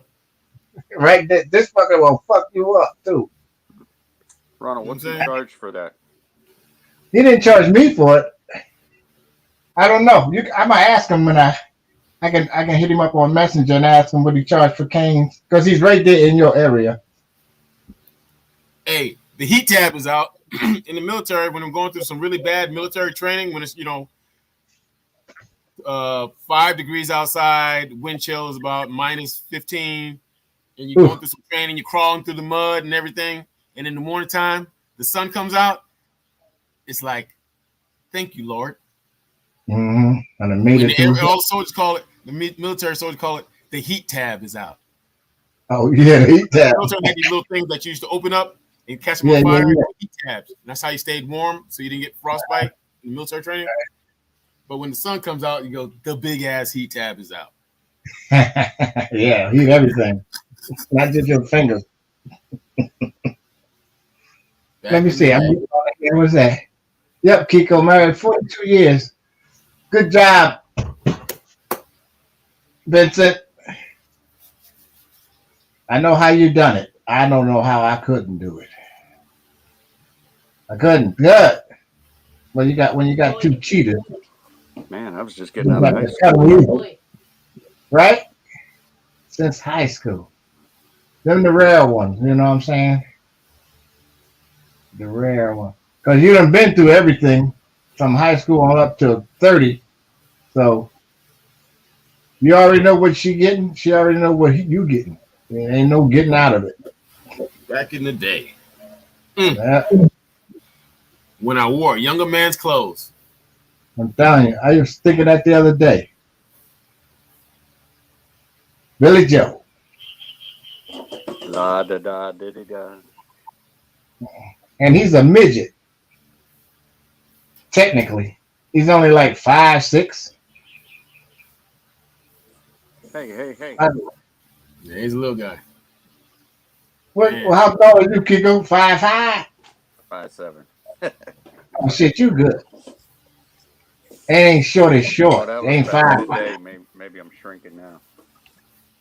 No. I'm back to 5'11". When they put those that cadaver bones in my neck and straighten up my neck, I'm back to 5'11". You ask them who they got it from? I didn't give a cadaver.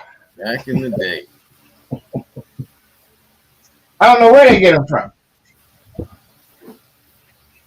They have to be DNA free, I guess. I don't know where they might be making them in the lab some freaking place. Yeah, but I got that titanium. Synthetic. Yeah, probably. But that titanium screws and that plate is in there holding my head together. Probably made it like a Yeah, 3D the printer. military. Oh, Mm-hmm. to excel. All the way through. Builds character. Don't be no pissy. You can't be a punk in the military. You just can't. There's no way. You just can't. Because one day you're gonna come to the point where you're gonna have to step up or step back. Woo! And ain't no getting out of it. Either way. Yeah. When that man told me, look here, you don't know how to swim, Jefferson? No. Get up there on that damn drop tower and drop the fuck down in this pool. All right, let's go. This is called rock school. We're gonna put you through some rock school training. You're gonna learn how to swim.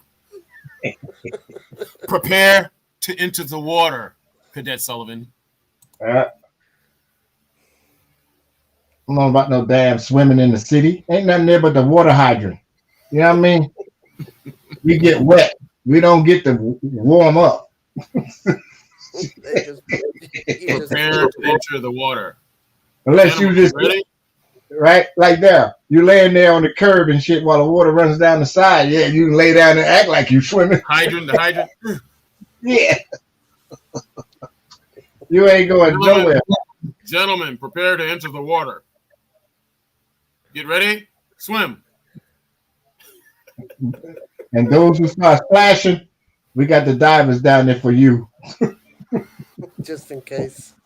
Yeah, because if you don't pop up, we got to go down there and get you. Then the instructor. Hey, but check this out. Go to chow. We had this one instructor, man. This one kid. They were pulling him out. They put him in like 5 times. They pulled him out. And they said, "Okay, are you okay?" Because he was. They get him out. They said, "You okay? Okay, all right. Yeah, yes sir, yes sir." Poof, they push his ass right back in the fucking pool. They pull his ass. Oh man, I tell you what. Builds character, man. Yeah, but he can't do that no more. Oh shit, the motherfuckers all be in jail. So he pull a stress card. No, they gotta give him a time. I don't know. He'll pull something, some kind of liberal shit, man. And so, but how people gonna get trained up? You know, I don't know how they gonna do it. They got to man up and do it for themselves if they ain't going to do it at all. I don't know. I'm just saying. Right? There was no. Hey, we had a guy who couldn't even tie shoes. We had a guy who didn't know how to wash his body. We had a guy who didn't know how to wash clothes. George Sargent was like, Private Lynch does not know how to tie his shoes. And George picks pussy his pork. Tomorrow morning, he better have his fucking shoes tied, and somebody better tie it for him and show him how to tie it. Right? And you better have your ass out there at 0400. And I want to see 280 swinging hairy balls out here with Bravo Company. Do you understand? I was like, holy shit, this place is crazy. The dude can tie too. That night when they let us off, everybody, you had to figure it out. Okay, all right. I don't want to do 1,000 push-ups tomorrow. Okay. You do. You don't know how to do. Dude, you don't know how to tell time. They're just fucking add 12 to it, man. Come on. We had to figure out, bruh, they were not fucking around. Now, what are they doing now, guys? I mean, I don't know how to do it now. After I got into boot camp and got on the ship, found out these jerks down here in Orlando. We was out there on the grinder, 80, 90 degrees in boondockers, just bumping it. They got tennies. They got tennis shoes on? Tennis shoes. What? They wear tennis shoes now in the military? And boot camp. Everywhere I went, I had boots on. What the hell? What does the word imply? Boot. By the way, guys, Vincent's asking Kiko a question. He's never heard of Red Horse. Oh, yeah, same thing now. Everything San Miguel, bro. San Miguel Red Horse, San Miguel Light, San Miguel SMB, San Miguel Regular. And Tanda. And Tanda, that's their brandy. Yes, sir. Listen, I heard they put like perfume to me. I don't drink the shit. They got that glycerin shit they use in the antifreeze in that tender wine. Yeah. Something. That's why it's not exported. I don't mess with it. I ain't gonna mess with it. No. No. What's that stuff that they get out of the tree? That they, it's the white liquid stuff. Tuba. Tuba. Lupino? What is it called? Tuba. Tuba. Tuba. They got this. They got the Everclear here called Lupino. That's what's It's gonna like happen a to coconut, liquor, and it knocks people out. That's why they call it lupino. Lupino, yeah, man. You be loopy. People drink that and they look like zombies. Ah. Yeah. It's the same thing as United States call it white liquor or white lightning. In Korea they call it soju. It's that raw liquor, made out of corn, guava, or one of those plants with the stuff of what they make tequila out of it, right? That stuff will wear you out, man. Tuba drips out of the coconut tree, right? Yeah. It'll wear you out. That damn cactus. Hey, I had some people come into my pub drinking because I serve lumpanog and I serve soju. I have people coming in like construction working guys, the blue collar guys, right? They come in and they're hugging. Hey, what's going on? Hey, something's fun. Hey, they drink. Hey, about 10 rounds later, they're fighting. They came in hugging and laughing, talking about work. It's a 4-day weekend, and all of a sudden, before you know it, Is that why you have security at the front? Yes. I was wondering about that. They are about to tear one another apart. That's why you don't. Loud arguing, laughing, arguing, pushing one another, and it's crazy. They only drink with the ones you know. Man. So what's your prerequisites for your security people? To be able to follow a checklist and do what I say. Preferably be a former rock soldier. No. I don't need soldiers. Oh, you don't. I got one Air Force guy. Okay, Filipino Air Force, but they don't have to do all that. All you got to do is we're gonna brief you, follow this checklist, talk to the other guys, pay attention, get the problem outside, out front, and let them vent, yell, argue. It's gonna be okay, and let them leave. Don't you ain't gotta. No. It's all this. Yeah, get them on out. Let them talk. That's what I. People like to talk. I'll kill you all. Okay. Well, I'd like to see you again. Look, please come back again. Thank you. Thank you for coming. Well, we know, sir. Thank you. And then they just walk off. That was my SOP when I was doing that job. They ain't gonna remember shit the next day. They ain't gonna remember shit. Nope. I had one guy. They're gonna remember they had a good time. That's it. I had one guy said he was going to shoot it, come back to the. Oh my God! And shoot me with a shotgun. Wow. Oh, he forgot where he put it. I had a guy. He was a bank robber. He was a bank robber. What? He was a bank robber. That's his fucking job. I would have stayed behind the fucking. I don't know. That's crazy. I'm glad he didn't come back. He was drunk. I had a guy got mad at me and told me he was going to beat up other people at my pub because I didn't give him some water. Now, this is how it went down. He walked in there, sat down.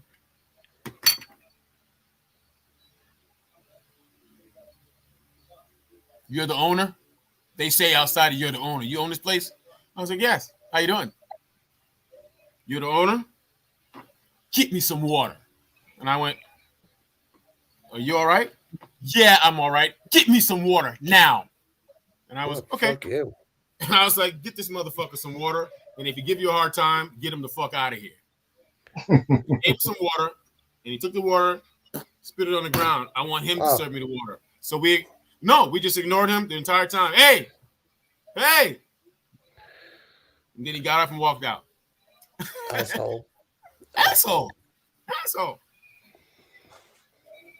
And this was during TTKD in 2019, and there must have been fucking 200 people at that bar. upstairs, it downstairs, and foreigner? flowing out into the street. And Right, I right. need him some fucking water. You don't shake no feathers around here. Get the Daryl, fuck out of here. was he a foreigner? I said, was he a He's a foreigner? Filipino. Was he a Filipino? Yeah, it's a Filipino guy. Yeah, yeah. Get me some water. You. I ignored him. Hey, guys, get you some more. Got some water. There's a band playing. There was lots of action going. Fuck him. I paid no attention to the guy. I just watched behind the bar. I looked back at because he started looking at me, so I started looking at him like this. He told you Got that his in ass English? up there and walked out. In He English, stumbled he out. told You know, he got up and walked out. He don't even know he was there. He won't even Probably. know that he was there the next day. What were you gonna say, Kiko? I said, did he tell you to get water in English? The one of the girls served him water. He didn't want it. He spit it on the ground. He wanted me to serve him water. He had the hots for me that night because maybe he had the bar and it failed or something, or maybe he didn't think I should have a bar because I'm a foreigner. I don't know, but he just walked off drunk and left and went and caused somebody else some problems. 2018. TTKD. That's the street festival when they closed down the whole damn highway. They let me put tables and chairs on the highway. Yeah, yes, sir. And we can use that. We can use that. You save that, and we can use that when we barbecue a pig, and we put that with the regular coals and the wood. Okay, some spices that they dried out called zambong. What is it called? Come here. Tell them what zambong is, man. Zambong is like a mint spice along with the basil and the basil tree, old basil tree leaves. Sir. And what they do is they take that and they put that with the stuff for the pig. Yes, you can mix it with the coals and it gives it a flavor. Some stuff it on the inside. Oh yeah. Like a mint. Smells like a minty. Sort of like in the UK. Was it UK? Where am I at? UK. And when I was in the UK, they had that mint sauce you mix with your lamb. Mm-hmm. Hello, anybody here from the UK? And you mix with the lamb. So so it's like a mint thing that you put with the pig also, right? Called zambong. Is it S sambong or Z zambong? S. Sambong. And also we kill cats. We chop the head off the cat. We put that as seasoning. Good eating. Spicy sambong, sir. Spicy sambong. Okay. How many she has? She has like 20 something of these guys. All Siamese. Different ones. Kick your ass if you did anything. No, I wouldn't mess with these cats. I know that. You lose her mind. But they're a trip. They kind of just walk up to you and look at you like, "What's up, dude?" And they're real laid back cats. These Siamese. They have problems with their eyes. They don't see too good, and they're kind of like just chilled out. They like to hang out in the sun, and then squint their eyes like a redheaded girl with freckles. They're like kind of hang out in the sun. No good. Well, they shouldn't be in the sun. A Colleen, an Irish Colleen. Yeah. What's up, baby? I don't know. Famous. Well, anyway, no matter what happened, where I go, they come by and they just circle around your feet. Kind of laid back cats. Okay. He has his mission. He's trimming the edges and planting corn and okra. Mm-hmm. Yeah. And we just got some strawberries in. They're planting the strawberries in the planters so you can pour the water and then the water drips down to the next one, to the next one, to the next one. You know what I'm saying? Mm-hmm. The grapes are starting to grow now too. The grapevines. You get these little grapes on there. Mm-hmm. I don't know. I might feed them to the chickens. I'm not eating those grapes. Why not? It's not the same as like New Jersey or New York grapes or wines. I don't know. French grapes. I don't know. I bought these grapes off of Lazada, and they're starting now, but I'm not really into grapes, man. They're growing off the thing with ants and all this shit all over it. I'm like, because I'm doing everything natural here. I'm not using any pesticides. Mm-hmm. And the grapes are okay. They're white grapes, but they got a little brown, something done ate on it. So I'm just gonna feed them to the animals. I guess I Fair could enough. crush it and turn wine or something or juice. Yeah, that's not worth it, man. It's It ain't. just It I'll ain't let it. worth it.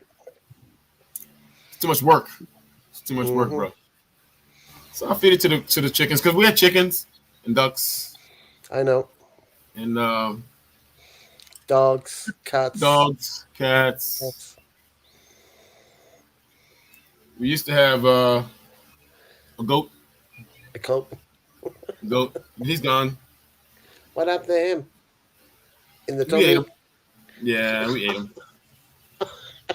Jeez. His name was Kid. Are you serious? You actually ate him? Yeah, we ate. Yeah, come on, man. What are you gonna do? Throw it away? No. The cat, Poor, the poor ducks, pet. the ducks. We eat them. We took to the pub. Yeah. Mister kills them. Take them to the pub. The kids cook it, and I got a video on it. One of my videos is what is it I'll called? have to check it out. I'll have to check it out. Called Duck The something. I downfall forgot. of Billy the Kid. The Dirty Kitchen Yeah, Butcher yeah, Boys Duck something, and they're doing it professionally. They cut the head off. Yeah, They do I know. make Yeah. the soup. They did the whole 9 yards. I've done That's the just pig. that one video. Believe me, they do it once a month. They do it. I've Uh-oh. helped. You want I've to get helped down? do a. I've helped do a pig. Wasn't nice. I've seen the chickens done. I've seen the. Did I see a duck? I've seen chickens anyway. I know that. And I've But I don't seen have pigs. turkeys here like Bud. Bud has turkeys. That's what I Yeah, but don't have. he doesn't kill them. He doesn't eat them. He keeps them Your as pets? pets. They're pets. I He eat won't kill turkeys, them. bro. So I eat do I. turkeys. So do I. He And won't do it. this is the month. This is the month, bro. He I won't am do it. definitely not going to give my if I had a turkey, I would definitely not give him a presidential pardon. I would He chop would. him out his head off. Bud has said that Tell- numerous times. Bud has said that numerous times. He won't do it. He won't do it. Hey, good on And him. you know, he's got a whole shitload of them, man. He's got a shitload of them. And doesn't it piss you off when you see him catch all those damn fish and throw it back? Catfish, yeah. He's always I on remember live that stream. time He's always on a video catching when a he fish got. and throwing it back. I remember that time he got bit in the finger. Oh, my catfish? Yeah. No, the turkey did it. Some turkey did it, didn't he? No, That hurts, bro. No, it was a catfish. It was a catfish. Oh, I was there. yeah, he got bit by the turkey too. He was over there fucking around. Oh yeah. That happened as well. Catfish hurts. But I'd rather get bit by a catfish than stung by one of those stingers, man. He got bit. Yeah. I was there. Yeah, I think it was one of my lives. When my wife was here and we were watching some fishing came up on TV. You know, these bass fishermen that go out and compete, and they're catching all these fish and they're thrown back in. And my wife said, "Why? Why are they throwing this fish back?" You know, people spend their livelihood trying to catch things. You know, and then these guys are throwing them all back. Yep. Mm-hmm. He wouldn't make it in the pea. Hey, I don't know if I'm gonna make you laugh or make you cry. Let me show you my $500,000 house. What? Your Taj Mahal in New Jersey. I got a $500,000 house north of a $500,000. And, where? In New Jersey. Yeah. Yeah. Let's see. I'm not as smart as you guys, so I'm slower, but I got it here somewhere. Take time. I think it's right here. Oh yeah, here it is. I think whatever you're looking at, how are you seeing it? We're not seeing it. You're not sharing the screen. I'm not sharing my screen. Yeah, there it is. Oh, okay. Yeah.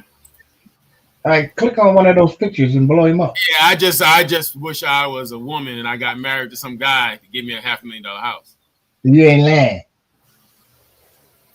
Click. Yeah, there we go. Nice. Backyard, pond. Wow. Is that a pond in there? Yes, sir. That's a little pond. That's a little one. That's this koi. But the big actual pond is back here behind that little shed there. There's a real pond behind the house, just like Bud, a big old pond. Big old one, not a creek. No, not no bull. I'm telling you, this is a real pond, bro. Yeah, I'm saying Huge. not a creek. Well, it's time to go home. Whoa. Don't Man, tread on me. Yellow flag that says "Don't tread on me." I know that's what that is. Yeah. Who's living there now? So back behind there on the left side, back there is a huge pond.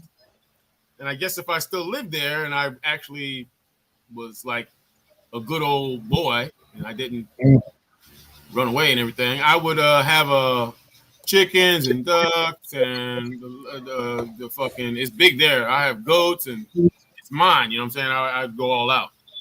Right. Homestead, I'd clear some shit out in the back. Homestead. But it's all good, baby, baby. It was all a dream. And you don't need no house. You need a winter house. Yeah, still You there got in it. New Jersey. Dang. And you deep in the woods.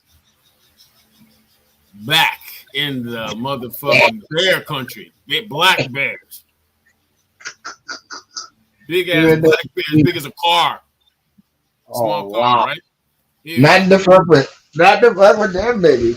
Yo, man, they tear the garbage up. Yeah, they do. Yeah. Back in the yeah. Just don't get Gary as a house sitter for you. Yeah. Raccoons, big ass bears.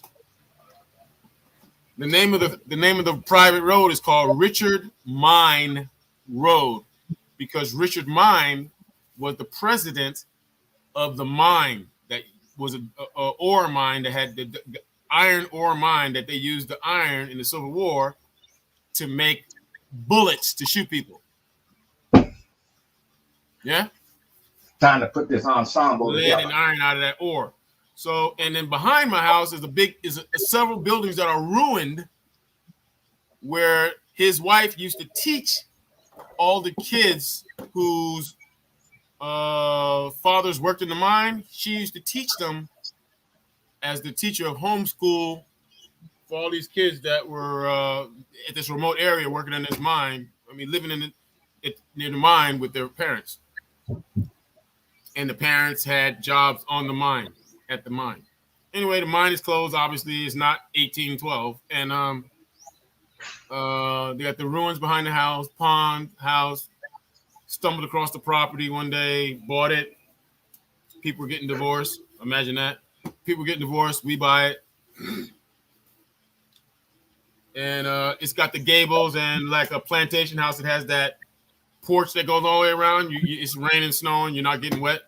You know what I'm saying? Out back there. Sunroom. It's nice. Nice layout. In New Jersey, next to the military base, out in the middle of fucking nowhere. Only a couple of miles from Interstate 80 to go to New York City, but off of the highway, it's very remote. It's like the middle of nowhere. You don't even hear the highway. It's an interstate. 81 is an interstate. You can't even hear it. That's how far I'm in the middle of fucking nowhere. But what the deal was, the reason why I liked it, because if somebody ever came in my fucking area, knocking on my door, talking about they lost, I've been listen here, motherfucker. Listen here. You better get your fucking ass in your car and get the fuck out of here. You know what? 30 seconds and 20 seconds are gone.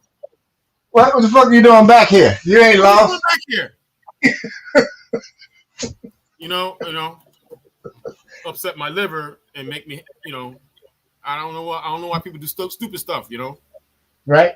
You better be in a fucking US. You better be in a UPS brown truck or a United States parcel white truck, or you don't need to be coming up here.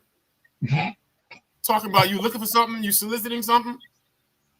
No. Man, you might come up, you might end up missing in that pond in the back. My double barrel shotgun I don't know says, why and he you fell can't in the pool. bullshit. Yeah, you lost. You didn't win this one. You lost. Get the fuck out of here. You ain't got no business back here unless you're a bear. You know what I'm saying? Or a raccoon. Mm-hmm. You know? You Oh, need run to up on get my property. I was gonna. somewhere else, not My here. deal was, Hold it has one hold of up. those out back. It has one of those. You come walking out of the basement, the old school days. You know, the basement that opens up like that in the Northeast. Oh, Hurricane. yeah. Hurricane. You got it. I didn't know that. Yeah, Yeah. that's right. I still remembered it. And it has one of those, and you walk out back. I was gonna put hoop houses. Like, so when you walk through the hoop house, you can Mhm. you got it's like a greenhouse. You got your stuff growing, and you walk right down into the from and right back into into the hurricane doors. I was gonna Mhm. close it off so it was connected, and then I could put Nice. the water out there and do all my Yeah. thing. Yeah, but that wouldn't have worked out because What was you she gonna ain't say, like Michael? me, and she definitely ain't like any of the ideas I had. She was trying to get rid of my podcast, What was you saying, Michael? so I had to get the fuck up out of there. Michael, you were saying something. I said they need to get their ass out of here and get lost somewhere else. Or get some lead poison. What was that movie? Lee Christmas picked up a dose of lead, trying something foolish. Man, the motherfuckers would have shit. They need to get rid of my podcast because if I was there, things would have been pretty bad. So one day I came home. I was in Morocco on a trip in Morocco, right? And I was working with the Morocco military defense on some tanks. I came home and some dude from the military base was there with his wife and had like his feet up on my couch and shit, and he was like drinking a beer, talking to me. Hey, so this is him. Oh, I haven't seen him. You're missing. He's in your house? Yeah, because she had a little dinner party or something with some little pate or something, and people were. And you just walked in the door? And what level was he at? I walked in the door from a business trip. Yeah. And it was a real small function, but it was some people there chit chatting and eating and stuff. Your missus set it up. Back then. Listen to me. I don't play well with others at my house. I'll go out there and be plastic gym boy and I'll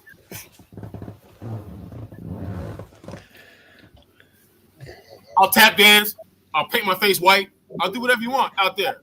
But in my motherfucking house, I'm walking around with my dick hanging out with a beer in my hand and I'm barbecuing in the backyard.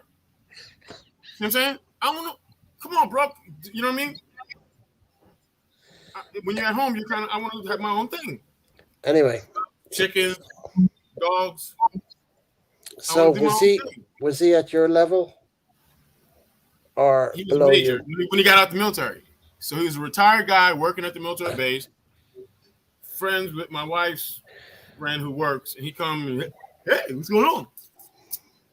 What? I ain't seen you. Hey, we were missing, huh?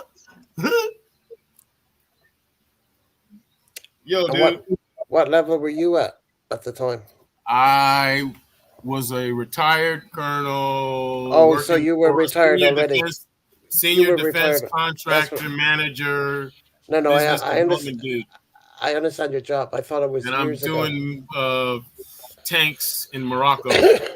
Right. I thought you were doing it with DOD. I was with the Department of Defense. Well, I was but a defense contractor for the Department of Defense. Yeah, but you weren't in. And the radios that I was selling them went into the tanks. They were doing integration, military, bullshit integration of tank, laser systems, night vision systems, and I was doing radios in the night vision goggles, right? Abrams. I'm home. I want to take off my shoes and my pants. Is what I wanted to do after flying from, getting in from Newark. Hey, good morning. How you doing? What's going on today? I will buy lights. Maybe. I'm more worried about selling that car. Yes, sir. The guy's gonna pick it up. He said he's gonna pick it up. So yeah, because And then what are you doing here today? Nestor's doing the garden. Yeah. It's good to see you. What, I'm going for a cigarette. I'll be back. I'm just talking to the fellas. It's good to see you. Be safe. Watch out. Like he'll knock you down, man. He almost knocked me down.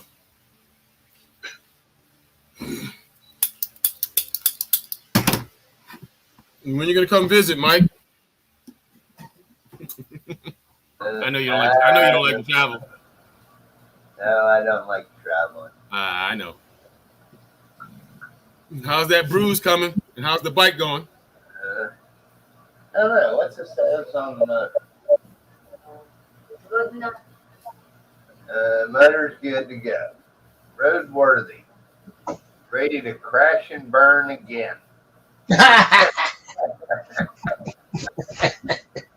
But then don't realize it's already. Be safe, bro. Be safe. Because that's how everybody get hurt in the Philippines. Who's an expat anyway. He was always on a bike. Well, good morning. It didn't help that day. You decided to come to work today? Pouring down rain. Yeah, that didn't help at all. Say hi to these guys. These guys, I'm surprised you come to work. I thought you were not going to come to work today. Say hi to these guys. Hello. These guys are in different countries all over the place. Hello, ma'am. So what's going on? You think they're gonna buy it? 'Cause I need some money. I need. Daryl, this is Ronald. Weeks. Washington. Washington State. Yeah, man. You don't want to come here now. It's raining like nobody's business. Really? Yep, all weekend. I'm gonna send a note to my daughter about that. I'm gonna say, hey, couldn't Microsoft fucking locate themselves someplace better, like Florida? Why they got to be in the rain of Seattle? Yeah. She's up in But Seattle. no better is usually when we get most of it. Daughter's your Carol's your daughter up there? Too? I got a daughter in Seattle. Hey, Daryl, then he wouldn't have his Uber job. Sure. What do you say, Kiko? I gotta put this on. I can't hear you, man.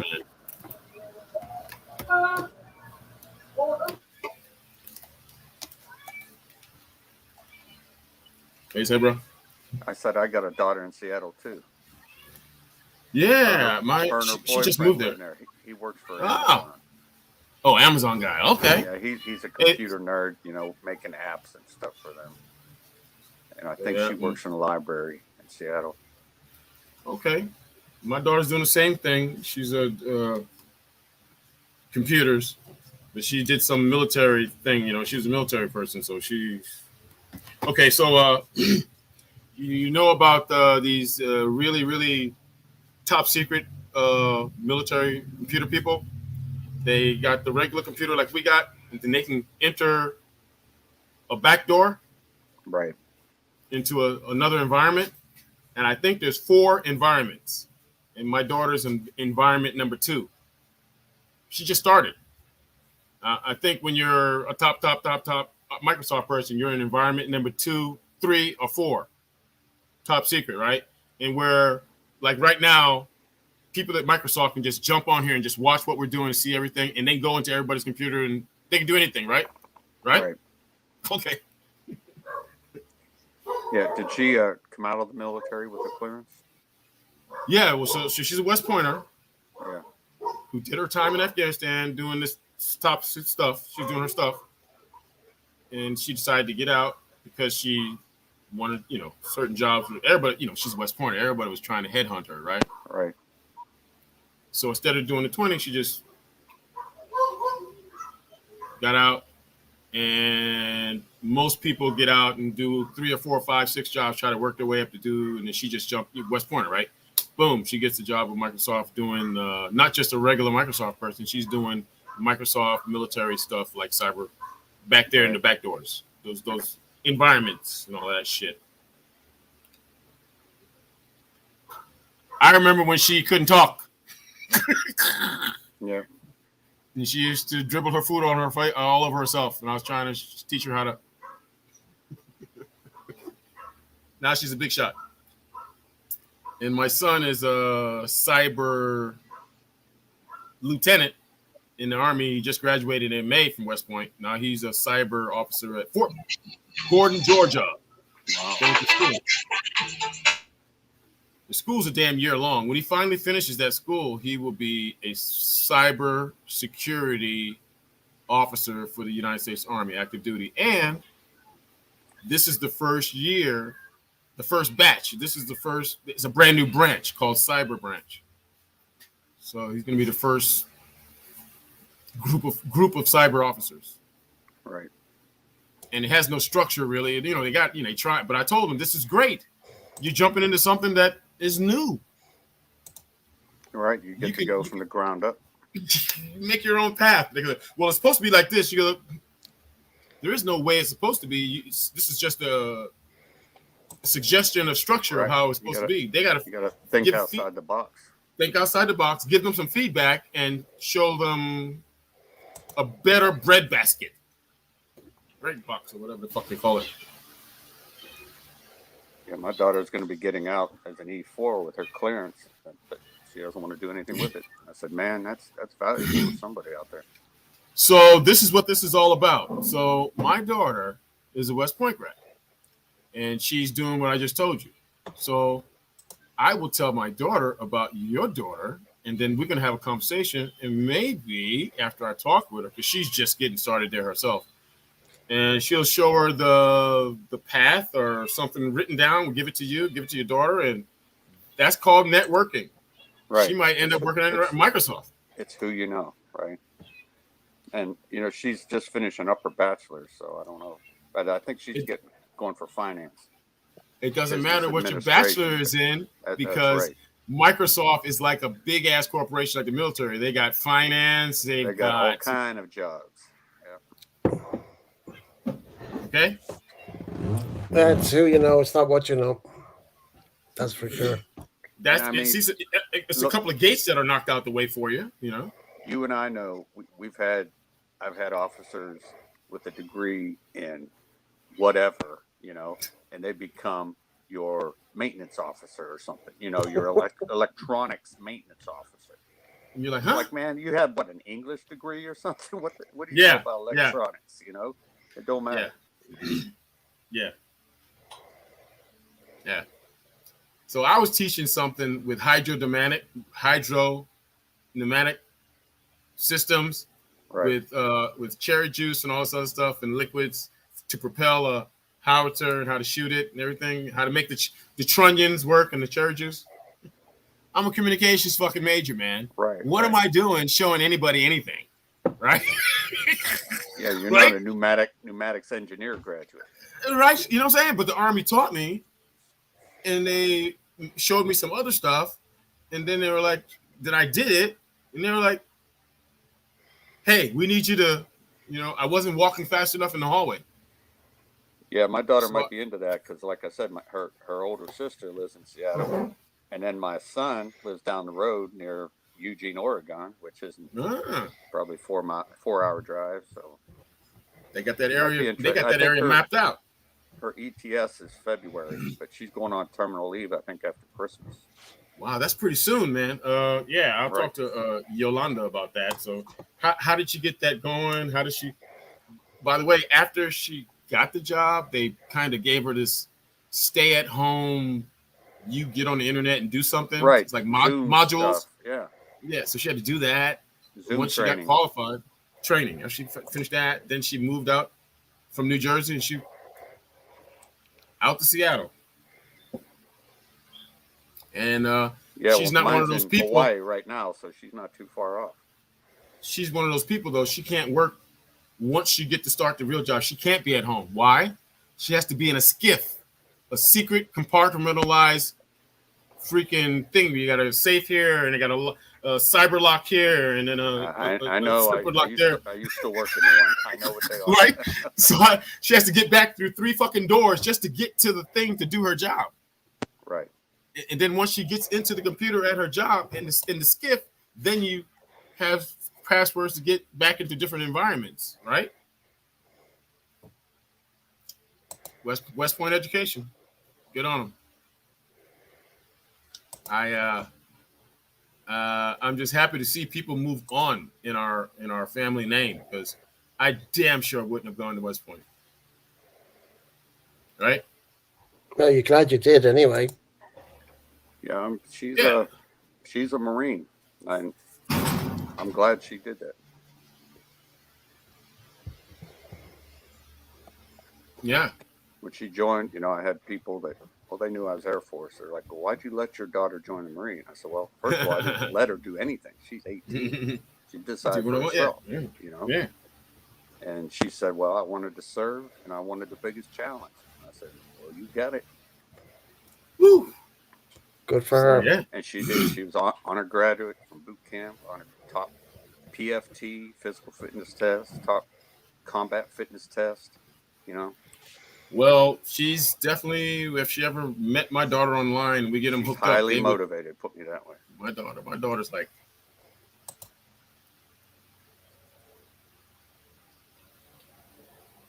airborne and air assault qualified young soldiers. Mine spent a couple, 2-3 months on board a Navy ship, Ronald. Oh. I don't know what they were. LSTs, whatever security. They call But that was during the pandemic. They rolled into Guam. They weren't even allowed to get off the ship. You got the beautiful sand of Guam right in front of you. Yeah. But with You can't do nothing. Pandemic protocols, you're not allowed to get off the ship. They're just there to restock. She got to take the garbage off the ship. That was it. That's the only time her feet touched dry ground. Hey, man, I hung out in Guam a little bit. Guam is expensive, bro. Yeah, I had a connection flight, a MAC flight from Okinawa, stopped in Guam and then on to Hawaii and then on to Konas. And I rented a car. We had an 18-hour layover, and I drove around the island. And it's like, wow, not too impressed. But no. I only spent 18 hours there, so I'm glad I didn't get stationed there. You saw it all, bro. But I did try to get a transfer there. I was thinking about it to do my last couple of years before retirement, because that's only a 3.5-hour flight to Manila, right, from Guam. Okay. Yeah. So I thought of maybe getting 3 hours. House and stuff in the Philippines and then just finishing up my career there, but I didn't do it. Easier portal jump. Okay. Yeah. But I would have rather be in Zama, Japan somewhere. I mean, Guam is just not. I was on Kadena Air Base in Okinawa. Well, I lived on a Marine base because that's where the base housing was. But Kadena's okay. See? Oh yeah, it's right there. It was, and that was a great job there. Yeah. That's where the skiff was. Japan, yeah. Hey, I got lost one time in Japan. And this Japanese girl helped me because she spoke great English, and she helped me get where I was going and told me that this is your stop. I'm going to get off here to help you. And I was like, well, no. She goes, my stop is the next stop. But I said, no. And she's like, I insist. So she gets off at my stop and helps me. Luckily, because I was still kind of, and she helped me. But this was a long time ago. But anyway, I didn't take no number. I didn't take nothing. But she was trying to get me to go to her house to the next stop. You're just going to rip my pajamas apart, huh? Is that what you're going to do? How about you go somewhere else, dude? And then I don't know, man. This girl thought I was just like, oh, okay, well, since I'm off here at this stop, and thanks for the taxi. This is where. Why don't we just jump in it? You know, the Japanese taxi drivers are all with the white gloves. She wanted me I was like trying to talk my way, and she goes, okay, well, good luck. And then she left me alone. But she was trying to get in the taxi with me to go to her house, and then have a couple of drinks or whatever, and then go to help me go. Bruh, if I went to that girl's house, I would have beat the brakes off her. I would not have gone to where I was trying to get to, right? It's in the middle of the night. Crazy, man.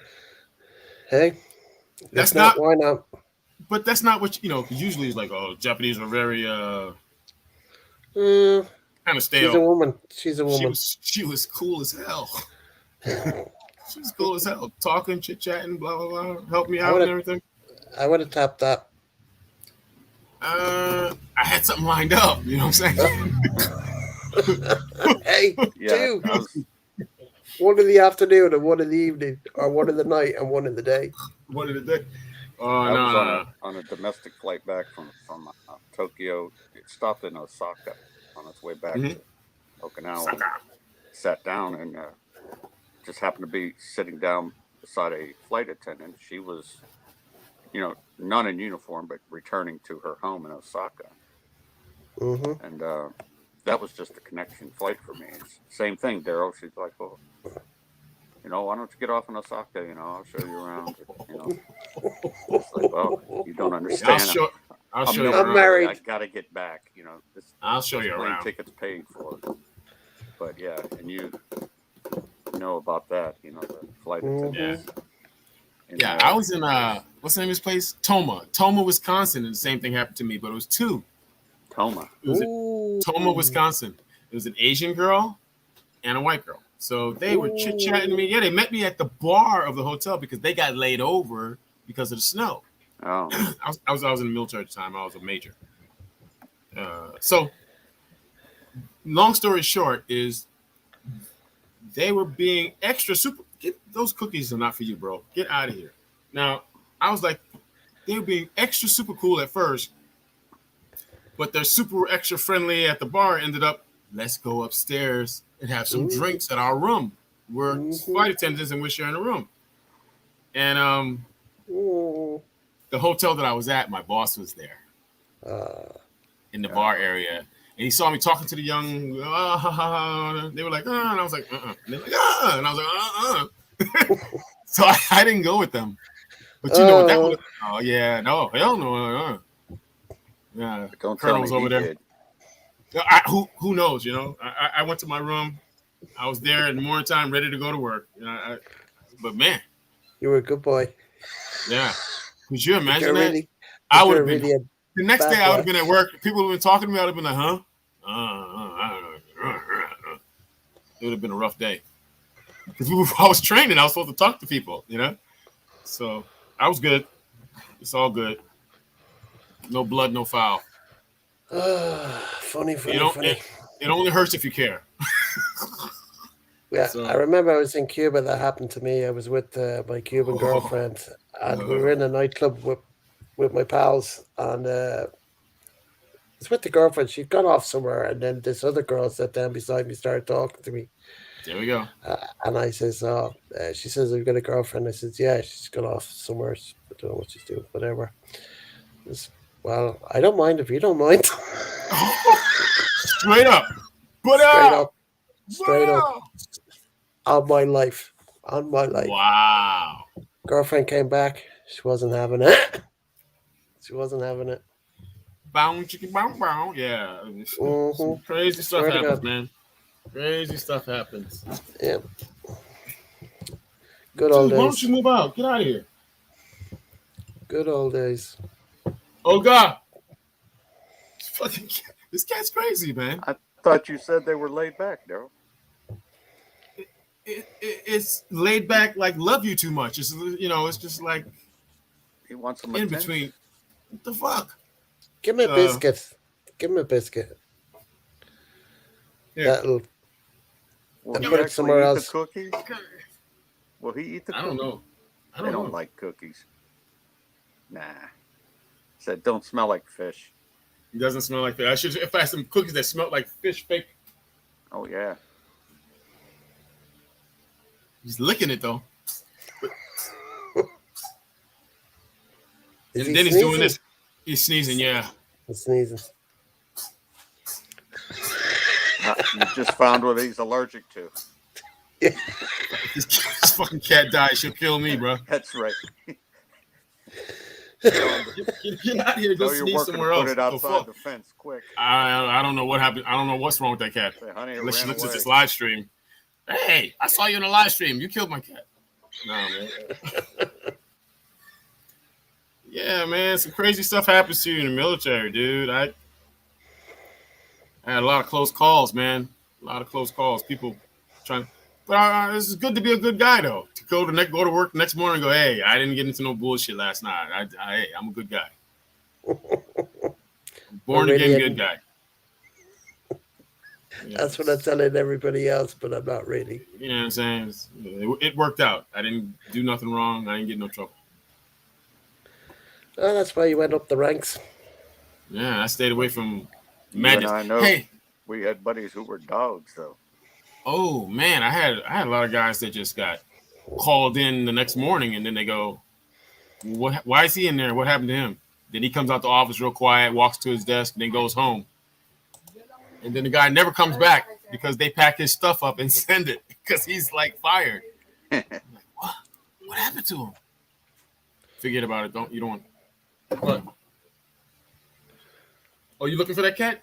You've been looking for how long? You been looking? Fucking cat's right here. I'm looking. Driving me nuts. Take this motherfucker out. Take him away. Hey, Olga. He's blind. They can't hear you. He's saying hi. Earphones. He's saying hey, hi. Olga. Hey, tell them to look at your video from India when we're in India. Hi, Garrett. Hello, guys. Hey, Olga. remember that Indian guy before the pandemic? He goes, and this is her. She born a baby. She born a baby at number 14. And then she died. And when she died, her husband don't marry. And I was like, oh, my God. But it's a good thing that you can learn something from Yeah, him. it was good that we learned something from him. He gave a Educational. tour. It was private. It was just me and her. He didn't tell. It was no group. It was just us. Yeah, I saw it on the video. And he focused on us to make us understand exactly what was going on. The north, south, east, and west. You're buried when you're a Muslim. Got to be facing the west because India is, Yeah, it's a 4 gates. And then the eastern gate is the main gate when you walk in. He went to so much detail. Everybody did not know that the Taj Mahal have extension between the river. Right? Yeah, it's different. It's more than just one building. Yeah, it's unfinished. It's not just that one Taj Mahal. There's Yeah, many different buildings. Yeah, you were saying compounds. No, and each one is made out of this granite. Not granite. I can't remember the word he said. But these big stones that's stronger than granite. And because he said Italian granite, you can crack. It's like you can scratch it a little bit. It's like chalky. He said this granite that they made is not scratchy. It's not chalky. And everybody had to move this shit into place to build this. Man, amazing. Would it be a white marble? I wonder how far they had to bring that to build it. Huh? You know, how far they had to bring that white stuff. You know, what area? I don't know. It came in from the port. It came in all the way from Italy. Yeah, that's good. It came into the port. Then they have to get it. From different. I don't know. They don't mess with cows. So how the fuck did they get it back in the days of 1600s, 1700s? Manpower. How did they build the pyramids? They used people, man. And they had like horse and carriages. Maybe not even a horse. You're the horse. They had to push it. Whatever. Manpower. And then when they get it there, to lift it up and get it up to build these. A lot of people must have died. How many people died building that? Mm-hmm. There you go. How many people died building this building? They came from India, Iran, Turkey, and the Philippines. All these different architecture, laborer guys. Cheap labor. Yeah, it's no joke, man. They got those people in from all over to build this place for that lady, because he loved her so much. Cheap labor. And he was a Muslim guy. He could have had 4 wives. He only loved her, and when she died on the 14th kid, that was it. He just stopped. Made a mummy out of her, built this place, put her in there, and then when he died, he went inside there. Be with his love of his life. And there's another video that I didn't post because I saw you go live that I'll post, and that's when me and her sat down and some guy gave us a class on how to make the diamonds and the rubies and the opal and the chisholm and the this and that and all these freaking chemical stuff that I done forgot when I was a kid, environmental science. All these different types of stones.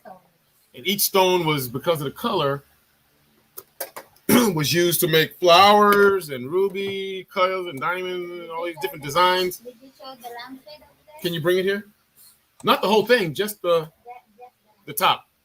And we bought this one thing there. It was to me it was nothing. It was like $200, but to him it was like a big deal. Oh, thank you, bless you.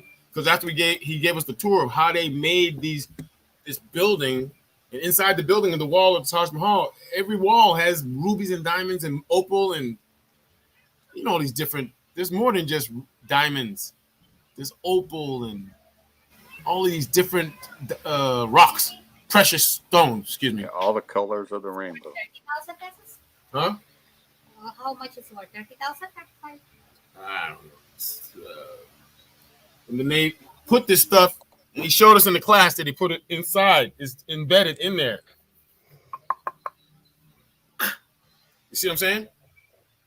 And this is the wall of the building. The wall inside the Mahal is made out of all of this crap.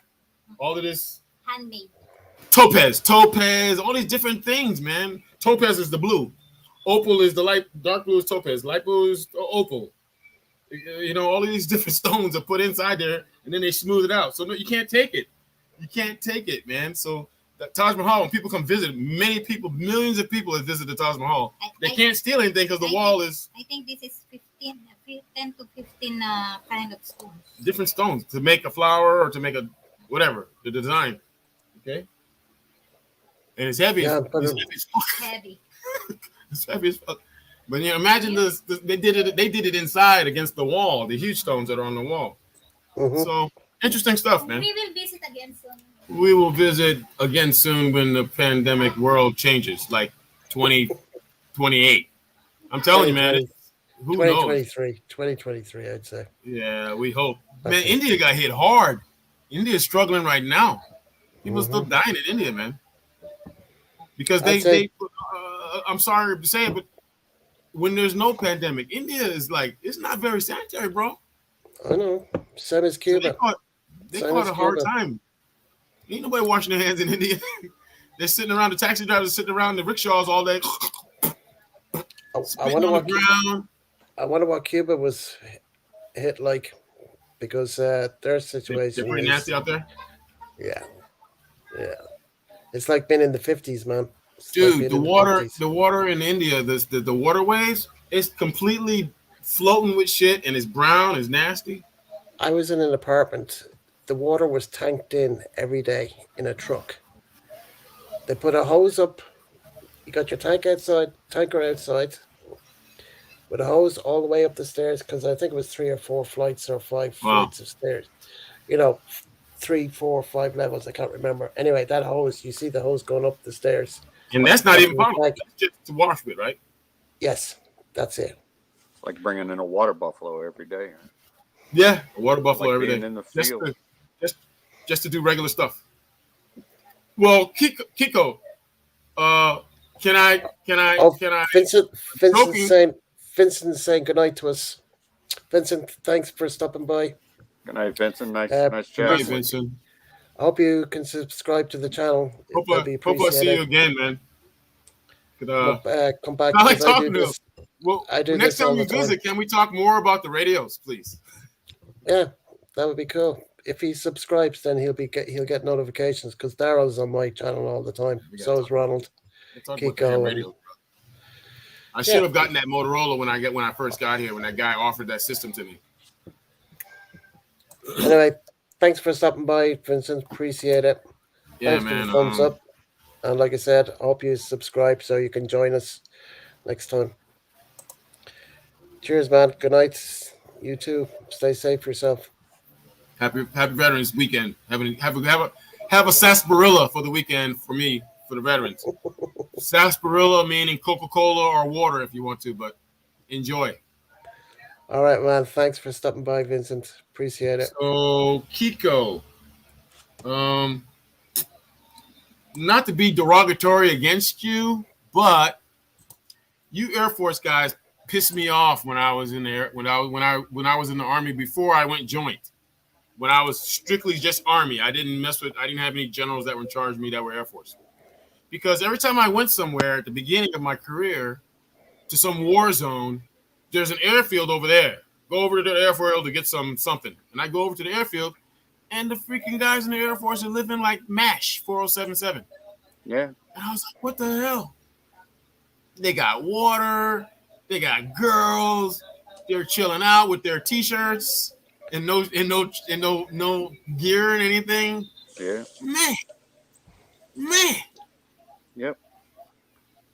That's why I And they're chose walking that up and walking around the aircraft, kissing it and tender loving care and touching the aircraft and looking up under it and everything. And I was like, what? They're looking at it like the aircraft is like it's alive. They're treating it like better than a human. Yeah. Yeah, they got these clamshell things that they bust in, that they flew in, and then the things open so the aircraft can come out. I was like, oh, come on. Yeah. Man. But It then was I got good. later We on. we always had all the other branches come to our chow hall. Oh. Especially on Okinawa, man, on Kadena, because you have 8 military camps on Okinawa, right? And if you didn't beat that bus in the morning, because buses full of Marines would come to eat our chow, right? If you didn't go get breakfast before the buses arrived, you had to wait in line. You weren't going to eat, a huh? long time.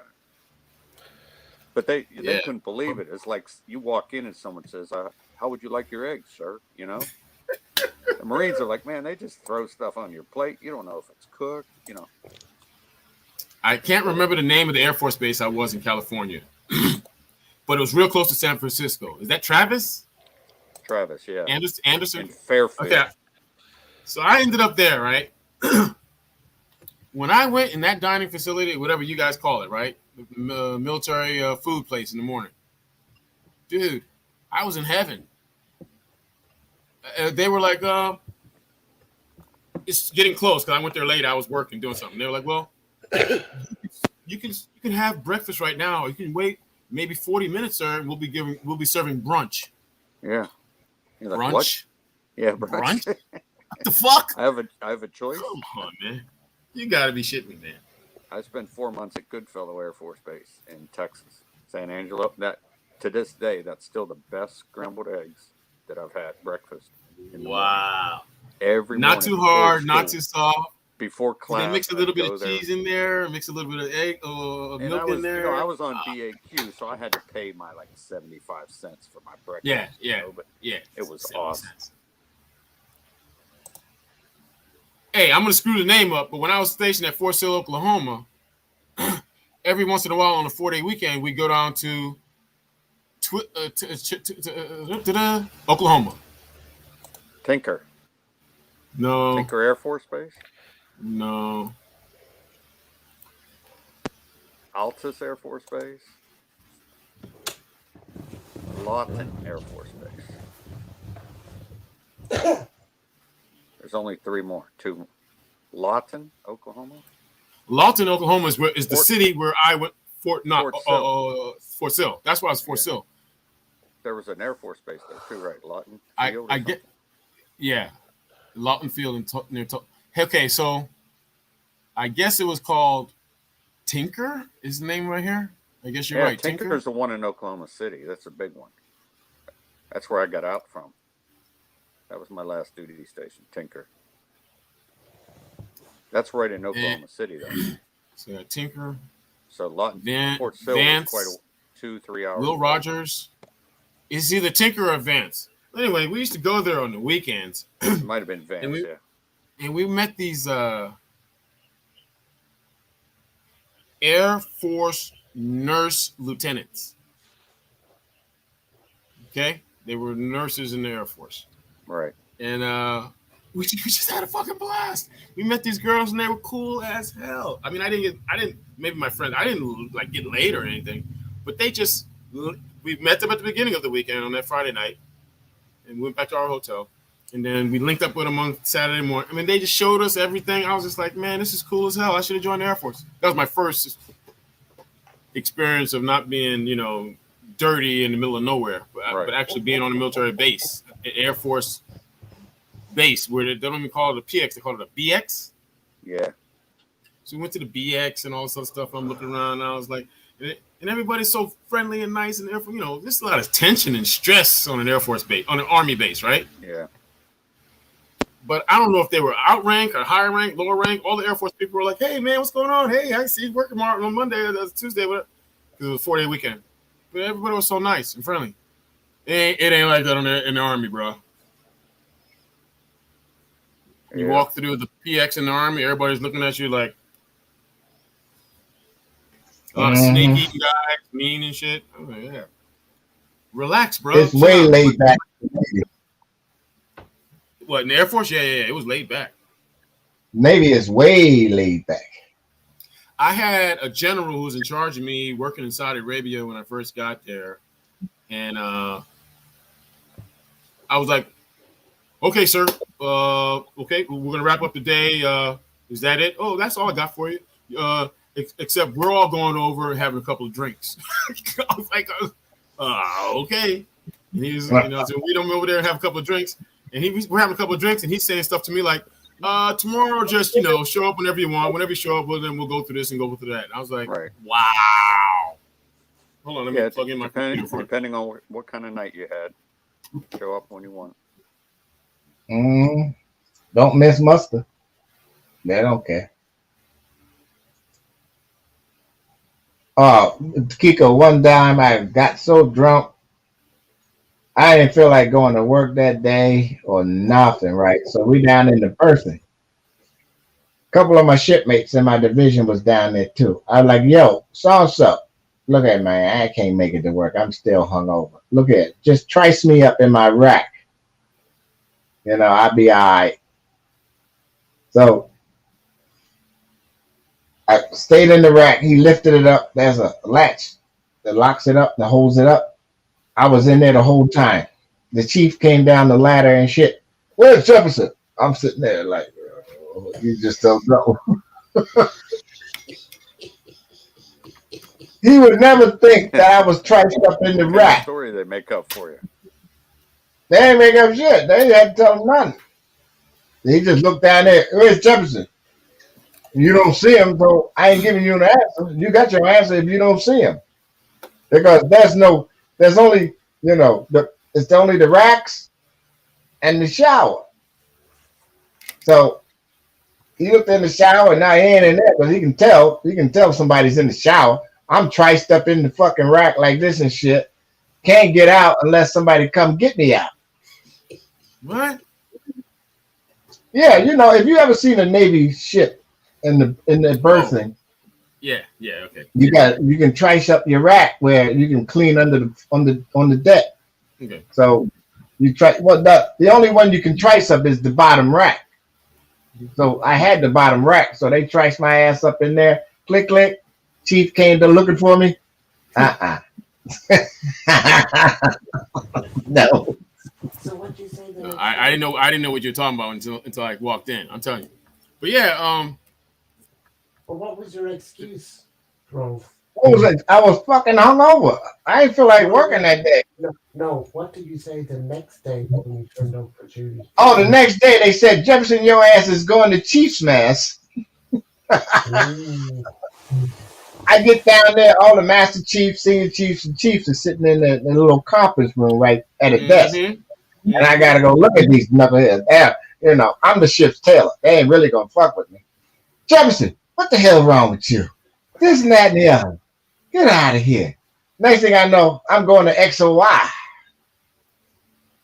Jefferson, what the hell wrong with you? Get on out of here. Next thing I know, I'm going to Captain's Mass. Captain went, Jefferson, what the hell are you doing? All right, this is what I'm going to do. 45-day restriction, no reduction in pay, no reduction in rank. Get out of here. He was soft on you. He was soft on you. Yeah.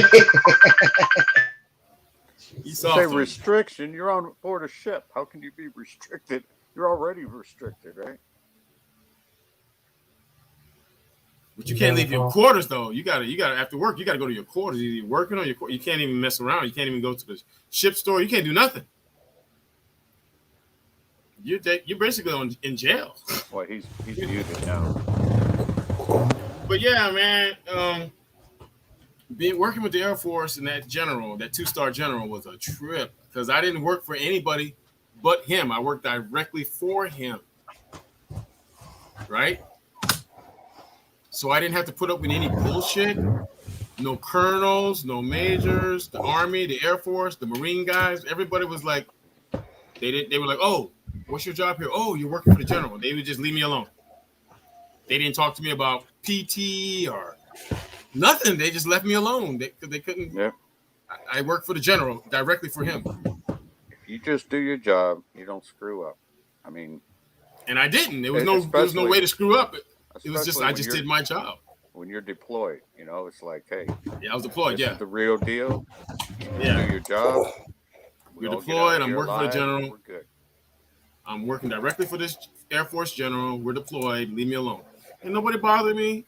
And the general was so nice and friendly. And I mean, the most weirdest thing I had to do for him was he had to relieve a colonel, an Air Force colonel.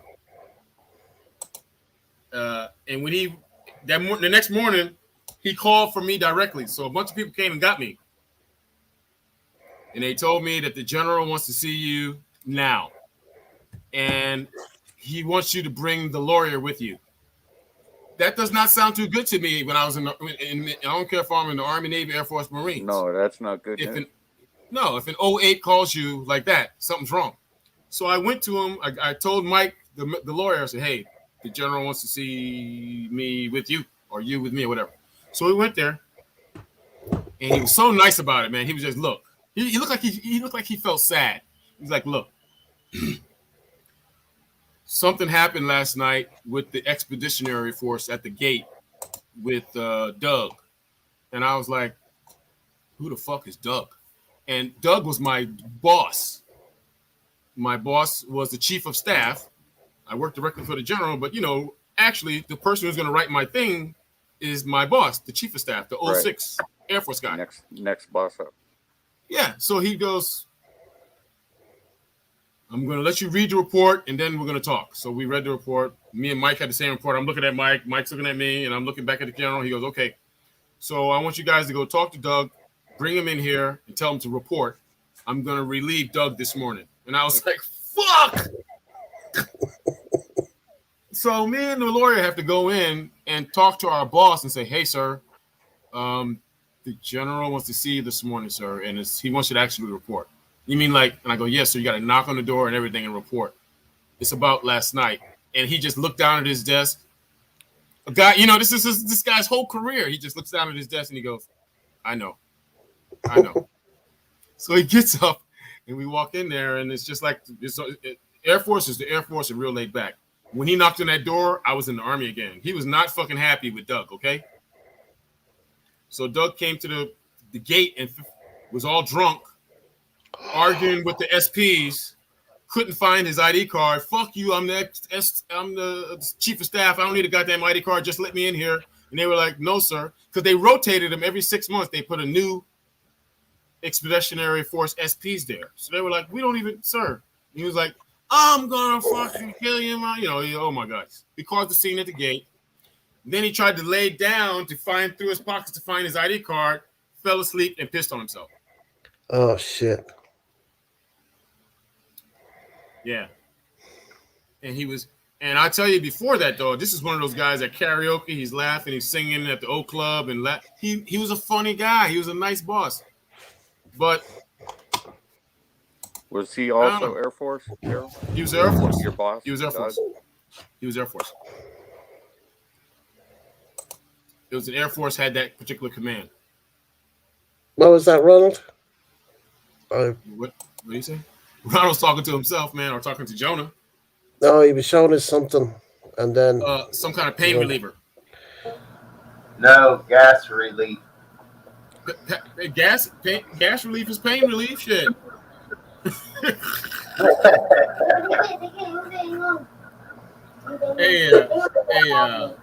That was a tripped out thing, man. Okay, now here comes the bad part. Well, that's bad already. We're not at home. We're not in the United States. So once he got relieved, they made him go back to his line, right? Yeah. You see what I'm saying? And that staff. So we're at this base that's in the middle of nowhere, right? So they can't just send them home like you're fired, right? So they had to wait 2 weeks to finally fire him. I mean, to finally get him back home to the United States. Shit. So for 2 weeks, but the general didn't restrict him to his room, his villa. He had a whole house. The general didn't restrict him to his house. But you know what? I can't say his last name. Well, who cares? You know, he's probably retired and he's living the life right now. But the colonel, let's call him the colonel. Anyway, the colonel retired. I mean, the colonel went. How do I say this? Did he have enough years to retire? Yes. Oh, okay. Well, listen to me though. He walked around for 2 weeks around the military base out that was deployed where we were. Right. But you could have guests come onto the base. So he walked around with a harem of Thailand and Ethiopian girls and just drank beer at the local thing while everybody was working. He just drank beer, played pool with these girls with these peck shorts where their like pussy lips were almost falling out of the back of their denim jean cut off shorts. And everybody was, I mean, he was just an embarrassment. After he realized, oh, fuck it, I'm done anyway. That was his punishment. He was like, screw it. And he had these girls and hanging out. He's just drinking beer, playing pool. But he looked sad though. He looked like, yeah. Oh well. But when he went back to his villa, he had like a Muslim country. You know, the girls walk behind the man. He had like 2 or 3 girls walking behind him in like a military file as he went back to his house. Yeah, this guy was a trip. I guess he was just like, screw it, everybody. I'll spit in your eye. I'm done anyway. I don't care. Yeah. Yeah. All good. So he probably got home and retired, right? When he got home. Retired and probably got a defense contracting job with Lockheed Martin or something. Right. You fuck up and you screw up and you move up, right? Get more money, doing less work, no more uniform, whatever. But yeah, man, that was a tripped out job, man. Yeah, it was a tripped out job. I was the inspector general, and I worked with the lawyer. The lawyer worked inside my office, right? He was a major. And what was funny was that lawyer. Air Force JAG, yeah. But no matter if you're Army, Navy, Air Force, or Marines, if you're a JAG, in order to be a JAG in the military, you have to go to Virginia, University of Virginia. That. Okay. I used to watch what was that program called? Jag. I didn't know I didn't until I met Major Fryermuth. I never knew that they all went to the same fucking school. No matter what university you went to, you had to go to the military JAG school to become a JAG at University of Virginia. There was a series called Jag. Did you ever see it? American. I heard of it, but I never saw it. I watched the whole series, so I learned a lot. But it was interesting working with these guys. And I told you I had a Filipino, like 3 of them. I had a Filipino secretary. The head secretary was a Filipino lady. They worked in the inspector general's office. Yeah, she was head all the little secretary doing the little reports and everything.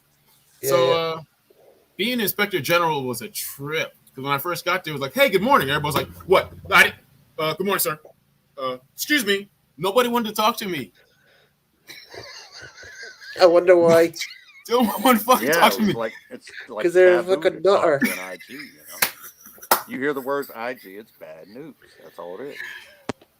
Dude, I couldn't believe it though. But it was worse than I thought. You know, because we weren't back in the United States.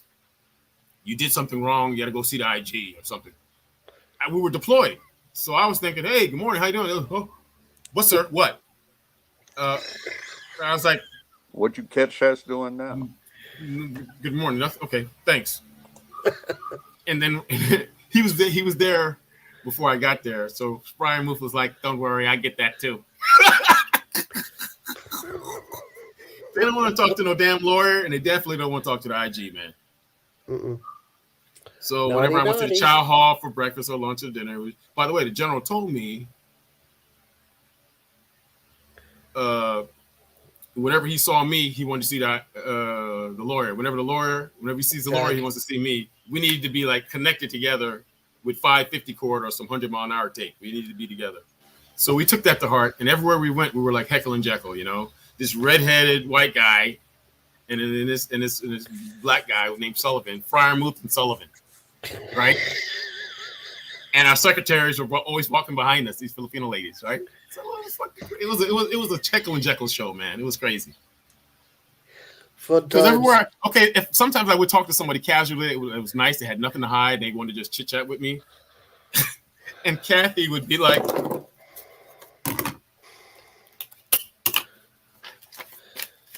"Are you serious?" I'm serious, dude. Shorthand. She was ready to write something down. I was like, Kathy, we're just talking to this guy. Yeah, this is off the record. Yeah. But after being there for 4 months, I talked to somebody and they start talking. Kathy would do like this, and I'd be like, because, dude, you have to have everybody on the record, man. Mm-hmm. I'm telling you. The IG was a crazy job, because one of my first things when I first got there, I was only there 2 weeks. They were like, okay, I told you about this one. They're missing $1 million worth of water. No, I don't know this one. I told you they were missing $1 million worth of bottled water. 8 40-foot long containers. Go on anyway. Worth of bottled water. And me and the lawyer were like this JAG program. We're trying to fucking figure out what happened to this almost $1 million worth of water, man. Right? So we're interviewing people, talking to people, and every time we talk to somebody, like, I don't. Somebody might have said, I might have heard, I don't know. I can't. Don't quote me on that. I don't. Nobody want to talk to you, man. You know what I'm saying? So that's the way it was. So me and him had to. It would have been easy if somebody told us that they just stole it, or if they think somebody stole it. I got to wrote a report. But because they didn't, we couldn't find the answer.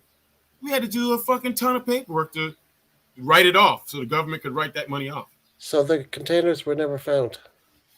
Bruh, not only was the water not found, the containers were not. How could you lose 4 40-foot containers? That's just the bruh. That's the easy, the funny stories. But the other ones, I know where the bodies are all hidden. You know what I'm saying? There's some really bad things that happen. That just bad things. You know what I'm saying? And I'm always in the center of everything. I told you one time a story where I first got there, and the general just got there before I got there, and he told me one day, because everybody at first was allowed to sign on 4 people. Me, by myself, I can sign on Mike, Ronald, Kiko, and you, right? On the weekend. But another person can sign on 4. Then another person can sign on 4. Somebody's having a retirement party / another guy's having a masalama. Masalama in Arabic means goodbye. That means you did your 2 years in the war zone. You're leaving. Masalama, bye. So everybody, so this guy's having a masalama party. He's gonna have some beer there. He's gonna have some girls there, and each person can sign on 4. And you got this big party with all these girls from the nursing, from Saudi Arabia, from Bahrain, from Kuwait. They're coming to this big party, and at the party, you lose track of your guests. Because you see what I'm saying? Now Ronald's got 2 of my guests, and he's got them at his villa fucking them or something. Then you got 2. See what I'm saying? You got 2 of my guests. Now I don't have my 4 guests, but one of your 4 guests is at my house, and I'm boning her. You know what I'm saying? The base was out of control, bruh. Okay. Now, how did we get caught? We got caught because the general called me in his office one day with his hand, and he goes, in the Air Force, when a 06 or above wants to call you for something bad, they go, and this is crazy. This is not the Army. The Army was like, motherfucker, I need you off. And the Air Force is like, he's knocking on my door. The door is open, but they knock on the door. What a nice boss in the Air Force. Hey, IG. And I go, hey, sir, what's going on? You got a minute? You got a minute in the Air Force means something's bad happened. You got a minute? Yes, sir, I got a minute. Come on over to my office. I got something for you. So I get in there and he goes, the other So day we had one of our guys who went TDY right after a party for the weekend. He went TDY on Monday and went back to the States to do something with the TDY, military. what's that? What's Temporary duty. He got to fly back with some Saudis to go do something, some bullshit, whatever they were okay? doing, medical conference or something. They were medical people. I go, yes, sir. And Friar Muth is like, yes, sir. And he goes, but we found one of his guests in the BX shopping. And I was like, how the hell did that happen? He goes, I'm asking the questions here, IG. Whoa. Yes, sir. I need you to figure out what the hell is going on here. Why do people sign in 4 guests and one of them leaves and you got 3 of them hanging out in this guy's villa? She's in his house. And she's got 2 other girls in the house. They're eating, drinking, going around the base, hanging out. I want you to fix this. Fix it. So me and Friar Move on the weekend sat down in our villa and we wrote down a policy that said no more 4 guests. You can only sign on 1 guest for the next, I think it was 6 months. And then after that, we're going to up it to 2 and we're going to sustain it where you can sign on 2 guests. And you cannot lose control of your guests. And you have to take them back to the gate and sign them out. You can't just let them wander around. I remember when I was on base, I was signed in, signed out, sign back every up. time. Bro, let me tell you something. Everybody at that base hated me. Because you're IG. Because they said that I signed the policy. I said, no, you guys screwed it up. I was directed to change it and put my IG thing on there. Recommendation, IG, recommendation, Friday Move, the lawyer, the JAG, and then the general signed under it. But all they saw was our signatures. Right? Then you see the general signature, they go, oh, that's him. I'm eating in the mess hall. That's him. The guy who stopped everybody from getting pookie, you know? That's not my fault. I just got there. They screwed it up. Here's another thing. This is a bottle of liquor.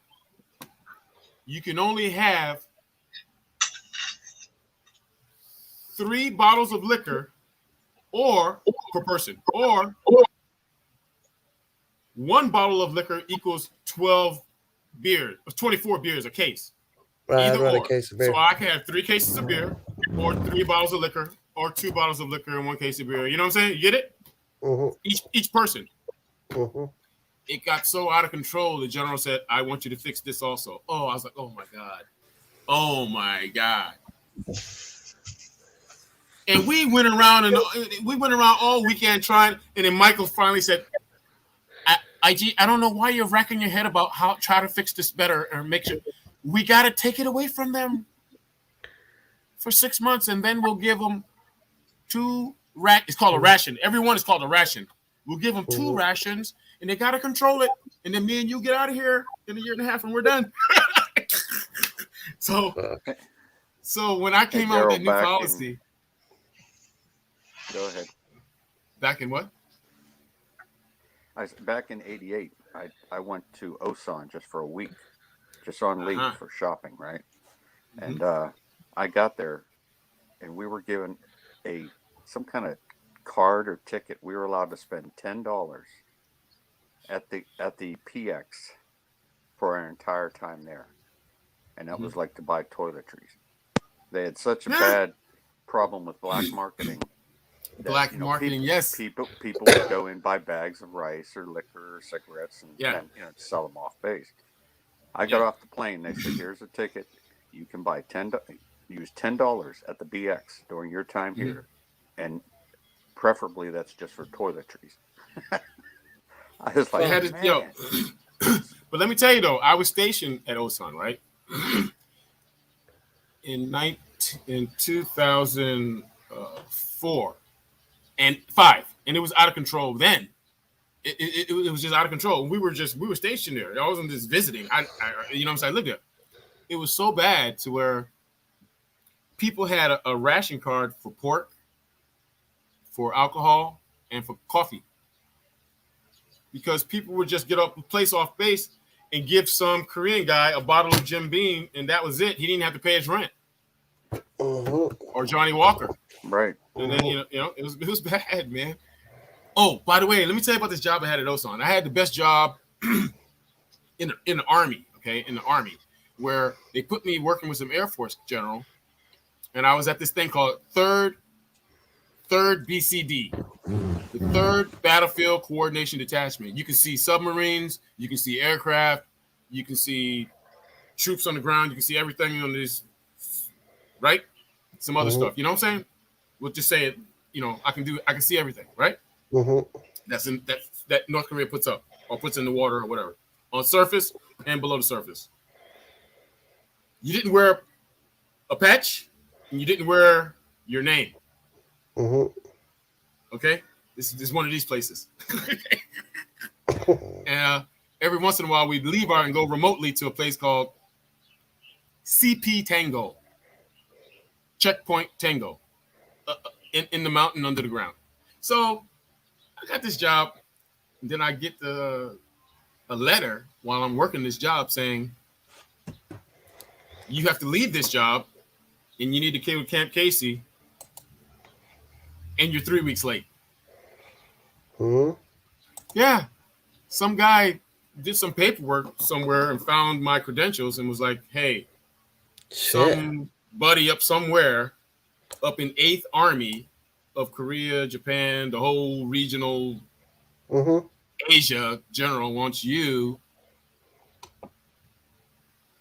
to get from here and go there to do some work and stop chilling. Anyway, I get there, and the colonel that I'm supposed to be working for says, I said, well, sir, I just got here, and I found out that I got these orders that came out of nowhere, and well, I'm going to get my stuff and my boxes sent here and my things and put my household goods away in my little room. And then he goes, I am vaguely interested in your fucking household goods.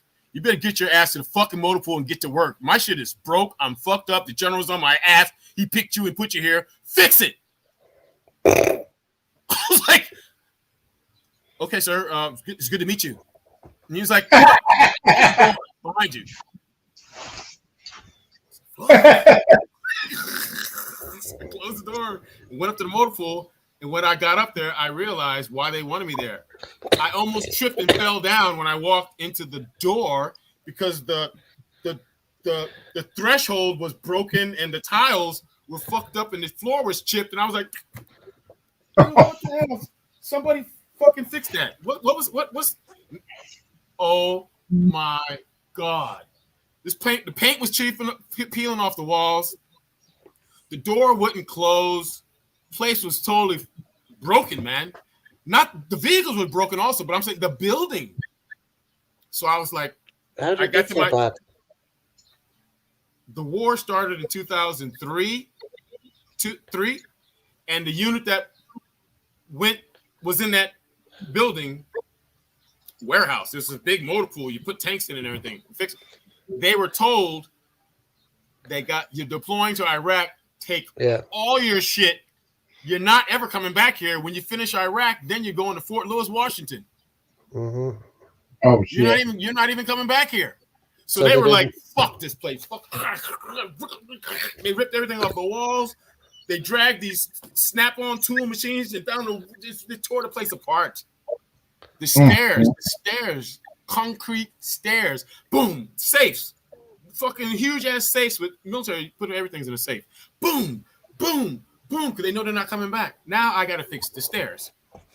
I gotta fix the walls. I gotta fix. Oh man. So I had books as thick as this thick. This thick is what I had of papers. You need to fix this, fix that. And then these Korean guys came in with these contractors. But what was funny is that somebody told somebody, and I kept saying, well, how much? They were like, sir, you're Colonel Sullivan. I said, yeah. We were told that you're with with that unit. And I was like, yeah. And they're like, you don't have a budget. Just give us your work order and we're going to fix it. I was like, what the fuck? That's how bad it was. That's how bad it was. Jesus. So That's what I started doing. I started doing what I always do. I go somewhere and try to make things look good, and then I'll go under the surface and fix. This place, really, you had to fix the surface first, and then figure out how to fix the vehicles and make it better rate and everything. So one time we went into a meeting, my first meeting, they had one of those front end projectors. Mm-hmm. Yeah, I know. The projector was sitting on the table, and it had a book under it. And we were looking at the slides on the wall sideways of the maintenance status. What the fuck? I was like, look, we're going to get this projector put up on the thing. We're going to fix this place. Adashi Kuya Adashi is going to fix this thing and bring this thing and wire this place properly. We're not going to be looking at slides like this on the wall. I want to project. Come on, dude. What? Hey, guys. Captains, majors, what's going on here? Nobody did shit. Nobody did shit. Why didn't they just put another book on the other side to make it balanced? I mean, it was inside the projector. It was wrong, and they were trying to make it right, but it was still jacked up, bro. It was just. I'm just gonna tell you, I had to do everything. Okay, common sense. Everything. What we call that? A clusterfuck. It was a clusterfuck. Now, the guy that worked the job before me, I don't know why, everybody loved him. How could you love a guy who let this place be fucked up like this? And now I'm getting yelled at because it's messed up? What the? So I straightened it out to the point where I think the colonel, once I got started doing it, he wished that I wasn't there. Because I'm not only am I a military guy who knows what I'm doing, but personally, I like my shit to be pretty. Okay? pretty. So I got to the point where I think he was like, stop it, you're killing me. I had the soldiers buffing the floor to where you could see yourself in the floor. There you go. When you walked in the building, it was like glass. I bought personally this stuff called paste wax. The soldiers were taking with socks and putting the paste wax because every unit has soldiers to get in trouble. When a soldier got in trouble, they got put on battalion staff duty. So you end up with battalion staff duty, yeah. But you're not at staff duty playing Xbox. When I got there, I was like, "Get your feet off this fucking desk! What's that? TV, sir? Is that Xbox? I'm definitely gonna somebody up. You got so what I'm saying. So then we started. They started buffing the floors, cleaning windows, painting shit. The battalion was pretty. You know what I'm saying? And then I went down and started talking to the captains. Captains, why is this building like this? I think that you have no respect for my authority. If I come to this building, nobody called attention. Nobody is even cleaned the place. And look, there's dust on top of this damn Coke machine. You know what I'm saying? So once I did that, I think they thought this motherfucker has no brains in his head. So we better start cleaning up and doing stuff, right? So what I'm telling you is I was chilling. I had a great job, and I got pulled from my great job to straighten out somebody else's bull. Mm-hmm. Shit. You know what I'm saying? fails. Never fails. Never fucking fails. They put me in a building. They put me in a... Okay, bro. You can have one of mine. So they put me in a building, right? The building was condemned. Damn. Yeah. So I moved into a building that was already condemned, but I guess they didn't know it. Maybe to their point, they didn't know it. So then, after I was there for 4 months, they were like, "Hey, sir, you need to move out of this building because it's condemned." I ain't going no fucking where. Call the IG. Because I used to be an IG before, by the way. I said, call the IG, call the general, call the 8th Army general who put me in. Call somebody and tell them that I will not move out of this building. And it's condemned. Okay, sir, you can stay. And we'll clean up and build other rooms around you, and then maybe you move into the next room. I say, do what you need to fucking do, but I'm not leaving this building. Y'all put me here. I ain't asked to come here. So now I'm in this building. By the way, my building was right next to a big hill. I had to walk up this hill, up and down. I must have walked up down this hill a million times because the motor pool where all the stuff that I'm supposed to fix is up there. So it was like my house. Eventually, I wasn't even in my room. I was just up there. I fixed my office like a little thing. I had my little hooch. Motherfuckers walking there in the middle of the night. Hey, sir, we're just staff duty. We're just checking out the building. Are you okay? I said, I'm okay. Are you okay? Okay, sir. Excuse us. It was a motor pool with trucks and oil and all stuff. I lived there. Right? I fucking lived there. Now, let's take the step. You know, this guy yelled at me for getting there and all that. Let's take the story a step further. On Thursday, he would leave. Him and all the officers, even lieutenants who had a wife. A very few lieutenants didn't have their wife there. And they all went to Youngsong to live the life of a real military base. And I'm at a remote place. You see, they leave on Thursday, not on fucking Friday, on Thursday. And then, so Friday, I got the whole. I'm like the Jam Battalion commander on Friday. Well, anyway, they're all gone down to Youngsong, and me and the Sergeant Major are in charge of the whole fucking base. See what I'm saying? So it really made me angry, man. You made me move from there to move here, so you can leave on Thursday and go home and fuck your wife. That's what they did. But I ain't got nothing. You know what I'm saying? So that really made me angry, bro. I was like, you gonna talk to me, VA? Yes, I'm an angry black man. Yes. Fucking right. Yes. With rank. I've been screwed too many times. Yes, I'm angry. And then he yelled at me sometime, and then I talked to him, and then he was acting like Joe Biden. Now, this is the sad part of the story. He's acting like Joe Biden, and I was angry at him sometime. I was like, sir, I just told you. Sir, right. I'm sorry, sir. I told you that we need to do this thing. You guys got me here. I'm telling you what needs to be done. Well, I don't know why we got to do that, but you didn't tell me that. XO, what? XO, slow down. Tell me what. And I was like I was talking to a 8 to 12-year-old kid. Joe Biden. Anyway, later on, guess what happened when I found out, man? This guy had brain cancer.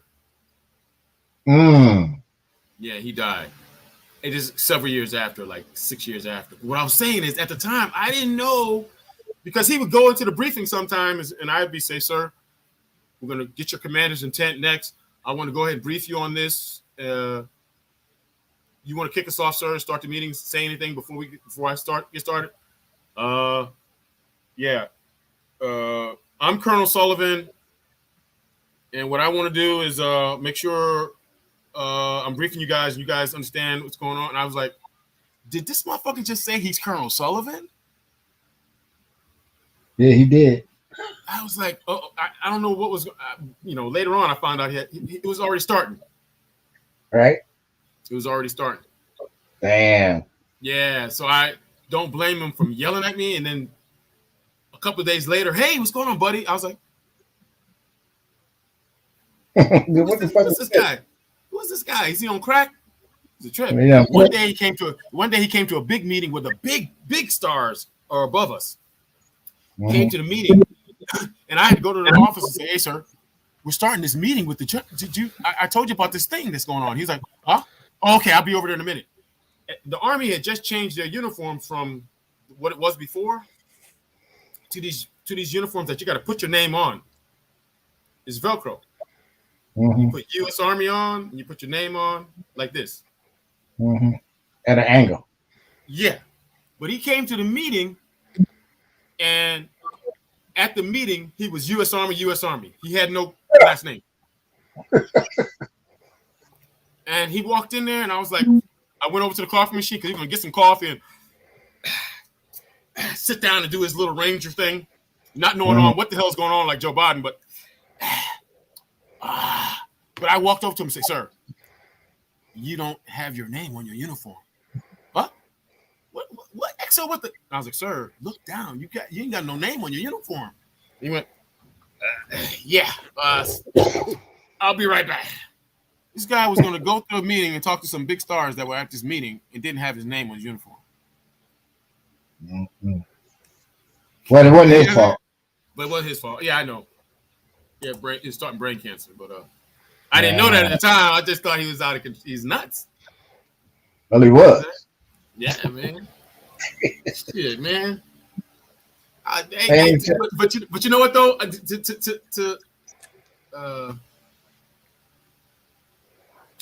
to the general's, with respect to him, what he did to me wasn't that nice, but I owed him. I know why he did it. He had a unit that was about to fall apart, and he knew that on the paperwork. Look at this motherfucker sitting over here at Osan Airport Base, fucking all these Filipino girls at the Juicy Bar. He working at 3rd BCD. Oh, hells no. This motherfucker's going to get his ass over to Camp Casey and fix one of my broke-ass units. Because when we were in Germany, this motherfucker was about to go down, and he saved my ass. You know what I'm saying? So when I saw his name on the orders, I was like, oh, shit, this motherfucker found me. Payback. You do not want to be known as the fixer, or else you'll do all the work. Yeah. So the guy before me didn't do anything, and then I went in there and fixed it. So yeah, you're right. But he was a likable guy, you know, football player and all of that. Everybody loved him, you know, West Point football player. So everybody loved him and everything. So he's a good guy. He's friendly, laugh and talk, and you know, they meet him at the bar. But I just took over your job, dude. And you got dirty clothes. Your dirty clothes are in the office that I'm taking over. Come on, man. This is not a locker room. Come on. So you're right. This guy, you know what I'm saying? They had a lot of stuff going on there, man. There's a lot of stuff going on there. I mean, I just got there. Everything happened when I first got there. And those 90 days was great because after I did the Mike Tyson on him, then I could do what I wanted to do. You know what I'm saying? I had to, as soon as I got there, I told you guys I had to go through a court. I did a court martial on a girl. I told you this story. A girl who tried to kill another soldier. You know, she, you know, off duty, she met this guy, another soldier, who fucked her, and they were dating for like maybe a couple of weeks. Then he was like, all right, I'm done. I'm moving on to the next girl. And she was like, oh, no, you're not. He was like, come on, girl. She was like, okay. And one night she just went, hey, how you doing? Oh, okay. Hey, I like, she tried to kill this motherfucker, man. She tried to kill this other soldier. And this big old strong dude, another brother, this big old strong dude had to go like, help! And so people had to go there in the barracks and save him. She had him. She already had him. That's one of her things in the trial. She goes, I could have did him, but I didn't. You know, so we had a big trial. It was crazy, man. I just got there, yo. And then we had to do a trial. And, you know, military trial ain't like a regular trial, bro. No, I've seen everybody on the jury. Okay, so, you know, first of all, they asked me, did I want to finish out the trial because they found out that my boss was on the jury with me. And then the judge asked me, he said, do you want to finish the trial or do we want to start all over? I should have started it all over and quit, but that would not have gone good though, right? Because it would have saved her, it would have got her another chance. That jury would have been thrown out. They would have had a new trial, start all over again with maybe a better, you know, because it didn't work out good for her. Anyway, my boss was on the trial. You know how you ever been on a jury? No, I got called this year to do it, but then they didn't want me in the end. It's worse in the military because the people on the jury, this is a colonel, this is a general. By the way, this one over here, this colonel over here, I work for him. We're all in this thing and we're all throwing our chips in somebody's hat and we're trying to vote if this girl's going to fucking go to jail. And they had all the mental stuff and what her dad did to her when she was a child and all this stuff in the education and almost mentally. I don't know how she got into the damn army anyway. But now we're going to send her to jail because this guy was boning her and 5 other chicks. I mean, this is like some domestic stuff. This isn't military stuff. She didn't kill him. Yeah, but give her some punishment. Give her some punishment of whatever it is, but not jail for the rest of her life or something like this for attempted, and then let it go. Because this is some domestic crazy stuff. What is he going? Go to work and work. Don't go be boning every girl at work, man. But what did she get in the end? She went to Leavenworth for a long time. She shouldn't have gone for that long. 25? She was a civilian. I want to talk. Let me just say that she should, if she was in Philly, she wouldn't have gone to jail for that long. You know what I'm saying?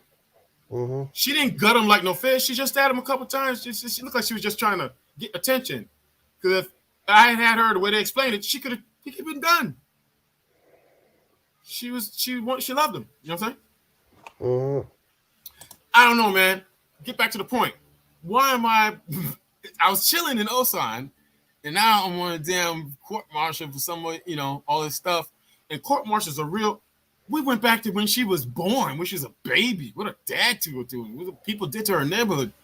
They bring up everything in the trial, bro. You don't want to go to trial for anything. They're going to bring up your dirty laundries. Man, your Facebook, your profile, every Pornhub you fucking clicked on, everything, bro. They bring up everything. They go into your stuff. They get permission. They bring all that shit up. I'm telling you, man. It was horrible. We're in there arguing this and that. And one person, not me, somebody from another unit arguing with my boss about something. And my boss, he told my boss, well, look, man, you're not really a doctor. How you can say this about that? And you know what my boss told him? Well, actually, I am a doctor. And he said something. The other guy was like, huh? He had a PhD in education. That's not a real doctor. Not medical. Not medical. And I tell you what, man. But I wanted to get up and punch him in his fucking head that day. I'm a doctor. You're not a doctor.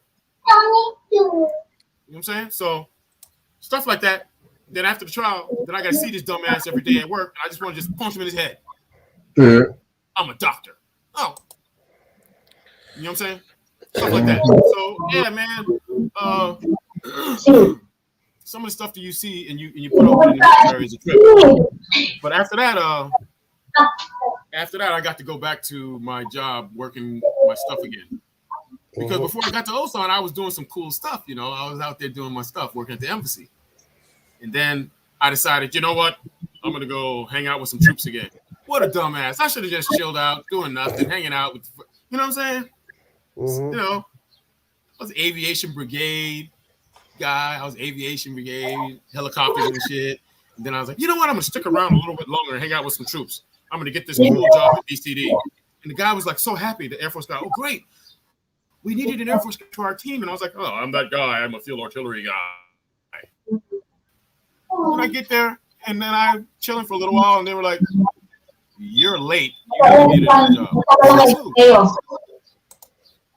Oh, I saw the thing at the bottom of the paper. I was like, oh my God, you got me.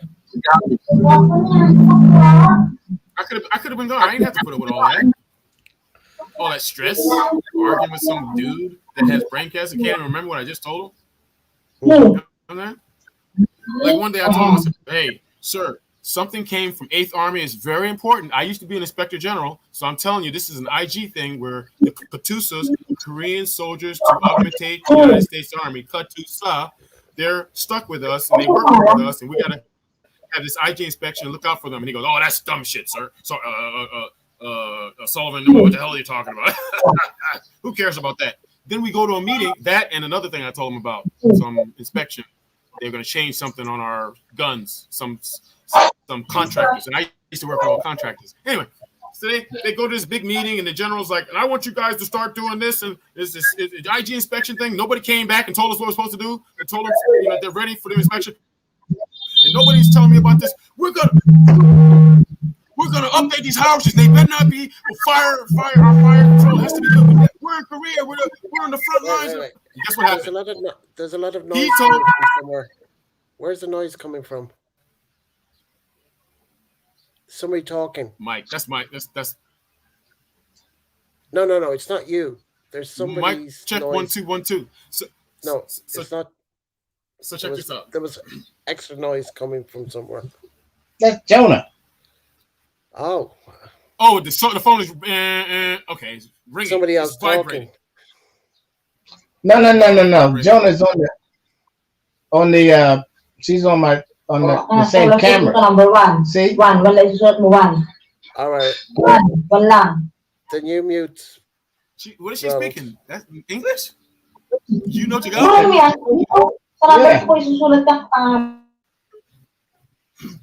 All right. So Now I can hear you better. at that meeting while the general's yelling at everybody Mm-hmm. that he wants them to give feedback because no one's told him when they want to come do the howitzer thing and also update these guns, very important guns, and this inspection of these. He looks back at me and winks at me and goes, "Sir, Sully, my XOR, has got a plan to do the upgrade on the block 7 upgrade, and he also has the thing with the. He used to be a former IG, and he has the IG stuff all squared away. He has a plan." I was like, "The guy who picked me, Sullivan." Mm-hmm. He knows me because he fucking handpicked me in Germany. I was like, "Oh shit." He goes, "I need you to brief everybody on that plan, and we're going to use that plan to implement so everybody can be on the same plan because it's all screwed up right now and we don't have much time. So see us after this. Kiko, see us after this." So now, because I had it all set up with the Lockheed Martin contractors, that was my job in Picatinny, New Jersey, contracting. Anyway, all these sick, weak, lame, and lazy, triple blind, and crazy motherfuckers who are lazy didn't do nothing. Now they're bringing all of their howitzers to my motor pool that was considered condemned 8 months ago that I had to fix. And now they're bringing my and all the defense contractors are walking around. "Oh, this is a beautiful motor pool."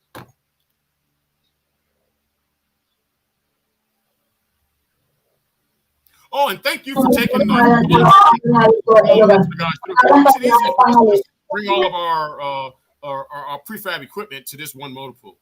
So my motor pool became like Lockheed Martin for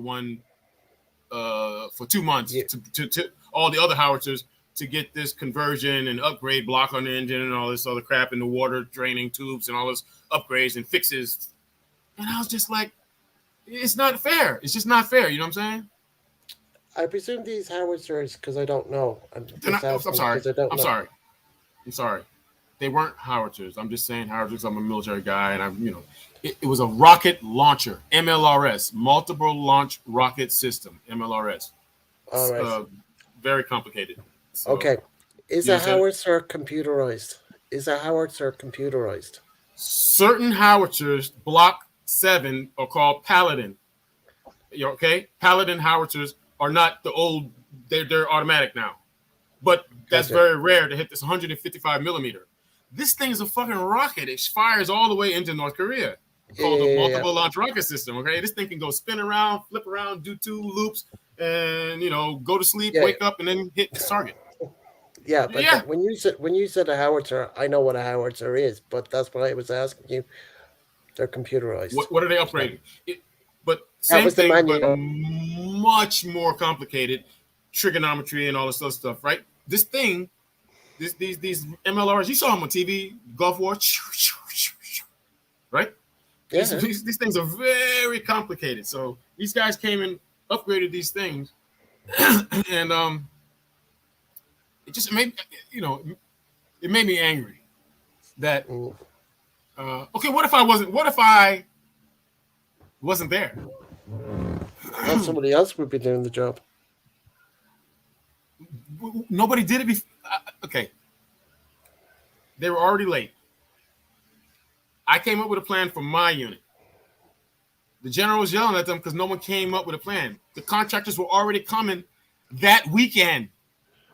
That weekend they were coming, so Monday we could start doing our thing. So these people haven't even talked to the contractor in the United States. I did several teleconferences over the like I'm doing with you. Then they came. They were going to come, and I was going to pick them up, like I had to do anyway, and put them in the hotel room. I already got their hotel room squared away with the base, and then they were going to come do their thing on Monday. Now we had to contact them in the last minute. We only got 48 hours. Hey, there's 5 other units that are 8 up. Yeah, we've been trying to contact them. Yeah, they're ready. They're going to do it. Oh, at the same location. We'll bring everything. We'll add. Okay. You know what I'm saying? It made me realize that, man, we would have been on our ass. Nobody was thinking, man. Nobody's thinking ahead. Nobody's thinking out. 90 days, 3 months, 4 months of Long knowing term. it. Long term. No, they're just, People I don't know thinking what they're doing. short They're just term. going to work. They're Thursday, they're thinking about going to Youngsung to see their wife.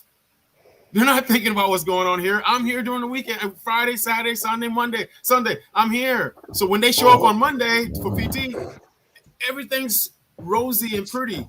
They don't know Squared that away. somebody got drunk during the weekend and we had to drag him back to the barracks. One guy fell asleep in the damn trench line walking back home, drunk from down in the Ville, fucking these damn juicy girls. All this stuff that happens, I would handle everything. Yo, see what I'm saying? They come back on Monday. So what's going on? So how are things going? I will, you know what I'm saying? I was like, everything's going good, sir. What happened this weekend? Nothing, sir. Everything's great. He has no idea all the bullshit that happened on the weekend. You know what I'm saying? He doesn't Fellas, need to know. I'm going to be bailing Camp out. Carroll, All right. Camp Carroll, Camp Hovey, Kiko. Camp. Kiko's leaving. All right. He's Have a gonna good night. call it a night. Thanks, Have a good Kiko, day. for stopping by. Good night, Appreciate day, it. wherever you're Good at. night, Kiko. Take Aim care high, now. Air Force. Yeah. Okay. Good job. Happy Veterans Day, mate. Happy Simon's Veterans Day gonna weekend. You too, man. Simon's taking my slot on Saturday, Okay, great. All right. so Good Simon will talking be to you doing all. it. Take care. All right, see you Saturday. Yeah, man. I tell you, man. You. There's a lot of people. That's why people go. Well, I wasn't gonna go crazy and whip anybody's ass. I was just really disappointed in the whole system, man. But Mike will tell you some stories, man. Me and Mike talk about some things that happened out in Hawaii, man. I don't know how you didn't go. What do they call that thing? Active shooter. Lula. Like, man, I would have been active shooter up in Hawaii. Some of the stuff you told me, man. I didn't have to put up with any of that stuff at Fort Polk. Nothing strange. Only thing at Fort Polk was just it's Fort Polk. But the people, people weren't screwed up. Well, like, what can you do, man? Now, Navy, man, them guys are uptight. Nobody's yelling at you. But they got all these Navy rules from 1690, where you got to walk this way. You got to sit down here with these guys. You got the mess, officers mess. You got this mess. You got that mess. People are eating. You can't even eat with the other guys and all this bullshit, man. They got a lot of rules in the Navy, man. And we know them all. It's nuts. I was like, all of these rules and traditions. All these traditions, you got to do this, you got to do that. I was like, they gave me, they left me alone because I was an Army guy. But being around them was like, are you kidding me? Why you think they got the most alcoholics? Oh, shit. Man, it's a trip, man. I was like, what the hell? They take us to an ASU, drop us off. What's an ASU? Nothing but an alcohol support unit. That's where they drop us. Okay. Rehab. Rehab. That's where they all need to be. CAC level 3. Man. I was in some units where the Navy, it was like mandatory. It was mandatory that you drink. I mean, they would get you going as soon as you walk in there. I propose a toast to the President of the United States. I propose a toast to Secretary of the Army. Secretary of the Army. Take up, guys. Hey, it's just crazy, man. These guys that drink so much alcohol. Of course, you had tailhook guys throwing, Yeah, I know what tailhook is. They had crazy stuff happening in the Navy, yo. And I told you about the guy that was stationed with us, and Admiral Fox was a 3-star admiral. He had to relieve a guy that got drunk at a party off base after hours and took off all his fucking clothes. He was dancing with these girls. You know what I'm saying? And the theme of that bar that night was they had a fake beach when you walk out the back with white sands. It was sponsored by Bacardi. Bacardi. Hawaii. Bacardi. Barbados. So Bacardi Barbados. sponsored it. They had the Bacardi logo and everything and everything. Mhm. And he shower and push the thing and make yourself wet. And these girls were all doing that when they had bikinis on. They were tickling him and everything. So he took off his damn pants, and that did not go over well. Wow. His shorts. He took off his shorts.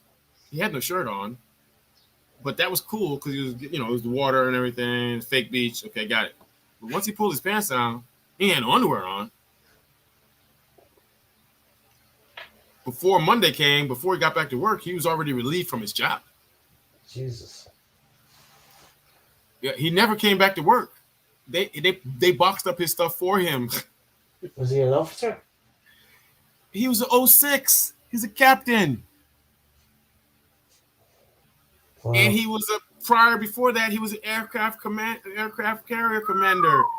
He's just waiting. They gave him a job to chill out, to wait to be a general, an admiral, a rear admiral.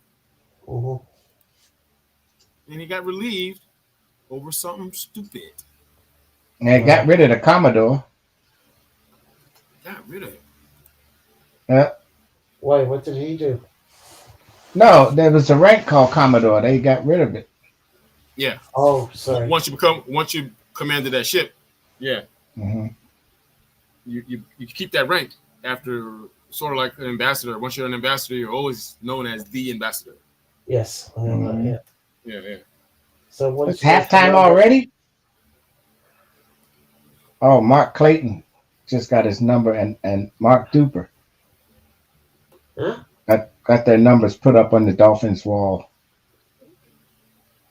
I'm watching the the Miami Dolphins and the Baltimore Ravens. Oh, you're watching football. Gotcha. Yeah. I'm just looking at these comments now. What is John Baker talking about? He bought an Apple laptop. 16-inch. An Apple? 16 inch. If you like, that's pretty small, huh? No, 16 is big as the one so far. No, it's 17, man. Come on. They don't make 17 apples anymore. Oh. Okay. I'm not an Apple guy. I'm sorry. They make computers that are 17. I'm not an Apple guy. I don't know. 2020 or 2021. That's why I asked them, but I don't know if you can see that message. You can certainly not see the messages in private because he's not on the panel. Right. I've typed it in there too, like a dummy. Yeah, I noticed. Private chat. Yeah, I must be. You can't see private chat. You can only see what we type in. Yeah, I see. Well, when did we go private? No, we're not private yet, but he's not on the panel. He's not on the panel, so even if we weren't private, he still couldn't see because he's not on the panel. I'm gonna send JB the link. I sent him the link. JB, you got the link ages ago. I asked him to come up, but he didn't. It's a low-scoring game. Baltimore 3, Miami Nathan. Baltimore. Send him the link again. Baseball. Baltimore. I'm just lying down here now. It's baseball. No, the Ravens. Football. Oh, football. Hey, man. A couple of times I made the mistake. When I was stationed at, I was in Aberdeen Proving Ground, Maryland, military base. Mm-hmm. And I went downtown Baltimore thinking, okay, we'll slip down here on Saturday. I'm going to do this and that. And I came down there in the wrong time and the game was getting out. Dude, you're not going anywhere for the next 2 hours. You're going to sit there in traffic because the people are walking out of the stadium. And the stadium's right in the middle. But a hood, too. Of everything. Hood on one side, downtown on the other side. The water is over here. The hood's there. The city's here. It's just like, who designed that bullshit? I know, right? Baltimore is fucked up. Hey, John, I dropped the link there if you want to click on it. Because I'm going to keep this live going for a while because I'm nearly up to the 4,000 hours. So, yeah, man. Seen some stuff, man. All right. I'm nearly up to 3,900. Now I'm out the pasture. Me and you both. Man. Out the All pasture, right, man. Chilling. somebody come shave this wool off of me. Shave me. Come on, shave me. Shave me, baby. Shave me. You know what I'm saying? I started already. I got that damn manscape. Yeah, you know what I'm saying? Hey, I got a motherfucking I got a mini fro here. All right. I This is wish I all my had shit, man. hair. Oh, you're down by contact, baby. My shit's not gray All and it's right. thick as fuck. I see it. You I know what can I'm use saying? some of that. You know what I'm saying? And my shit ain't colored. I don't color it. All natural. Mm-mm. You know what I'm saying? I might feel like I'm 90, but I'm good. All right. I just gotta walk a little bit slower. What's that country song say? I'm too young to feel this damn old. You know what I'm saying? I might have to start wearing a girdle though. Mm-mm. For my hip, not because of my stomach, because I got a washboard stomach. I'm bony as hell, skinny as hell, but All I right. gotta make sure this hip doesn't pop out. Hey, my right one be tripping. I got the same side, my right side. I just take it easy and walk with my little Big Daddy cane. Mm. It's all good. It's all good. Gotta take things slower now. Yeah, chill out, man. Yeah. I had to It's put all, down the liquor for a while. it's all good, baby. 4 But at more least I months. did have a 10-year break. It was Because all a dream. if I had a drink up to the 10 years, I probably wouldn't even be here. No, you're probably not. I'd be gone. Mm-hmm. Well, I'd remember be you got Jonah now, so you need to take things easy. hell yeah. And you got 34 in the wings. and you got another Jefferson coming sometime in the future. I'm pumping a couple of motherfuckers out of there. Drink a little, drink a little, drink a little beer and do your workout walking, but don't be drinking that liquor, that hard liquor. That's what. Yeah, but it's quicker. Yeah, but it's a killer, man. Killer. Yeah, it It's is. all It is. Yeah, alcohol. I know, but Yeah. the beer is It's just piss that out. But this stuff, your liver can handle beer, but that Yeah. liquor, woo. It's a killer, man. It ain't 80 proof. That's what the beer ain't. Well, there's a guy I know since I was a kid. He's dead because of it, and he's younger than me. He's a year younger than me, or whatever. Damn. He died there a few months ago because of it. He putting in work. Man, But I remember was I knew it he hard was liquor or beer? hard liquor. liquor, bro. My sister, before she died, Both, probably. she used to drink gallons of vodka. And he used to, the gallon, the gorgeous that have the handle to it, The a naughty gallon. head. She Mm-hmm. used to have them lined up, and Yeah, the alcohol is worse on the women because they bleed every month and they lose blood. the blood that's there is Well, working hard as hell. The blood that's Double there. time. they found Niall in his apartment, dead in the chair. He was dead in the fucking chair. Heart attack. Don't know. Probably. They cremated him a few weeks Half of ago. these old guys that are in the United States right now, just putting up with life, just living in, watching TV in these chairs, like they need to get on over here and get a little youngster that not young, but like 30 something, get a lady Mm-hmm. and just they go walking, go visiting places, chill out, see some stuff. Mm-hmm. It'll extend their life. Yep. Instead Quick. of there's a lot of, especially all the stuff that's going on in the United States right now, bro. It's It's just just like not. you could be at a store and be saying something, and you could say one trigger word, and dude, somebody will go off on you, man. And you're probably on the same team as them, but you said the wrong thing at that moment, and that is it. Mm-hmm. Yeah, you know how many unidentified Karens is out there? Shit. There's a lot of them, and they yell at you, and then all of a sudden, oh, okay, I didn't, okay, but okay, sugar. I'm just saying, don't say that, because that made me, man. I sent out a meme to my sister. No, it's not out there to everybody, just my sister, just joking around. Not a meme, a picture that I changed the picture because I have the ability to, do my little clip art thing, right? Thumbnail thing. I had a picture of Trump, and the picture of Trump said that the Supreme Court had reversed something and taken 2020 off of the world calendar, U.S. calendar or something, so 2020 didn't count. And he would, bro. My sister, who loved my sister, man, my sister. She goes, don't listen. Let me tell you something. Don't even play like that, okay? Don't joke. Don't joke with me. Don't send me nothing. Don't play with me. So I had to. Oh, it's just joking. Sorry, bro. My whole life, that's my sister. I didn't want to lose her because people serious about this stuff. They won't talk to you for the rest of your life over this stuff, right? The politics will separate a family. You cannot joke around, bruh. It was an amendment. They had a constitutional amendment that said 2020 didn't count anymore. Do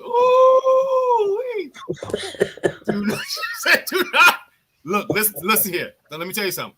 Don't joke like that. That's not even funny. Don't. I said, okay.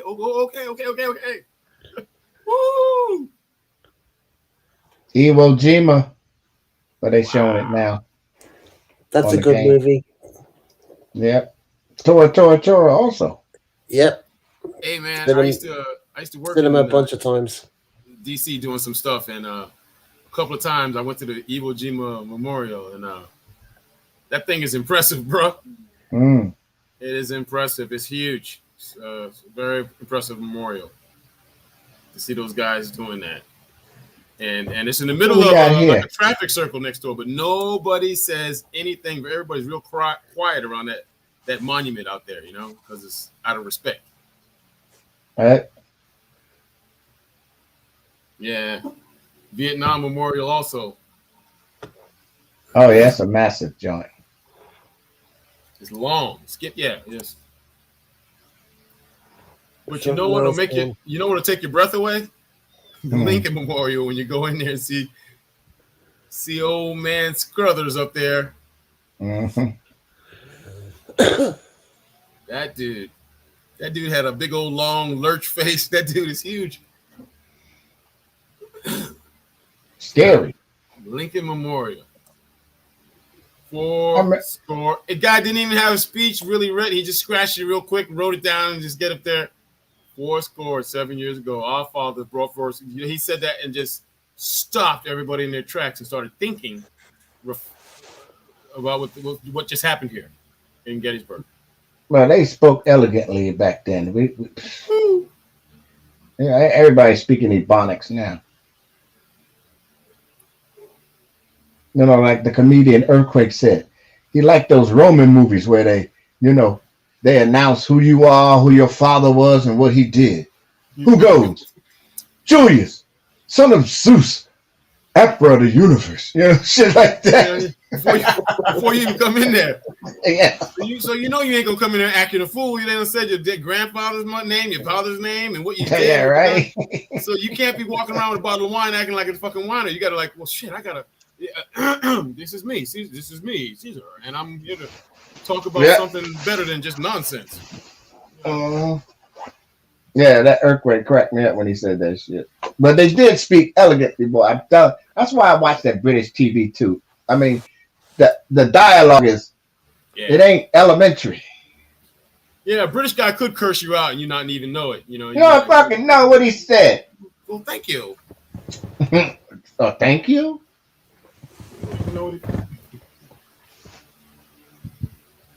Funny shit, man. We got a 4-day weekend. Well, we always have a 7-day weekend because we ain't doing jack. Yeah. 4-day weekends in the Army. When I was in the military and they said it was a 4-day weekend, I used to jump in my car and just no plan whatsoever. I just jump in the car and go. Oh man, I used to hate to put in that leave check.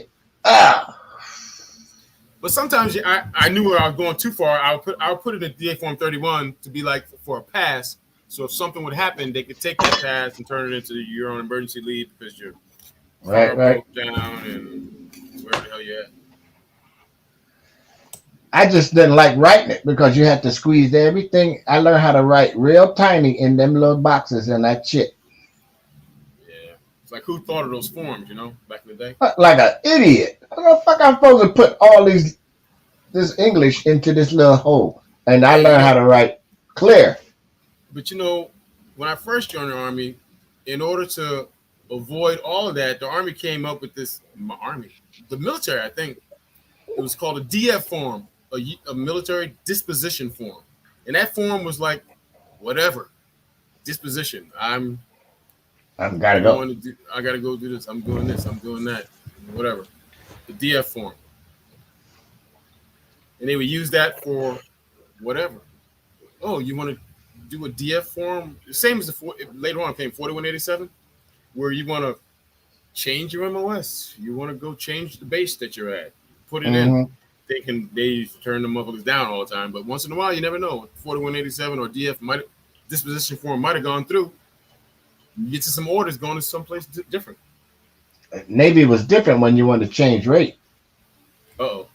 Yeah, you had to spend time in the rate first. So on your off time or whatever, then you had to read the manual and shit to cross over and take the exam to get in. Well, they didn't make that shit easy. So if somebody did it, No. that means that they some motivated people. You need to let them go ahead and they didn't get out. Right? Yep. Hey, one time I changed my MOS from Okay, what's an MOS? a military occupational skill, my job, from 31 kilo, which was a communications guy, more of a radio communications guy, to a microwave dish guy, 31 mic. Okay. And I didn't even put in a form. I just put it in a letter and wrote it to the lieutenant. The lieutenant put it in something, whatever he did, and gave it to somebody.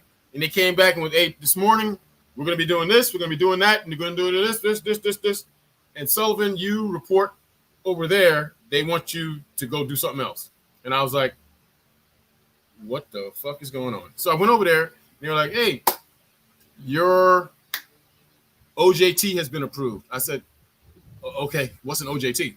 On-the-job training, they're going to put you over there. You're going to be learning how to be a multi-channel electronic equipment repair operator. Go over there with 31 mics. And I was like, seamless. Fucking yeah. I just went over there and started learning how to do radars and stuff like this, and this multi-channel microwave communications thing. Like, wow. Every rate in the Navy got a manual that you got to read it, answer the questions correct, take the test. If you pass the test, your division approve it, and you can cross rate. A whole heap of shit. They had a test. Correct. They had a test for our thing, but you could OJT and learn something. But once a year, you had to take a test called the SQT test. What? Mike. A skill qualification test, a SQT test, and basically, it was your job to know these skills that were in this job. Mm-hmm. And they would use that SQT. It couldn't hurt you because it just proved that everyone really knew their job in your unit because you're all working together to get this high score, and they would average it. But individually, if you had a really high score, when it came for promotion time, they were like, this guy has a really high SQT test. You see what I'm saying? Gotcha. And they would use that to help you. The SQT, your job rating, performance things. Promote you got a couple of awards that you did something good during a field problem. You did an award. They saw what you did during that award, that field exercise. They go, you did really good with the helicopter and the ropes, and nobody got hurt. And you put all those together, and they put that with your promotion packet and everything. Like, I can't remember it. 5 points for this, 10 points for that. and the SQT was like huge. The SQT, like whatever your SQT score, they gave you the raw score. So if you get a 90 on your SQT test, you got 90 points for the board for your Well, what you promotion. gotta do? What you gotta do to get your wings? Yeah, what would you have to do to get your wings? You gotta jump out of planes, man. What do you mean? No, your That's wings. it. Your full colonel. Full colonel. Oh, the full colonel. You Yeah. gotta be a battalion commander and then an assistant to an 07 or above, a general or above. And Damn. then Did you yeah, do so when that? you're walking around with you gotta be with this guy. Which is funny because I already been with General I told you General Battis. Yeah. I was with all these people already. So And you they kept already telling me, done that. I was You fucking already- jealous. But they were like, why? I was like, I need to retire. They didn't know that when I'm talking to them, my neck is cracking, my shoulders, my hip is My hurt, leg. motherfucker. My back. I was about to fall apart, man. So I was Yeah, like, but- nah, I need to retire, bro. I need to. But Gotta if- go. But if you had gone full bird and then retired after that, could you got away with it then? I could have done it, but But you know what? I'm not doing anything right now. I'm just Because a full bird colonel wouldn't be doing that much, would they? No, but you know what they would do, right? They'd be like crabs in the barrel, though. If you tried, once you got full colonel and you try to go, yeah, it's hard. It's hard. Then they want you to do something, even if they don't make you a general. They got you need to do this follow-on job with something, and then guess what would have happened? Then I would have been in, and then it would have been 2020. And I've been stuck with a mask on my face, walking around in the corner, all broken shit. yeah.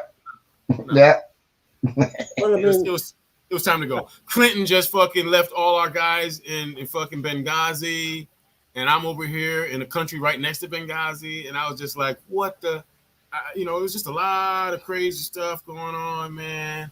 It was time to go. Mm-hmm. You know what I'm saying? I was like, that could would have have been been nice. Would have been nice with a full bird. Would have been nice. That's all right. I can go to Costco and get a full bird. You know what I mean? You know what Rotisserie, baby. You know what I'm saying? You're also putting yourself at risk. Now who knows? I could have gotten in trouble, gotten angry with somebody, pissed somebody off, and now you're getting retired with a bad. I retired on top. I retired nice and smooth on top. Ambassador loved me, gave me a fucking letter. You're the best thing since sliced bread. If you ever want to be a State Department guy, you're a good guy. It's self-evident by all the things that you did that you're a great guy. And I did great things for them. That IG job was the best job you ever got to keep you from being part of the Secretary of State. Because you know what the fuck happens to them motherfuckers over there. God damn. Man. You talking about I'm telling you, Gareth, if you drank a gallon of laxative, you still couldn't shit. Your ass was so tight. It's a crazy job, man. It's fucking nuts, man. It's a crazy job.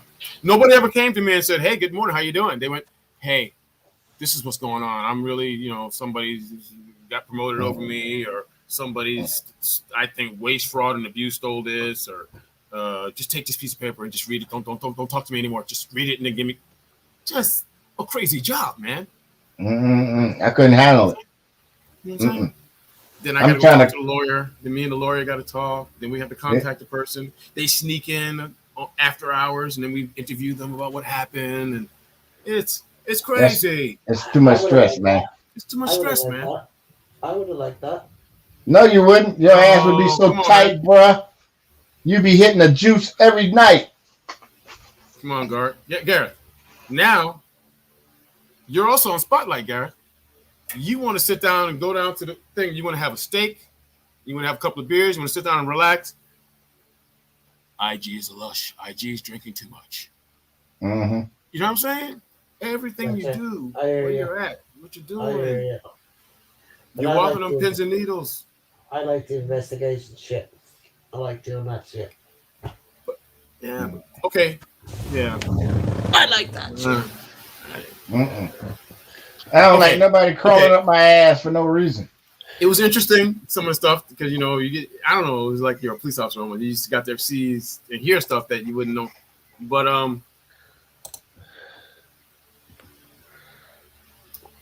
you meet somebody sometime, they would tell you in the office alone, as well as I know that what they're doing is not right. You should do something or tell somebody in Washington what's going on. And I would say the preponderance of evidence would lead the casual to observer to believe that nothing is really going on over there that's illegal. Maybe skirting the edge of who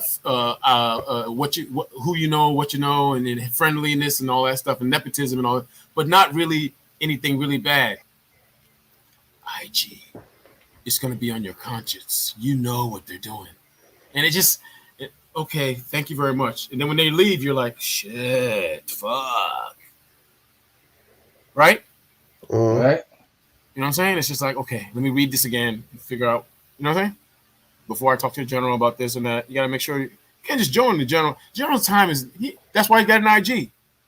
You got to waste his time with every little, he In said, between. that she said, that they said, that somebody might have heard, that she said, that I heard. No, we just got to. IG is all standards. This is what you're supposed to do, and this is what happened. Is that in violation of the policy and the standard? No, not really. It's just some he said, that she said, they said bullshit. Breaking news. F.W. de Klerk, South Africa's former president, has died at the age of 85. And if he didn't do what he did, all the South Africans would still be And same shit. that they If were he didn't in. end apartheid, yeah. Yep. Nelson he'd probably still be in jail. Yep. And that country would still be jacked up. It's jacked up now, but it was really jacked up back then. Oh man, it's a mess. This game sucks. The score is 3-3. Total mess. Baltimore looked like crap. It's the second quarter, almost halftime. Well, there's only 13 seconds, a minute and 47 seconds left in the game. I'm in the halftime. And Baltimore only got 3 points. Miami only has 3 points. Unbelievable. But this is the only game I get to watch for free. Well, not free. I pay for the Amazon Prime. Amazon. Mm-hmm. I go for cigarette, guys. Okay, bro. Hey, man, when you before you come over here, man, you better make sure you get your AFN box from the PX and put it away in some of your gear or in your suitcase that goes under the plane. So right. Here, you just pop that open, hook it up. You get a dish from here. Just hook the dish up to it. You got AFN. You be in the zone. Signal. I'm bringing my own router modem. Bring your own stuff, man. It'll hook up. Well, I spent too much money on this router modem too. I mean, because Comcast is picky. It should work anywhere though, for sure. Man, this COVID done slowed down what I needed. They need to be able to come up with some bionics so they could change your knee, change your hip, I'm telling you, your neck and the shoulder. Well, bone they got that. Out, they fix it. They got all that for them NFL players. They got all that damn ebonic mechanical shit. Look at Michael Jordan. They fixed his knee so good he don't need another knee. I got a bone that's sticking out here that when I push it down, it'll go down. And then later on, it'll go pop and pop back up. Oh, yeah. Oh, wow. Yeah, you might have to come on home and get it checked out. Because everything going to start falling apart. No, I'm going to stay here for a little while. And then when I do, I'm going to go someplace south when it's warm. You go to one of these northeast countries, man, that cold air, that little hawk gets you be like, oh. No, I'm not putting up with that no more. No, that's That I'm hawk trying to goes be. down your back. You feel that? You feel that? Oh man. Did you hear about the visa people were talking about? They so backlog. You ain't gonna get a visa until 2024 For what? to come to the P. A visa. You That's the can regular come one. visit. That's the regular one. But The SRV is not like that. now I know that's different, but I'm talking about just a regular visit visa. You don't have to say it's a regular visit. You just tell them that you're coming over to the Philippines to be a retired person. You're a regular retired military person. You give them Right, your but old DD form 214. You come on over here. You fill I out the have all paperwork. that. They give you the SRV. You ain't gotta tell them that I'm just visiting. They don't care. They just you got the SRV.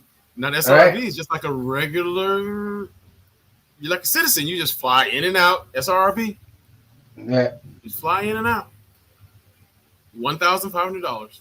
Fly in I and got out. a yeah. One no 2,900. Why? It's That's a regular 1,400 visa? for the 1,400 for the application. Yeah, total. Okay, total. Yeah, Yeah. Total. Yeah. that's And doable.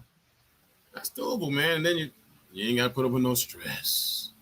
Mm-mm. Just get Except your Jonah. SRV. Let's get it. I went Yeah, there the Michael other day said to I get a can get form. all that stuff done here and then get it finished over there. Yeah. But There's I two wonder ways how to do long it, it's man. going to take for us to get over there if I start it now and then it somehow magically expires because it's been 2 years or whatever. So I ain't going to start yet. It's not gonna expire. So once you get to SRV, it doesn't expire. No, I mean the application, everything. I mean, once I get all the stuff set up here, and I'll take it over there and finish it there. That's what Michael said I can do. But Yeah. we don't know when we can get in. You don't know.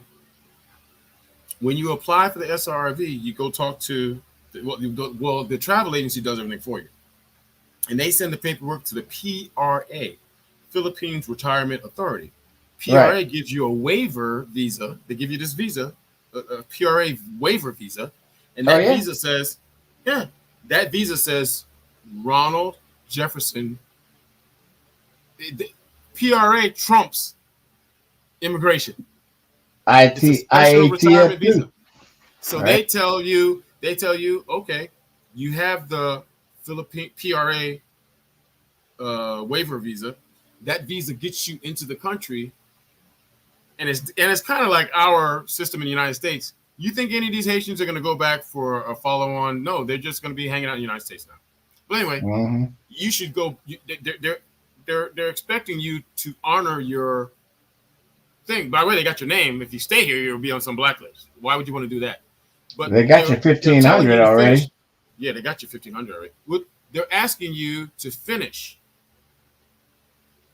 the SRV visa process with your chest X-ray, your Yeah. urinalysis, for the STD test. Put the other 1,500 in a bank. Right. If you got to do all this stuff, then they'll finally give you back through that travel agency will tell you PRA has your thing, and then they're going to give you back your thing. So your visa will have the SRV. It takes up 2 pages. Mm-hmm. And then they're also going to give you a little card. Right. But that card has to be updated every year. But it's Michael said they put that big ass stamp of sticker on his fucking that's inside your passport. passport. But that card is just, you don't have to do that all the time. You show the card and they go, oh, you got the SRV, whatever. You're good to go. You're good to go. And now you can fly back to the United States and then fly back to the Philippines and fly back to the United States. I just you can take do a visit. Right. You can do what you want to do because you got the SRV and you're a retirement military guy who's retired in the military in the Philippines with this SRV, and you can just multi-entry exit, do what you want to do, and they'll as soon as you open your passport, they look at this motherfucker, okay, here, and then you walk through your SRV, and they go, "Oh, welcome back." Mm-hmm. It's like you're a citizen. That's what I'm talking about. Yep. Okay. You gotta put up with nothing, none of that. Michael said he ain't going nowhere. Mike ain't going nowhere, man. I know he got to come see you. Only thing Mike is doing is walking over to the refrigerator and getting another beer. He ain't even doing that. The wifey got him. Half the time, yeah. Mike ain't doing shit, man. You need to come on out here. How what I said? See how the other half lives. How far is he? That's a long way though. I think it's a long way. I don't know. It's a long time. From late, not just what it was before, but now with COVID, I don't know the checkpoints. I don't know how he gonna get. I don't know how you gonna get out? Mike, what's the hassle? Well, it's checkpoints, I think, and he's got to have a whole bunch of other shit. Got clearance and paperwork that says he can leave, and I don't know. Miami is pushing it. What do you ask someone? What's the hassle for you to leave out of Lake? They got all kind of checkpoints and all this other crap. Where? Inside? It's just bye-bye. Yeah, you make sure you talk to this guy now, okay? Because I need him today or tomorrow. He needs to do something with his car. Yeah. Otherwise, we're going to have to put it back on the internet. She said that. She's going to put it back on the internet. I told the guy, and he told me to wait for all the stuff today. Yeah, so this guy contacted us and he said he wanted to buy my car. And he's going to buy a starter, he's going to put the starter on there and take the car or whatever he's talking about. So he told us to take it off the Facebook Marketplace. Don't worry, for sure he's going to get it. Now he ain't come to get the car yesterday or today. Tomorrow's the last day. If you don't get it tomorrow, I'm going to have to put it back on the Marketplace. I mean, I'm trying to sell a car, man. I'm not trying to dick around. Dick around. Yep, that's what. I mean, we should have taken it off until I get a deposit. And why it's taking it off the Marketplace. We agreed to do that. That was not a smart decision. Now you're gonna renege. Yeah.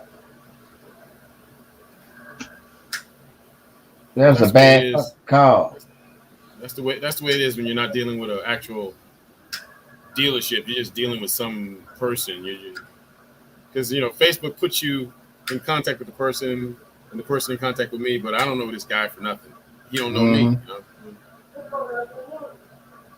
I mean, it's worse than eBay. I mean, you don't know what you're getting on Facebook. You're just linking up with some dude. eBay is wow. I ain't bought setting off of eBay in a long time.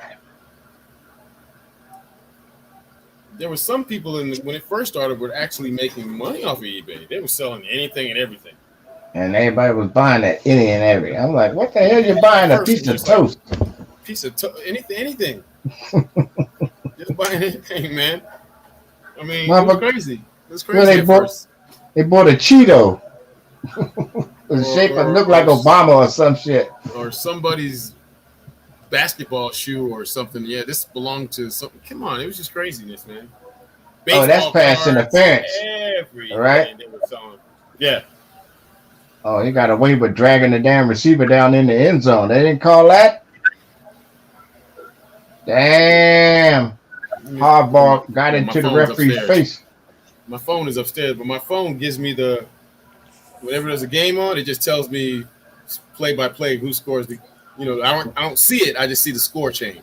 Right. Yeah. The notifications. Yeah.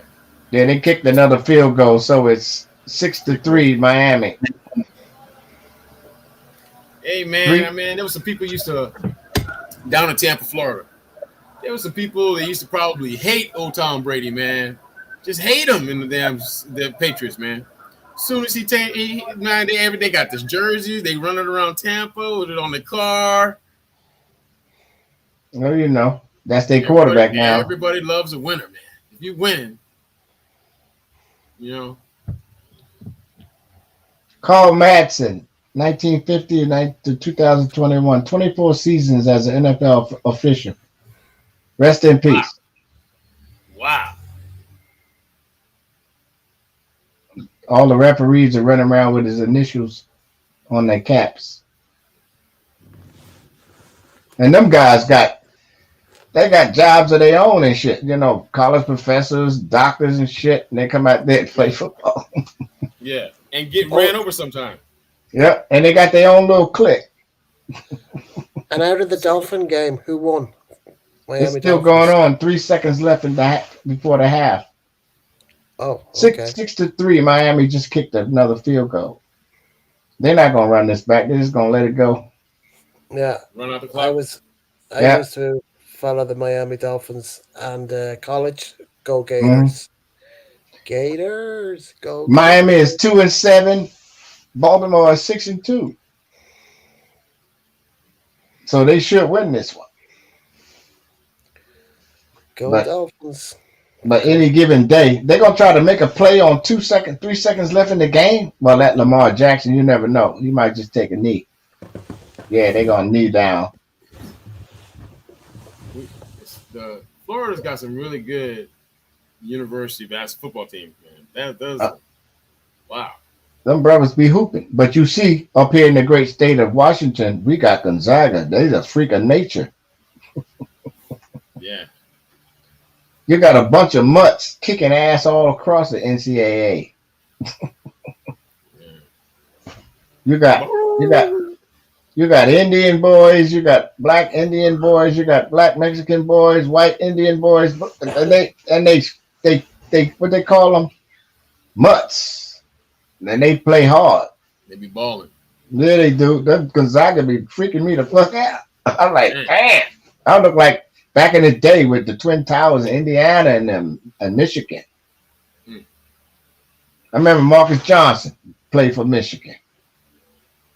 Back in them old school. See, now I'm talking about Marcus Johnson. Mm-hmm. That He already crazy. commentating. He old as hell. He already commentating now. Right. I ain't see none of the classic cats like Earl the Pearl Monroe, Cassie Russell, Walt Frazier. Oh man, them boys was ballers. Yeah. Mo Cheeks, Dr. J, of course. But those guys, honestly, they never really got in trouble. You know what I mean? Nothing. They didn't know. Them was You the never good heard. boys. You never heard of anything. Yeah, maybe Chamberlain. You heard Chamberlain him with having his too many horn women. around. Yeah, too many horn women. around. Yep, that's But it. for the most part, you ain't hear nothing about these guys. Now No you gambling, see no this guy nothing. just had an accident, DUI, and killed a lady, right? And her dog. Throwing 157 miles an hour. Yeah. 22 years old, drunk. Now You don't even know how to handle his liquor, much less that sports car he was in. now he's got this situation where this libel civil suit, and he done lost his NFL big money. And going to jail. Yeah, they cut his ass go the second they found out. 22 years old. They got to. They're like, we're done. What are we gonna do? You can't play. You're just gonna be putting up with the little money that we did give you already. You're gonna be putting up with legal fees. I mean, you can't focus. You're gone, man. You're done. Yeah. And he's hurt. He ain't hurt bad, but he's hurt. He's trying to. When he hit the car exploded into a ball of flame, trapping the woman and her dog in the car. Oh shit. Yep. Yeah. And he didn't get hurt. Always, the drunk guy never gets hurt, man. Yeah, but bounce around like a rag doll, and then you're like, "What happened?" Yeah, but he's probably going to get what, 20 years? No, this is a civil. He'll get like 5, and all kinds of money, and all kinds of civil suits. Follow-on civil suits, maybe a restitution it's of the a lot of ad. money. It's a lot of money, and a lot of time, and all these trials, and he's going to only get 5 years in prison. Probably. Man, listen to me. That's a manslaughter. That's not. He didn't go No, kill I know. Premeditated. Stupidity. He just killed her because he's stupid. And he might get 2 years for the DUI. And then total 5 to maybe 8 years. And then but it's gonna come down to 5 years with him doing the community service, paying the money, doing the good stuff, restitution, all that, going to classes. But his whole life is now fucked. You killed a lady and her dog. You were a pro football player. Now he's gonna go on these commercial things and talk to people about how stupid he made his mistake. That's your life now. That's it. Yep. You'd be lucky if you can get a baggage job at grocery store. Yep. No Wheaties box for him. Okay. Oh no. And it's a felony, isn't it? Yeah, it's a felony. Only box he gonna be on is the side of a milk carton saying you done lost your whole life. Shit. Can you find this person? Does not look like. Right. Can you find this person? He's lost everything. 22 years old. But see, 22. He's a baby.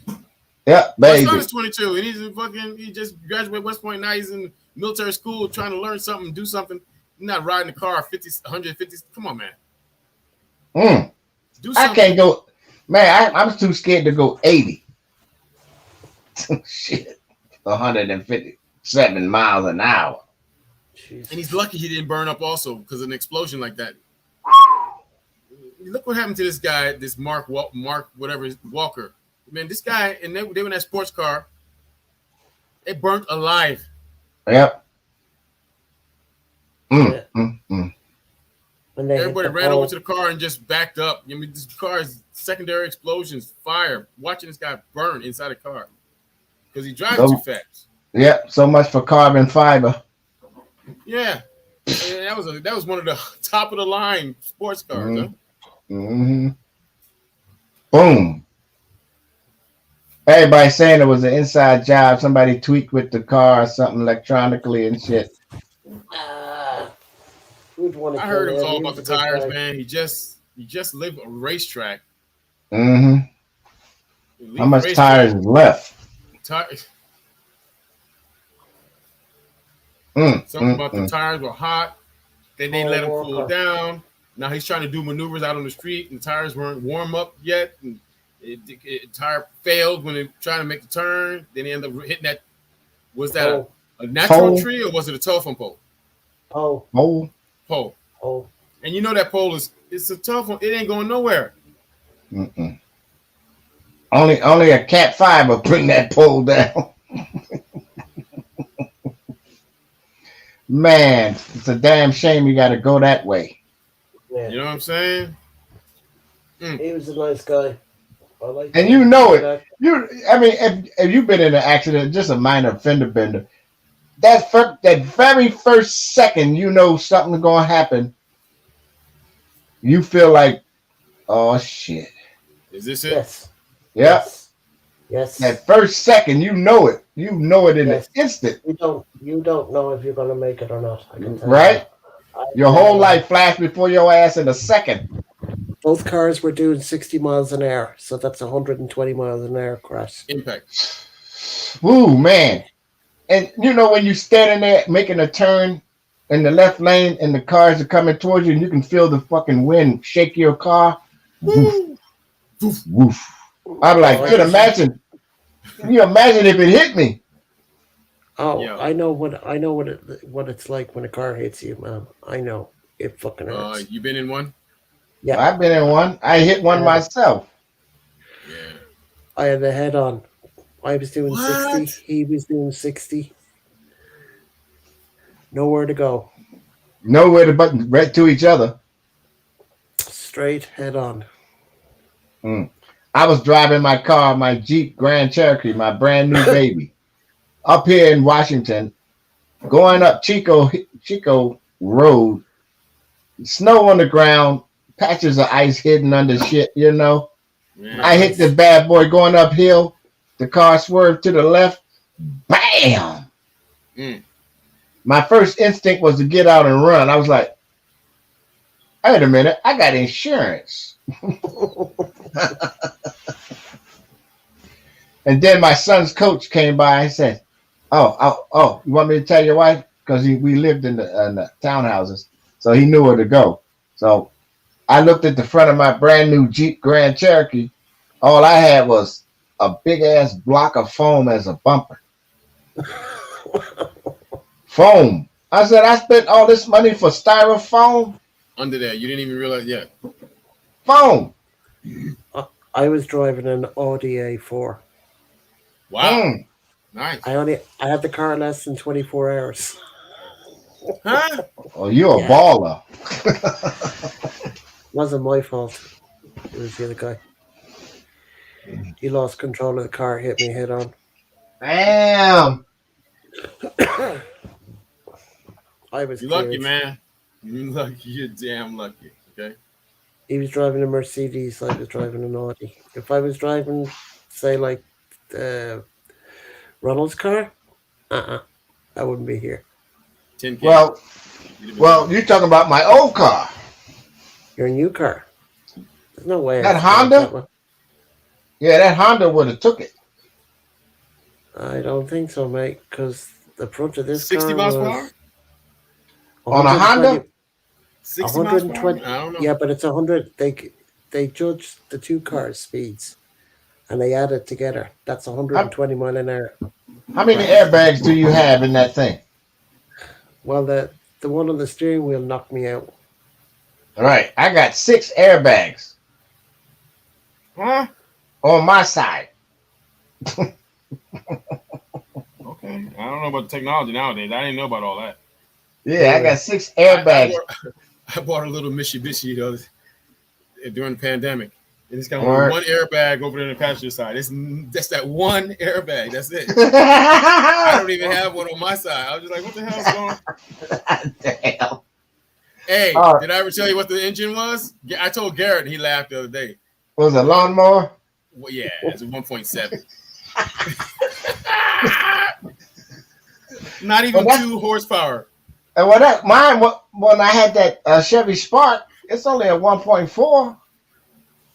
That's why I call it the lawnmower. Yeah. That's all it is. If it's under 2, that's all it is a lawnmower that they made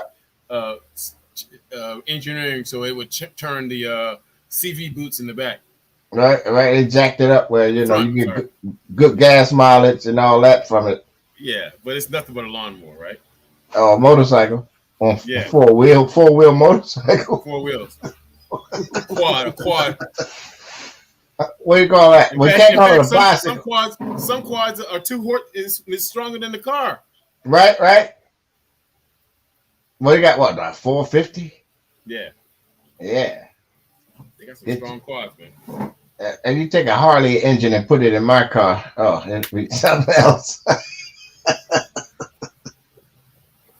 I tell you, boy. All right, let's see here. What's the part now? We're back. All right, fellas. I'm going to try to get the rest of this second half of this game. I'm going to go ahead and concentrate on waiting for Jonah to come fuck back, too. Veterans, thanks for your service, Daryl. Yours too, brother. Yeah, we appreciate it. Yeah. Good conversation piece. I appreciate it. Nice. Right there. Thanks, Brother Gavin. Yep. For live stream. I'm just chilling. I ain't going nowhere. I know you ain't going nowhere. Simon's taking my slot on Saturday. See you later, Michael. Thanks for your service, bro. Later. Same to you. Later. Do you hear me, Ronald? No. Yeah, Simon's taking your Saturday slot. That's the second time I heard it. All right. Just making sure. All right. Roger that. Mike is concentrating on it. Something's going on in the Leyte that he ain't telling us about. What's going on, Mike? Why are you concentrating on the Leyte, man? Wait. What's going on over there? You ain't talking. You ain't telling us what's going on. Ain't nothing going on. Really, then the bye-bye checkpoint is the only one that I know. You need to get that bike straight, man. It is. It's straight to go. Everything? Yeah. You just had an accident. How did you fix everything? I didn't get all fucked up. He hasn't done nothing. I just laid it down, going 40 kilometers an hour. Laid What it down. the hell? Surprised you didn't bend the forks. Yeah. something. I was passing a bus and With the handlebars. some Filipino asshole pulls out, and the bus is about maybe 200 meters from him. He just pulls out in the lane. He don't even have a fucking headlight. It's fucking raining, you know? That's when I get past this bus. But when he fucking pulled out, I had to slow way the hell down and try to get back behind the bus again. What about what Garrett said with the forks? How did you check it out? You just looked at professionally. You just do it with your eyeball and say it looks fit. You've driven it. You've driven it after. Drove it out. I Oh. drove it about, I don't know, 40 kilometers home. Back home after I crashed. It ran okay. I looked at it. It wasn't leaking no oil. I had her cousin come and take it to the motor shop and make sure the brakes are all fucking good to go. It don't have no problems, no bent forks. Yeah, the forks. Yeah, the forks. And it's good to go. It's ready for another crash and burn. Jesus Man. Christ. Better be careful, bro. Ain't my first layer down on the side. Oh, it didn't hit. It hit grass or concrete? Did it hit concrete? Right. That's why I was asking about the forks. Ended up on the gravel berm on the side of the road. About 3 or 4 feet away from the motor. You were lucky, man. 40 kilometers an hour. The asshole that pulled out, he stopped. It doesn't matter, man. He stopped. And the first thing, I already had the motor stood back up. He comes over and he says, "Oh, you okay? You need to go to the hospital." I said, "No." He said, "You've been drinking." Oh. I said, "No. I ain't like driving this thing any goddamn way. I'm gonna drive it drunk." You're lucky, mate. He was trying to say that. No police came because he was trying to say you were drunk. Lucky. He asked me if I was drunk. I said, "No, I just come from bye-bye. Went to the bank. I didn't stop. I just come through the bye-bye checkpoint." But I got all spun around and I got back on the road and I'm almost out of goddamn gas. Oh, no. Yeah. And I'm like, I get to this checkpoint. It's to go to bye-bye. And I thought, what, they put another checkpoint in? You went back the wrong way? Yeah, I went back towards bye-bye. Then I seen you go through the checkpoint and then it says, I don't know, the new store they put in there was 8 kilometers away. I said, fuck, I'm going the wrong goddamn direction. I already come back through that checkpoint. Hey Mike, when you come up here to visit me, no driving, man. I got a driver that'll take you just where you need to go. Don't fuck around up here, man. Don't be. Fucking hell, man. Because I know your bike is at home, but don't rent or anything up here. Just. Woo. I knew it. I fucking knew it. He was going to go home the wrong way. Well, it's all spun around, you know what I mean? Oh, man. Dude, honestly though, you're right. I would. we would have probably had some fun, but we would have got in trouble in Hawaii in the military if I had made it there. We were there at the same time. Well, We would I have had had a some. Little Subaru hatchback.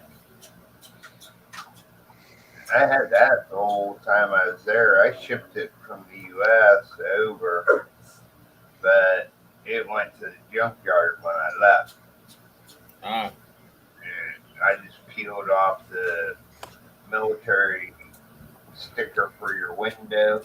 Hmm. You have to turn in so you can clear the PCS. ID office. You have to go Yes. there and tear up take your little tour up little sticker. Yeah.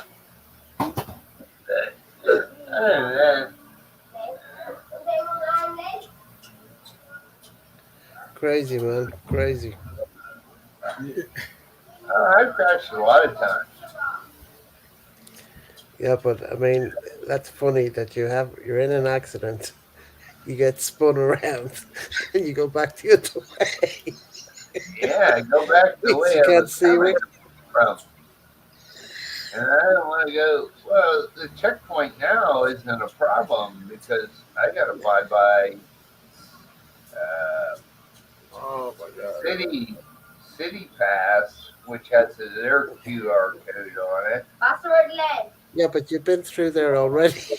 And then you Yeah, say to yeah. yourself, "Do I I'm run it going into back another?" through to go to bye bye, and I seen that sign and it's like that ain't right. So I stopped. There's all People, these Filipinos. It's raining. You know what I mean?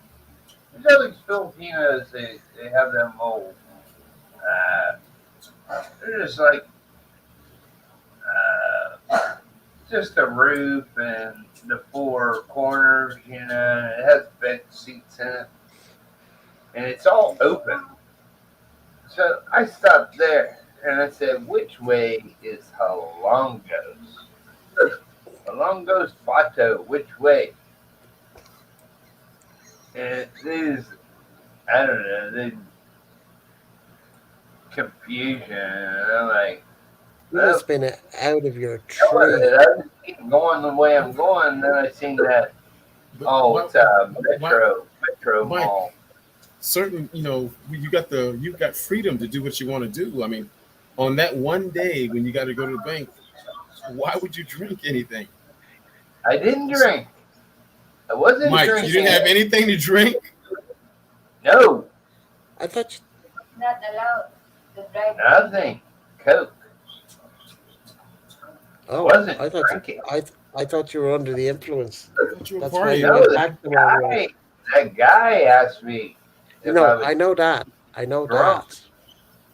I'm just assuming, and you just lied. And he said you wanted to. Nah, I don't lie.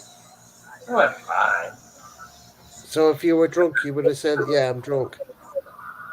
Yeah, I'm drunk. I didn't hit anything. Jesus, then we call the cops, man. I didn't.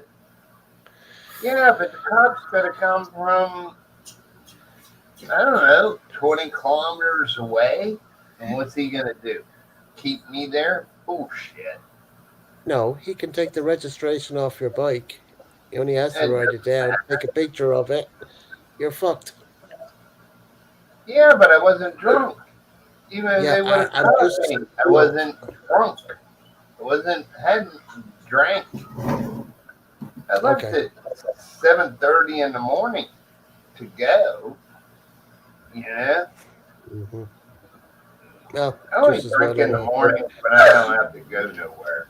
If I have to go somewhere, Good, I don't good, drink good, until afternoon. good answer. Good answer. But I'm going out to drink, but I don't drive here around town. The only reason I have the scooter is to go to the bank because it's a 2 hour ride. Shit. And with the Wow. rain, it makes it about 3 hours each way. Fuck. But I just keep trucking. I keep Hmm. trucking just like it's a dry road. I don't give a shit. I pass people because some of them people will get you killed.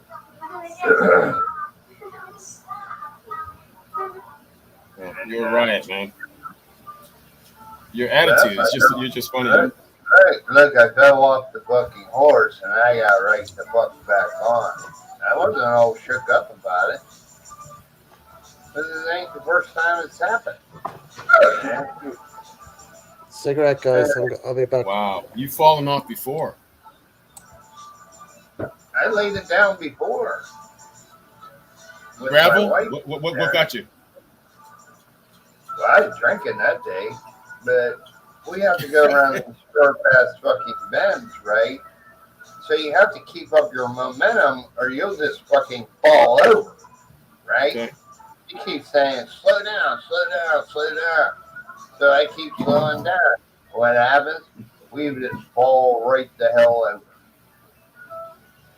I told you it was going to happen. She didn't get hurt. I took the brunt of the punishment on my right knee from trying to keep the motor up. She didn't even get a scratch. You guys are lucky, man. Because we weren't going that fast. I think we might have been going 20 kilometers an hour. Okay, that's good. That's slow. And these bends are sharp. You know, and when I drive, I don't like riding passengers. I won't drive with somebody as a passenger because I hate it because they shift all around and it fucks up their center of balance. Yeah, all that yeah. bullshit. And That's true. drive myself. I got a couple drivers that call to drive me.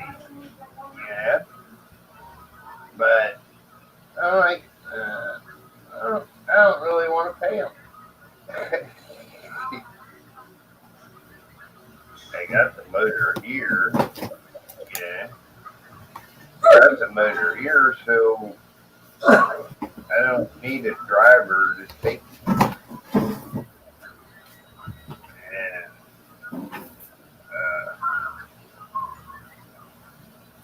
I just go and now that things are starting to open up more, there's a lot more traffic. Yeah. Yeah. I'll put up with the traffic as long as they start to reopen stuff. I can deal with it. It's okay.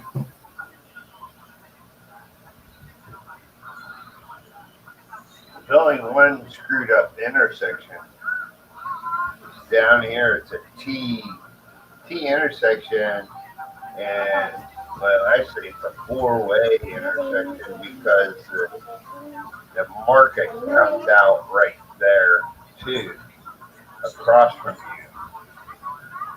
So what I do is I just hook to the right, and there is no stop sign, there is no traffic police there.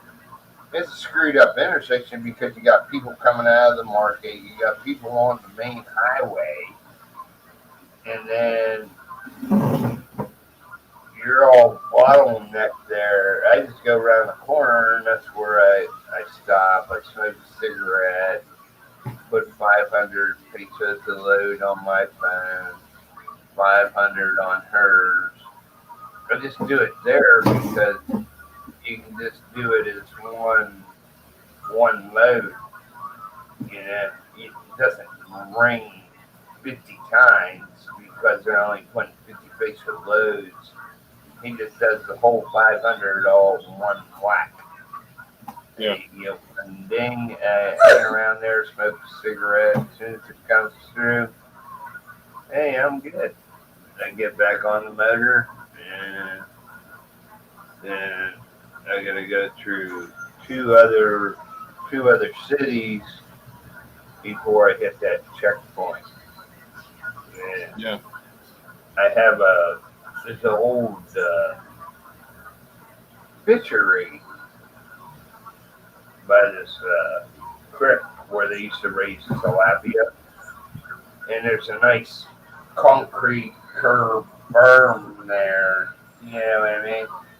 And I Yeah. stopped to smoke a cigarette, and then I'm about 5 kilometers away from the, the checkpoint for bye bye.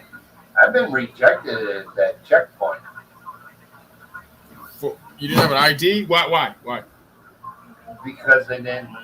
This is when you had to have the medical certificate, the brand guide certificate, the PMP pass, travel pass. Travel pass. Yeah. And that was the month before. Now, the month that I went, now you have to have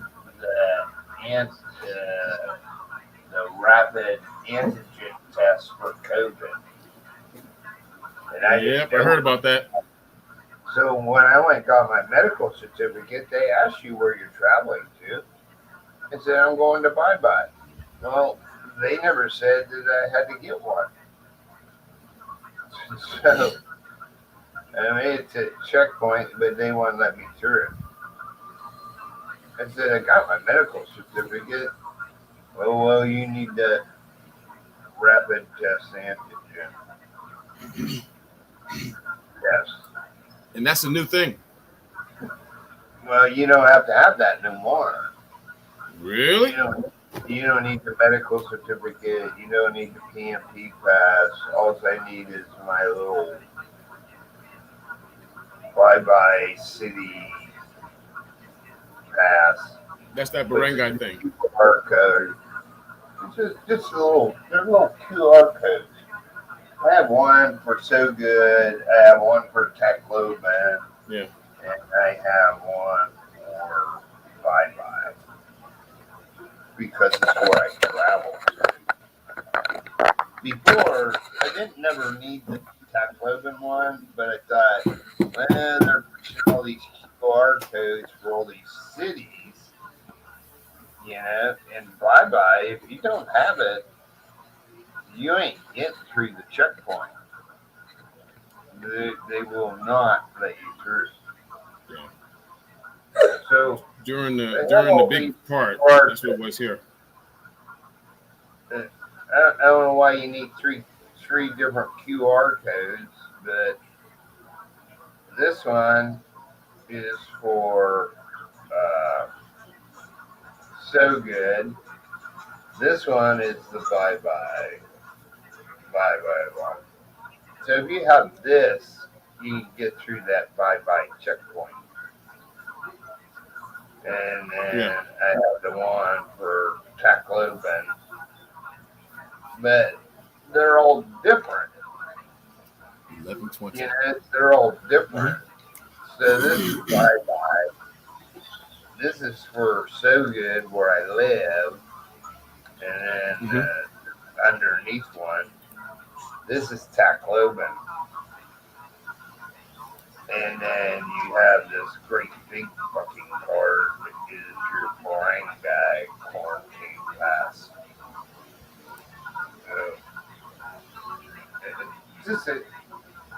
If you go to Masson, you're going to need a QR code for Masson. That's what makes it a pain in the ass to travel here. And I don't really.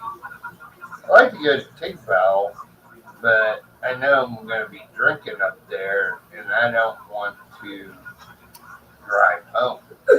I want to drive back. But I got a place to stay. I just have to let them know ahead of time. They have an extra bedroom, and I can stay there. They have an inside toilet. So, yeah, that's my thing.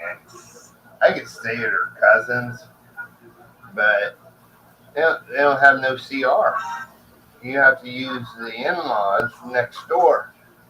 And what city is this? They don't have a CR? That's up there on the mountain. On the local mountains right there in Leyte, though. Yeah, okay. Once I get out of here, I got about. Once I get through Bontoc and make that turn to go. It's straight. It's one road. I'll say it's not very straight. It's very windy, and they're like left turns. Some are like U turn and all that until you get up over the mountain. Then you got one S bend that you got to go, and then it's pretty much straight into plateau. And once you hit the flat, where plateau is the same level as sea level Mm-hmm. after you cross the mountain. Look, you can clip along there. I've clipped along there at 90 kilometers an hour. Flying. And but once you hit that bridge, right, right before plateau, that's the landmark. You better back her down because it's gonna be traffic.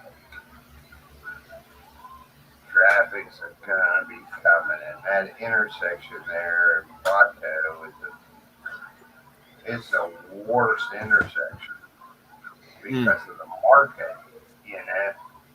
And it's only isn't like somebody can drive straight across. You have to go make the right and then go up past where the bus terminal is, and then make a left into the market. So where I get my load, I it's on my side of the road. I don't have to cross traffic and all that. You know, I used to get load over at the market, but I found this dude, and he'll do it 1,000 pesos a throw if that's what you want. So, and it's just one ding on your phone because TM, you get the ding for the load, and then if they split it up in 10, then you get 20 text messages, and that's all your phone does. Ding, ding, ding, because TM throws their fucking promos at you, and I always cancel them. I'm like, no, I'm not getting in no promo bullshit for nothing. Don't need it, don't want it, Good but luck. Goodbye. I just get the one promo thing and the thing for the load. So that's only two texts.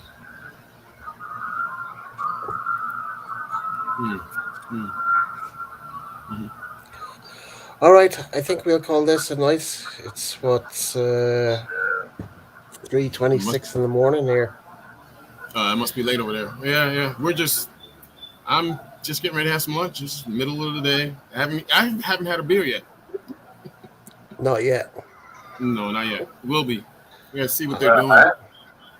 I did take a little nap Finish up this there. other video here for the India. Yeah, I'll Lay check down, those. man. Take a nap. Yeah, I'll check out those videos Well, when I I wake did. up later. I slept in the chair Okay. until Ronald said something, and then I heard my name, and I'm like, oh shit. And I went to answer, Then but you I woke had the up. mic on mute. I was on mute. Well, happy holidays to everybody. Happy Veterans Veterans Day, Day. mate. I am out of here. I'm just gonna sit here and do this video and upload it. Just it's already done. Just upload it. There's no editing or anything. Just upload the motherfucker. I'll check it. You know. I'll check those few videos out when I wake up later. And And that was my India. I'll upload in Thailand later.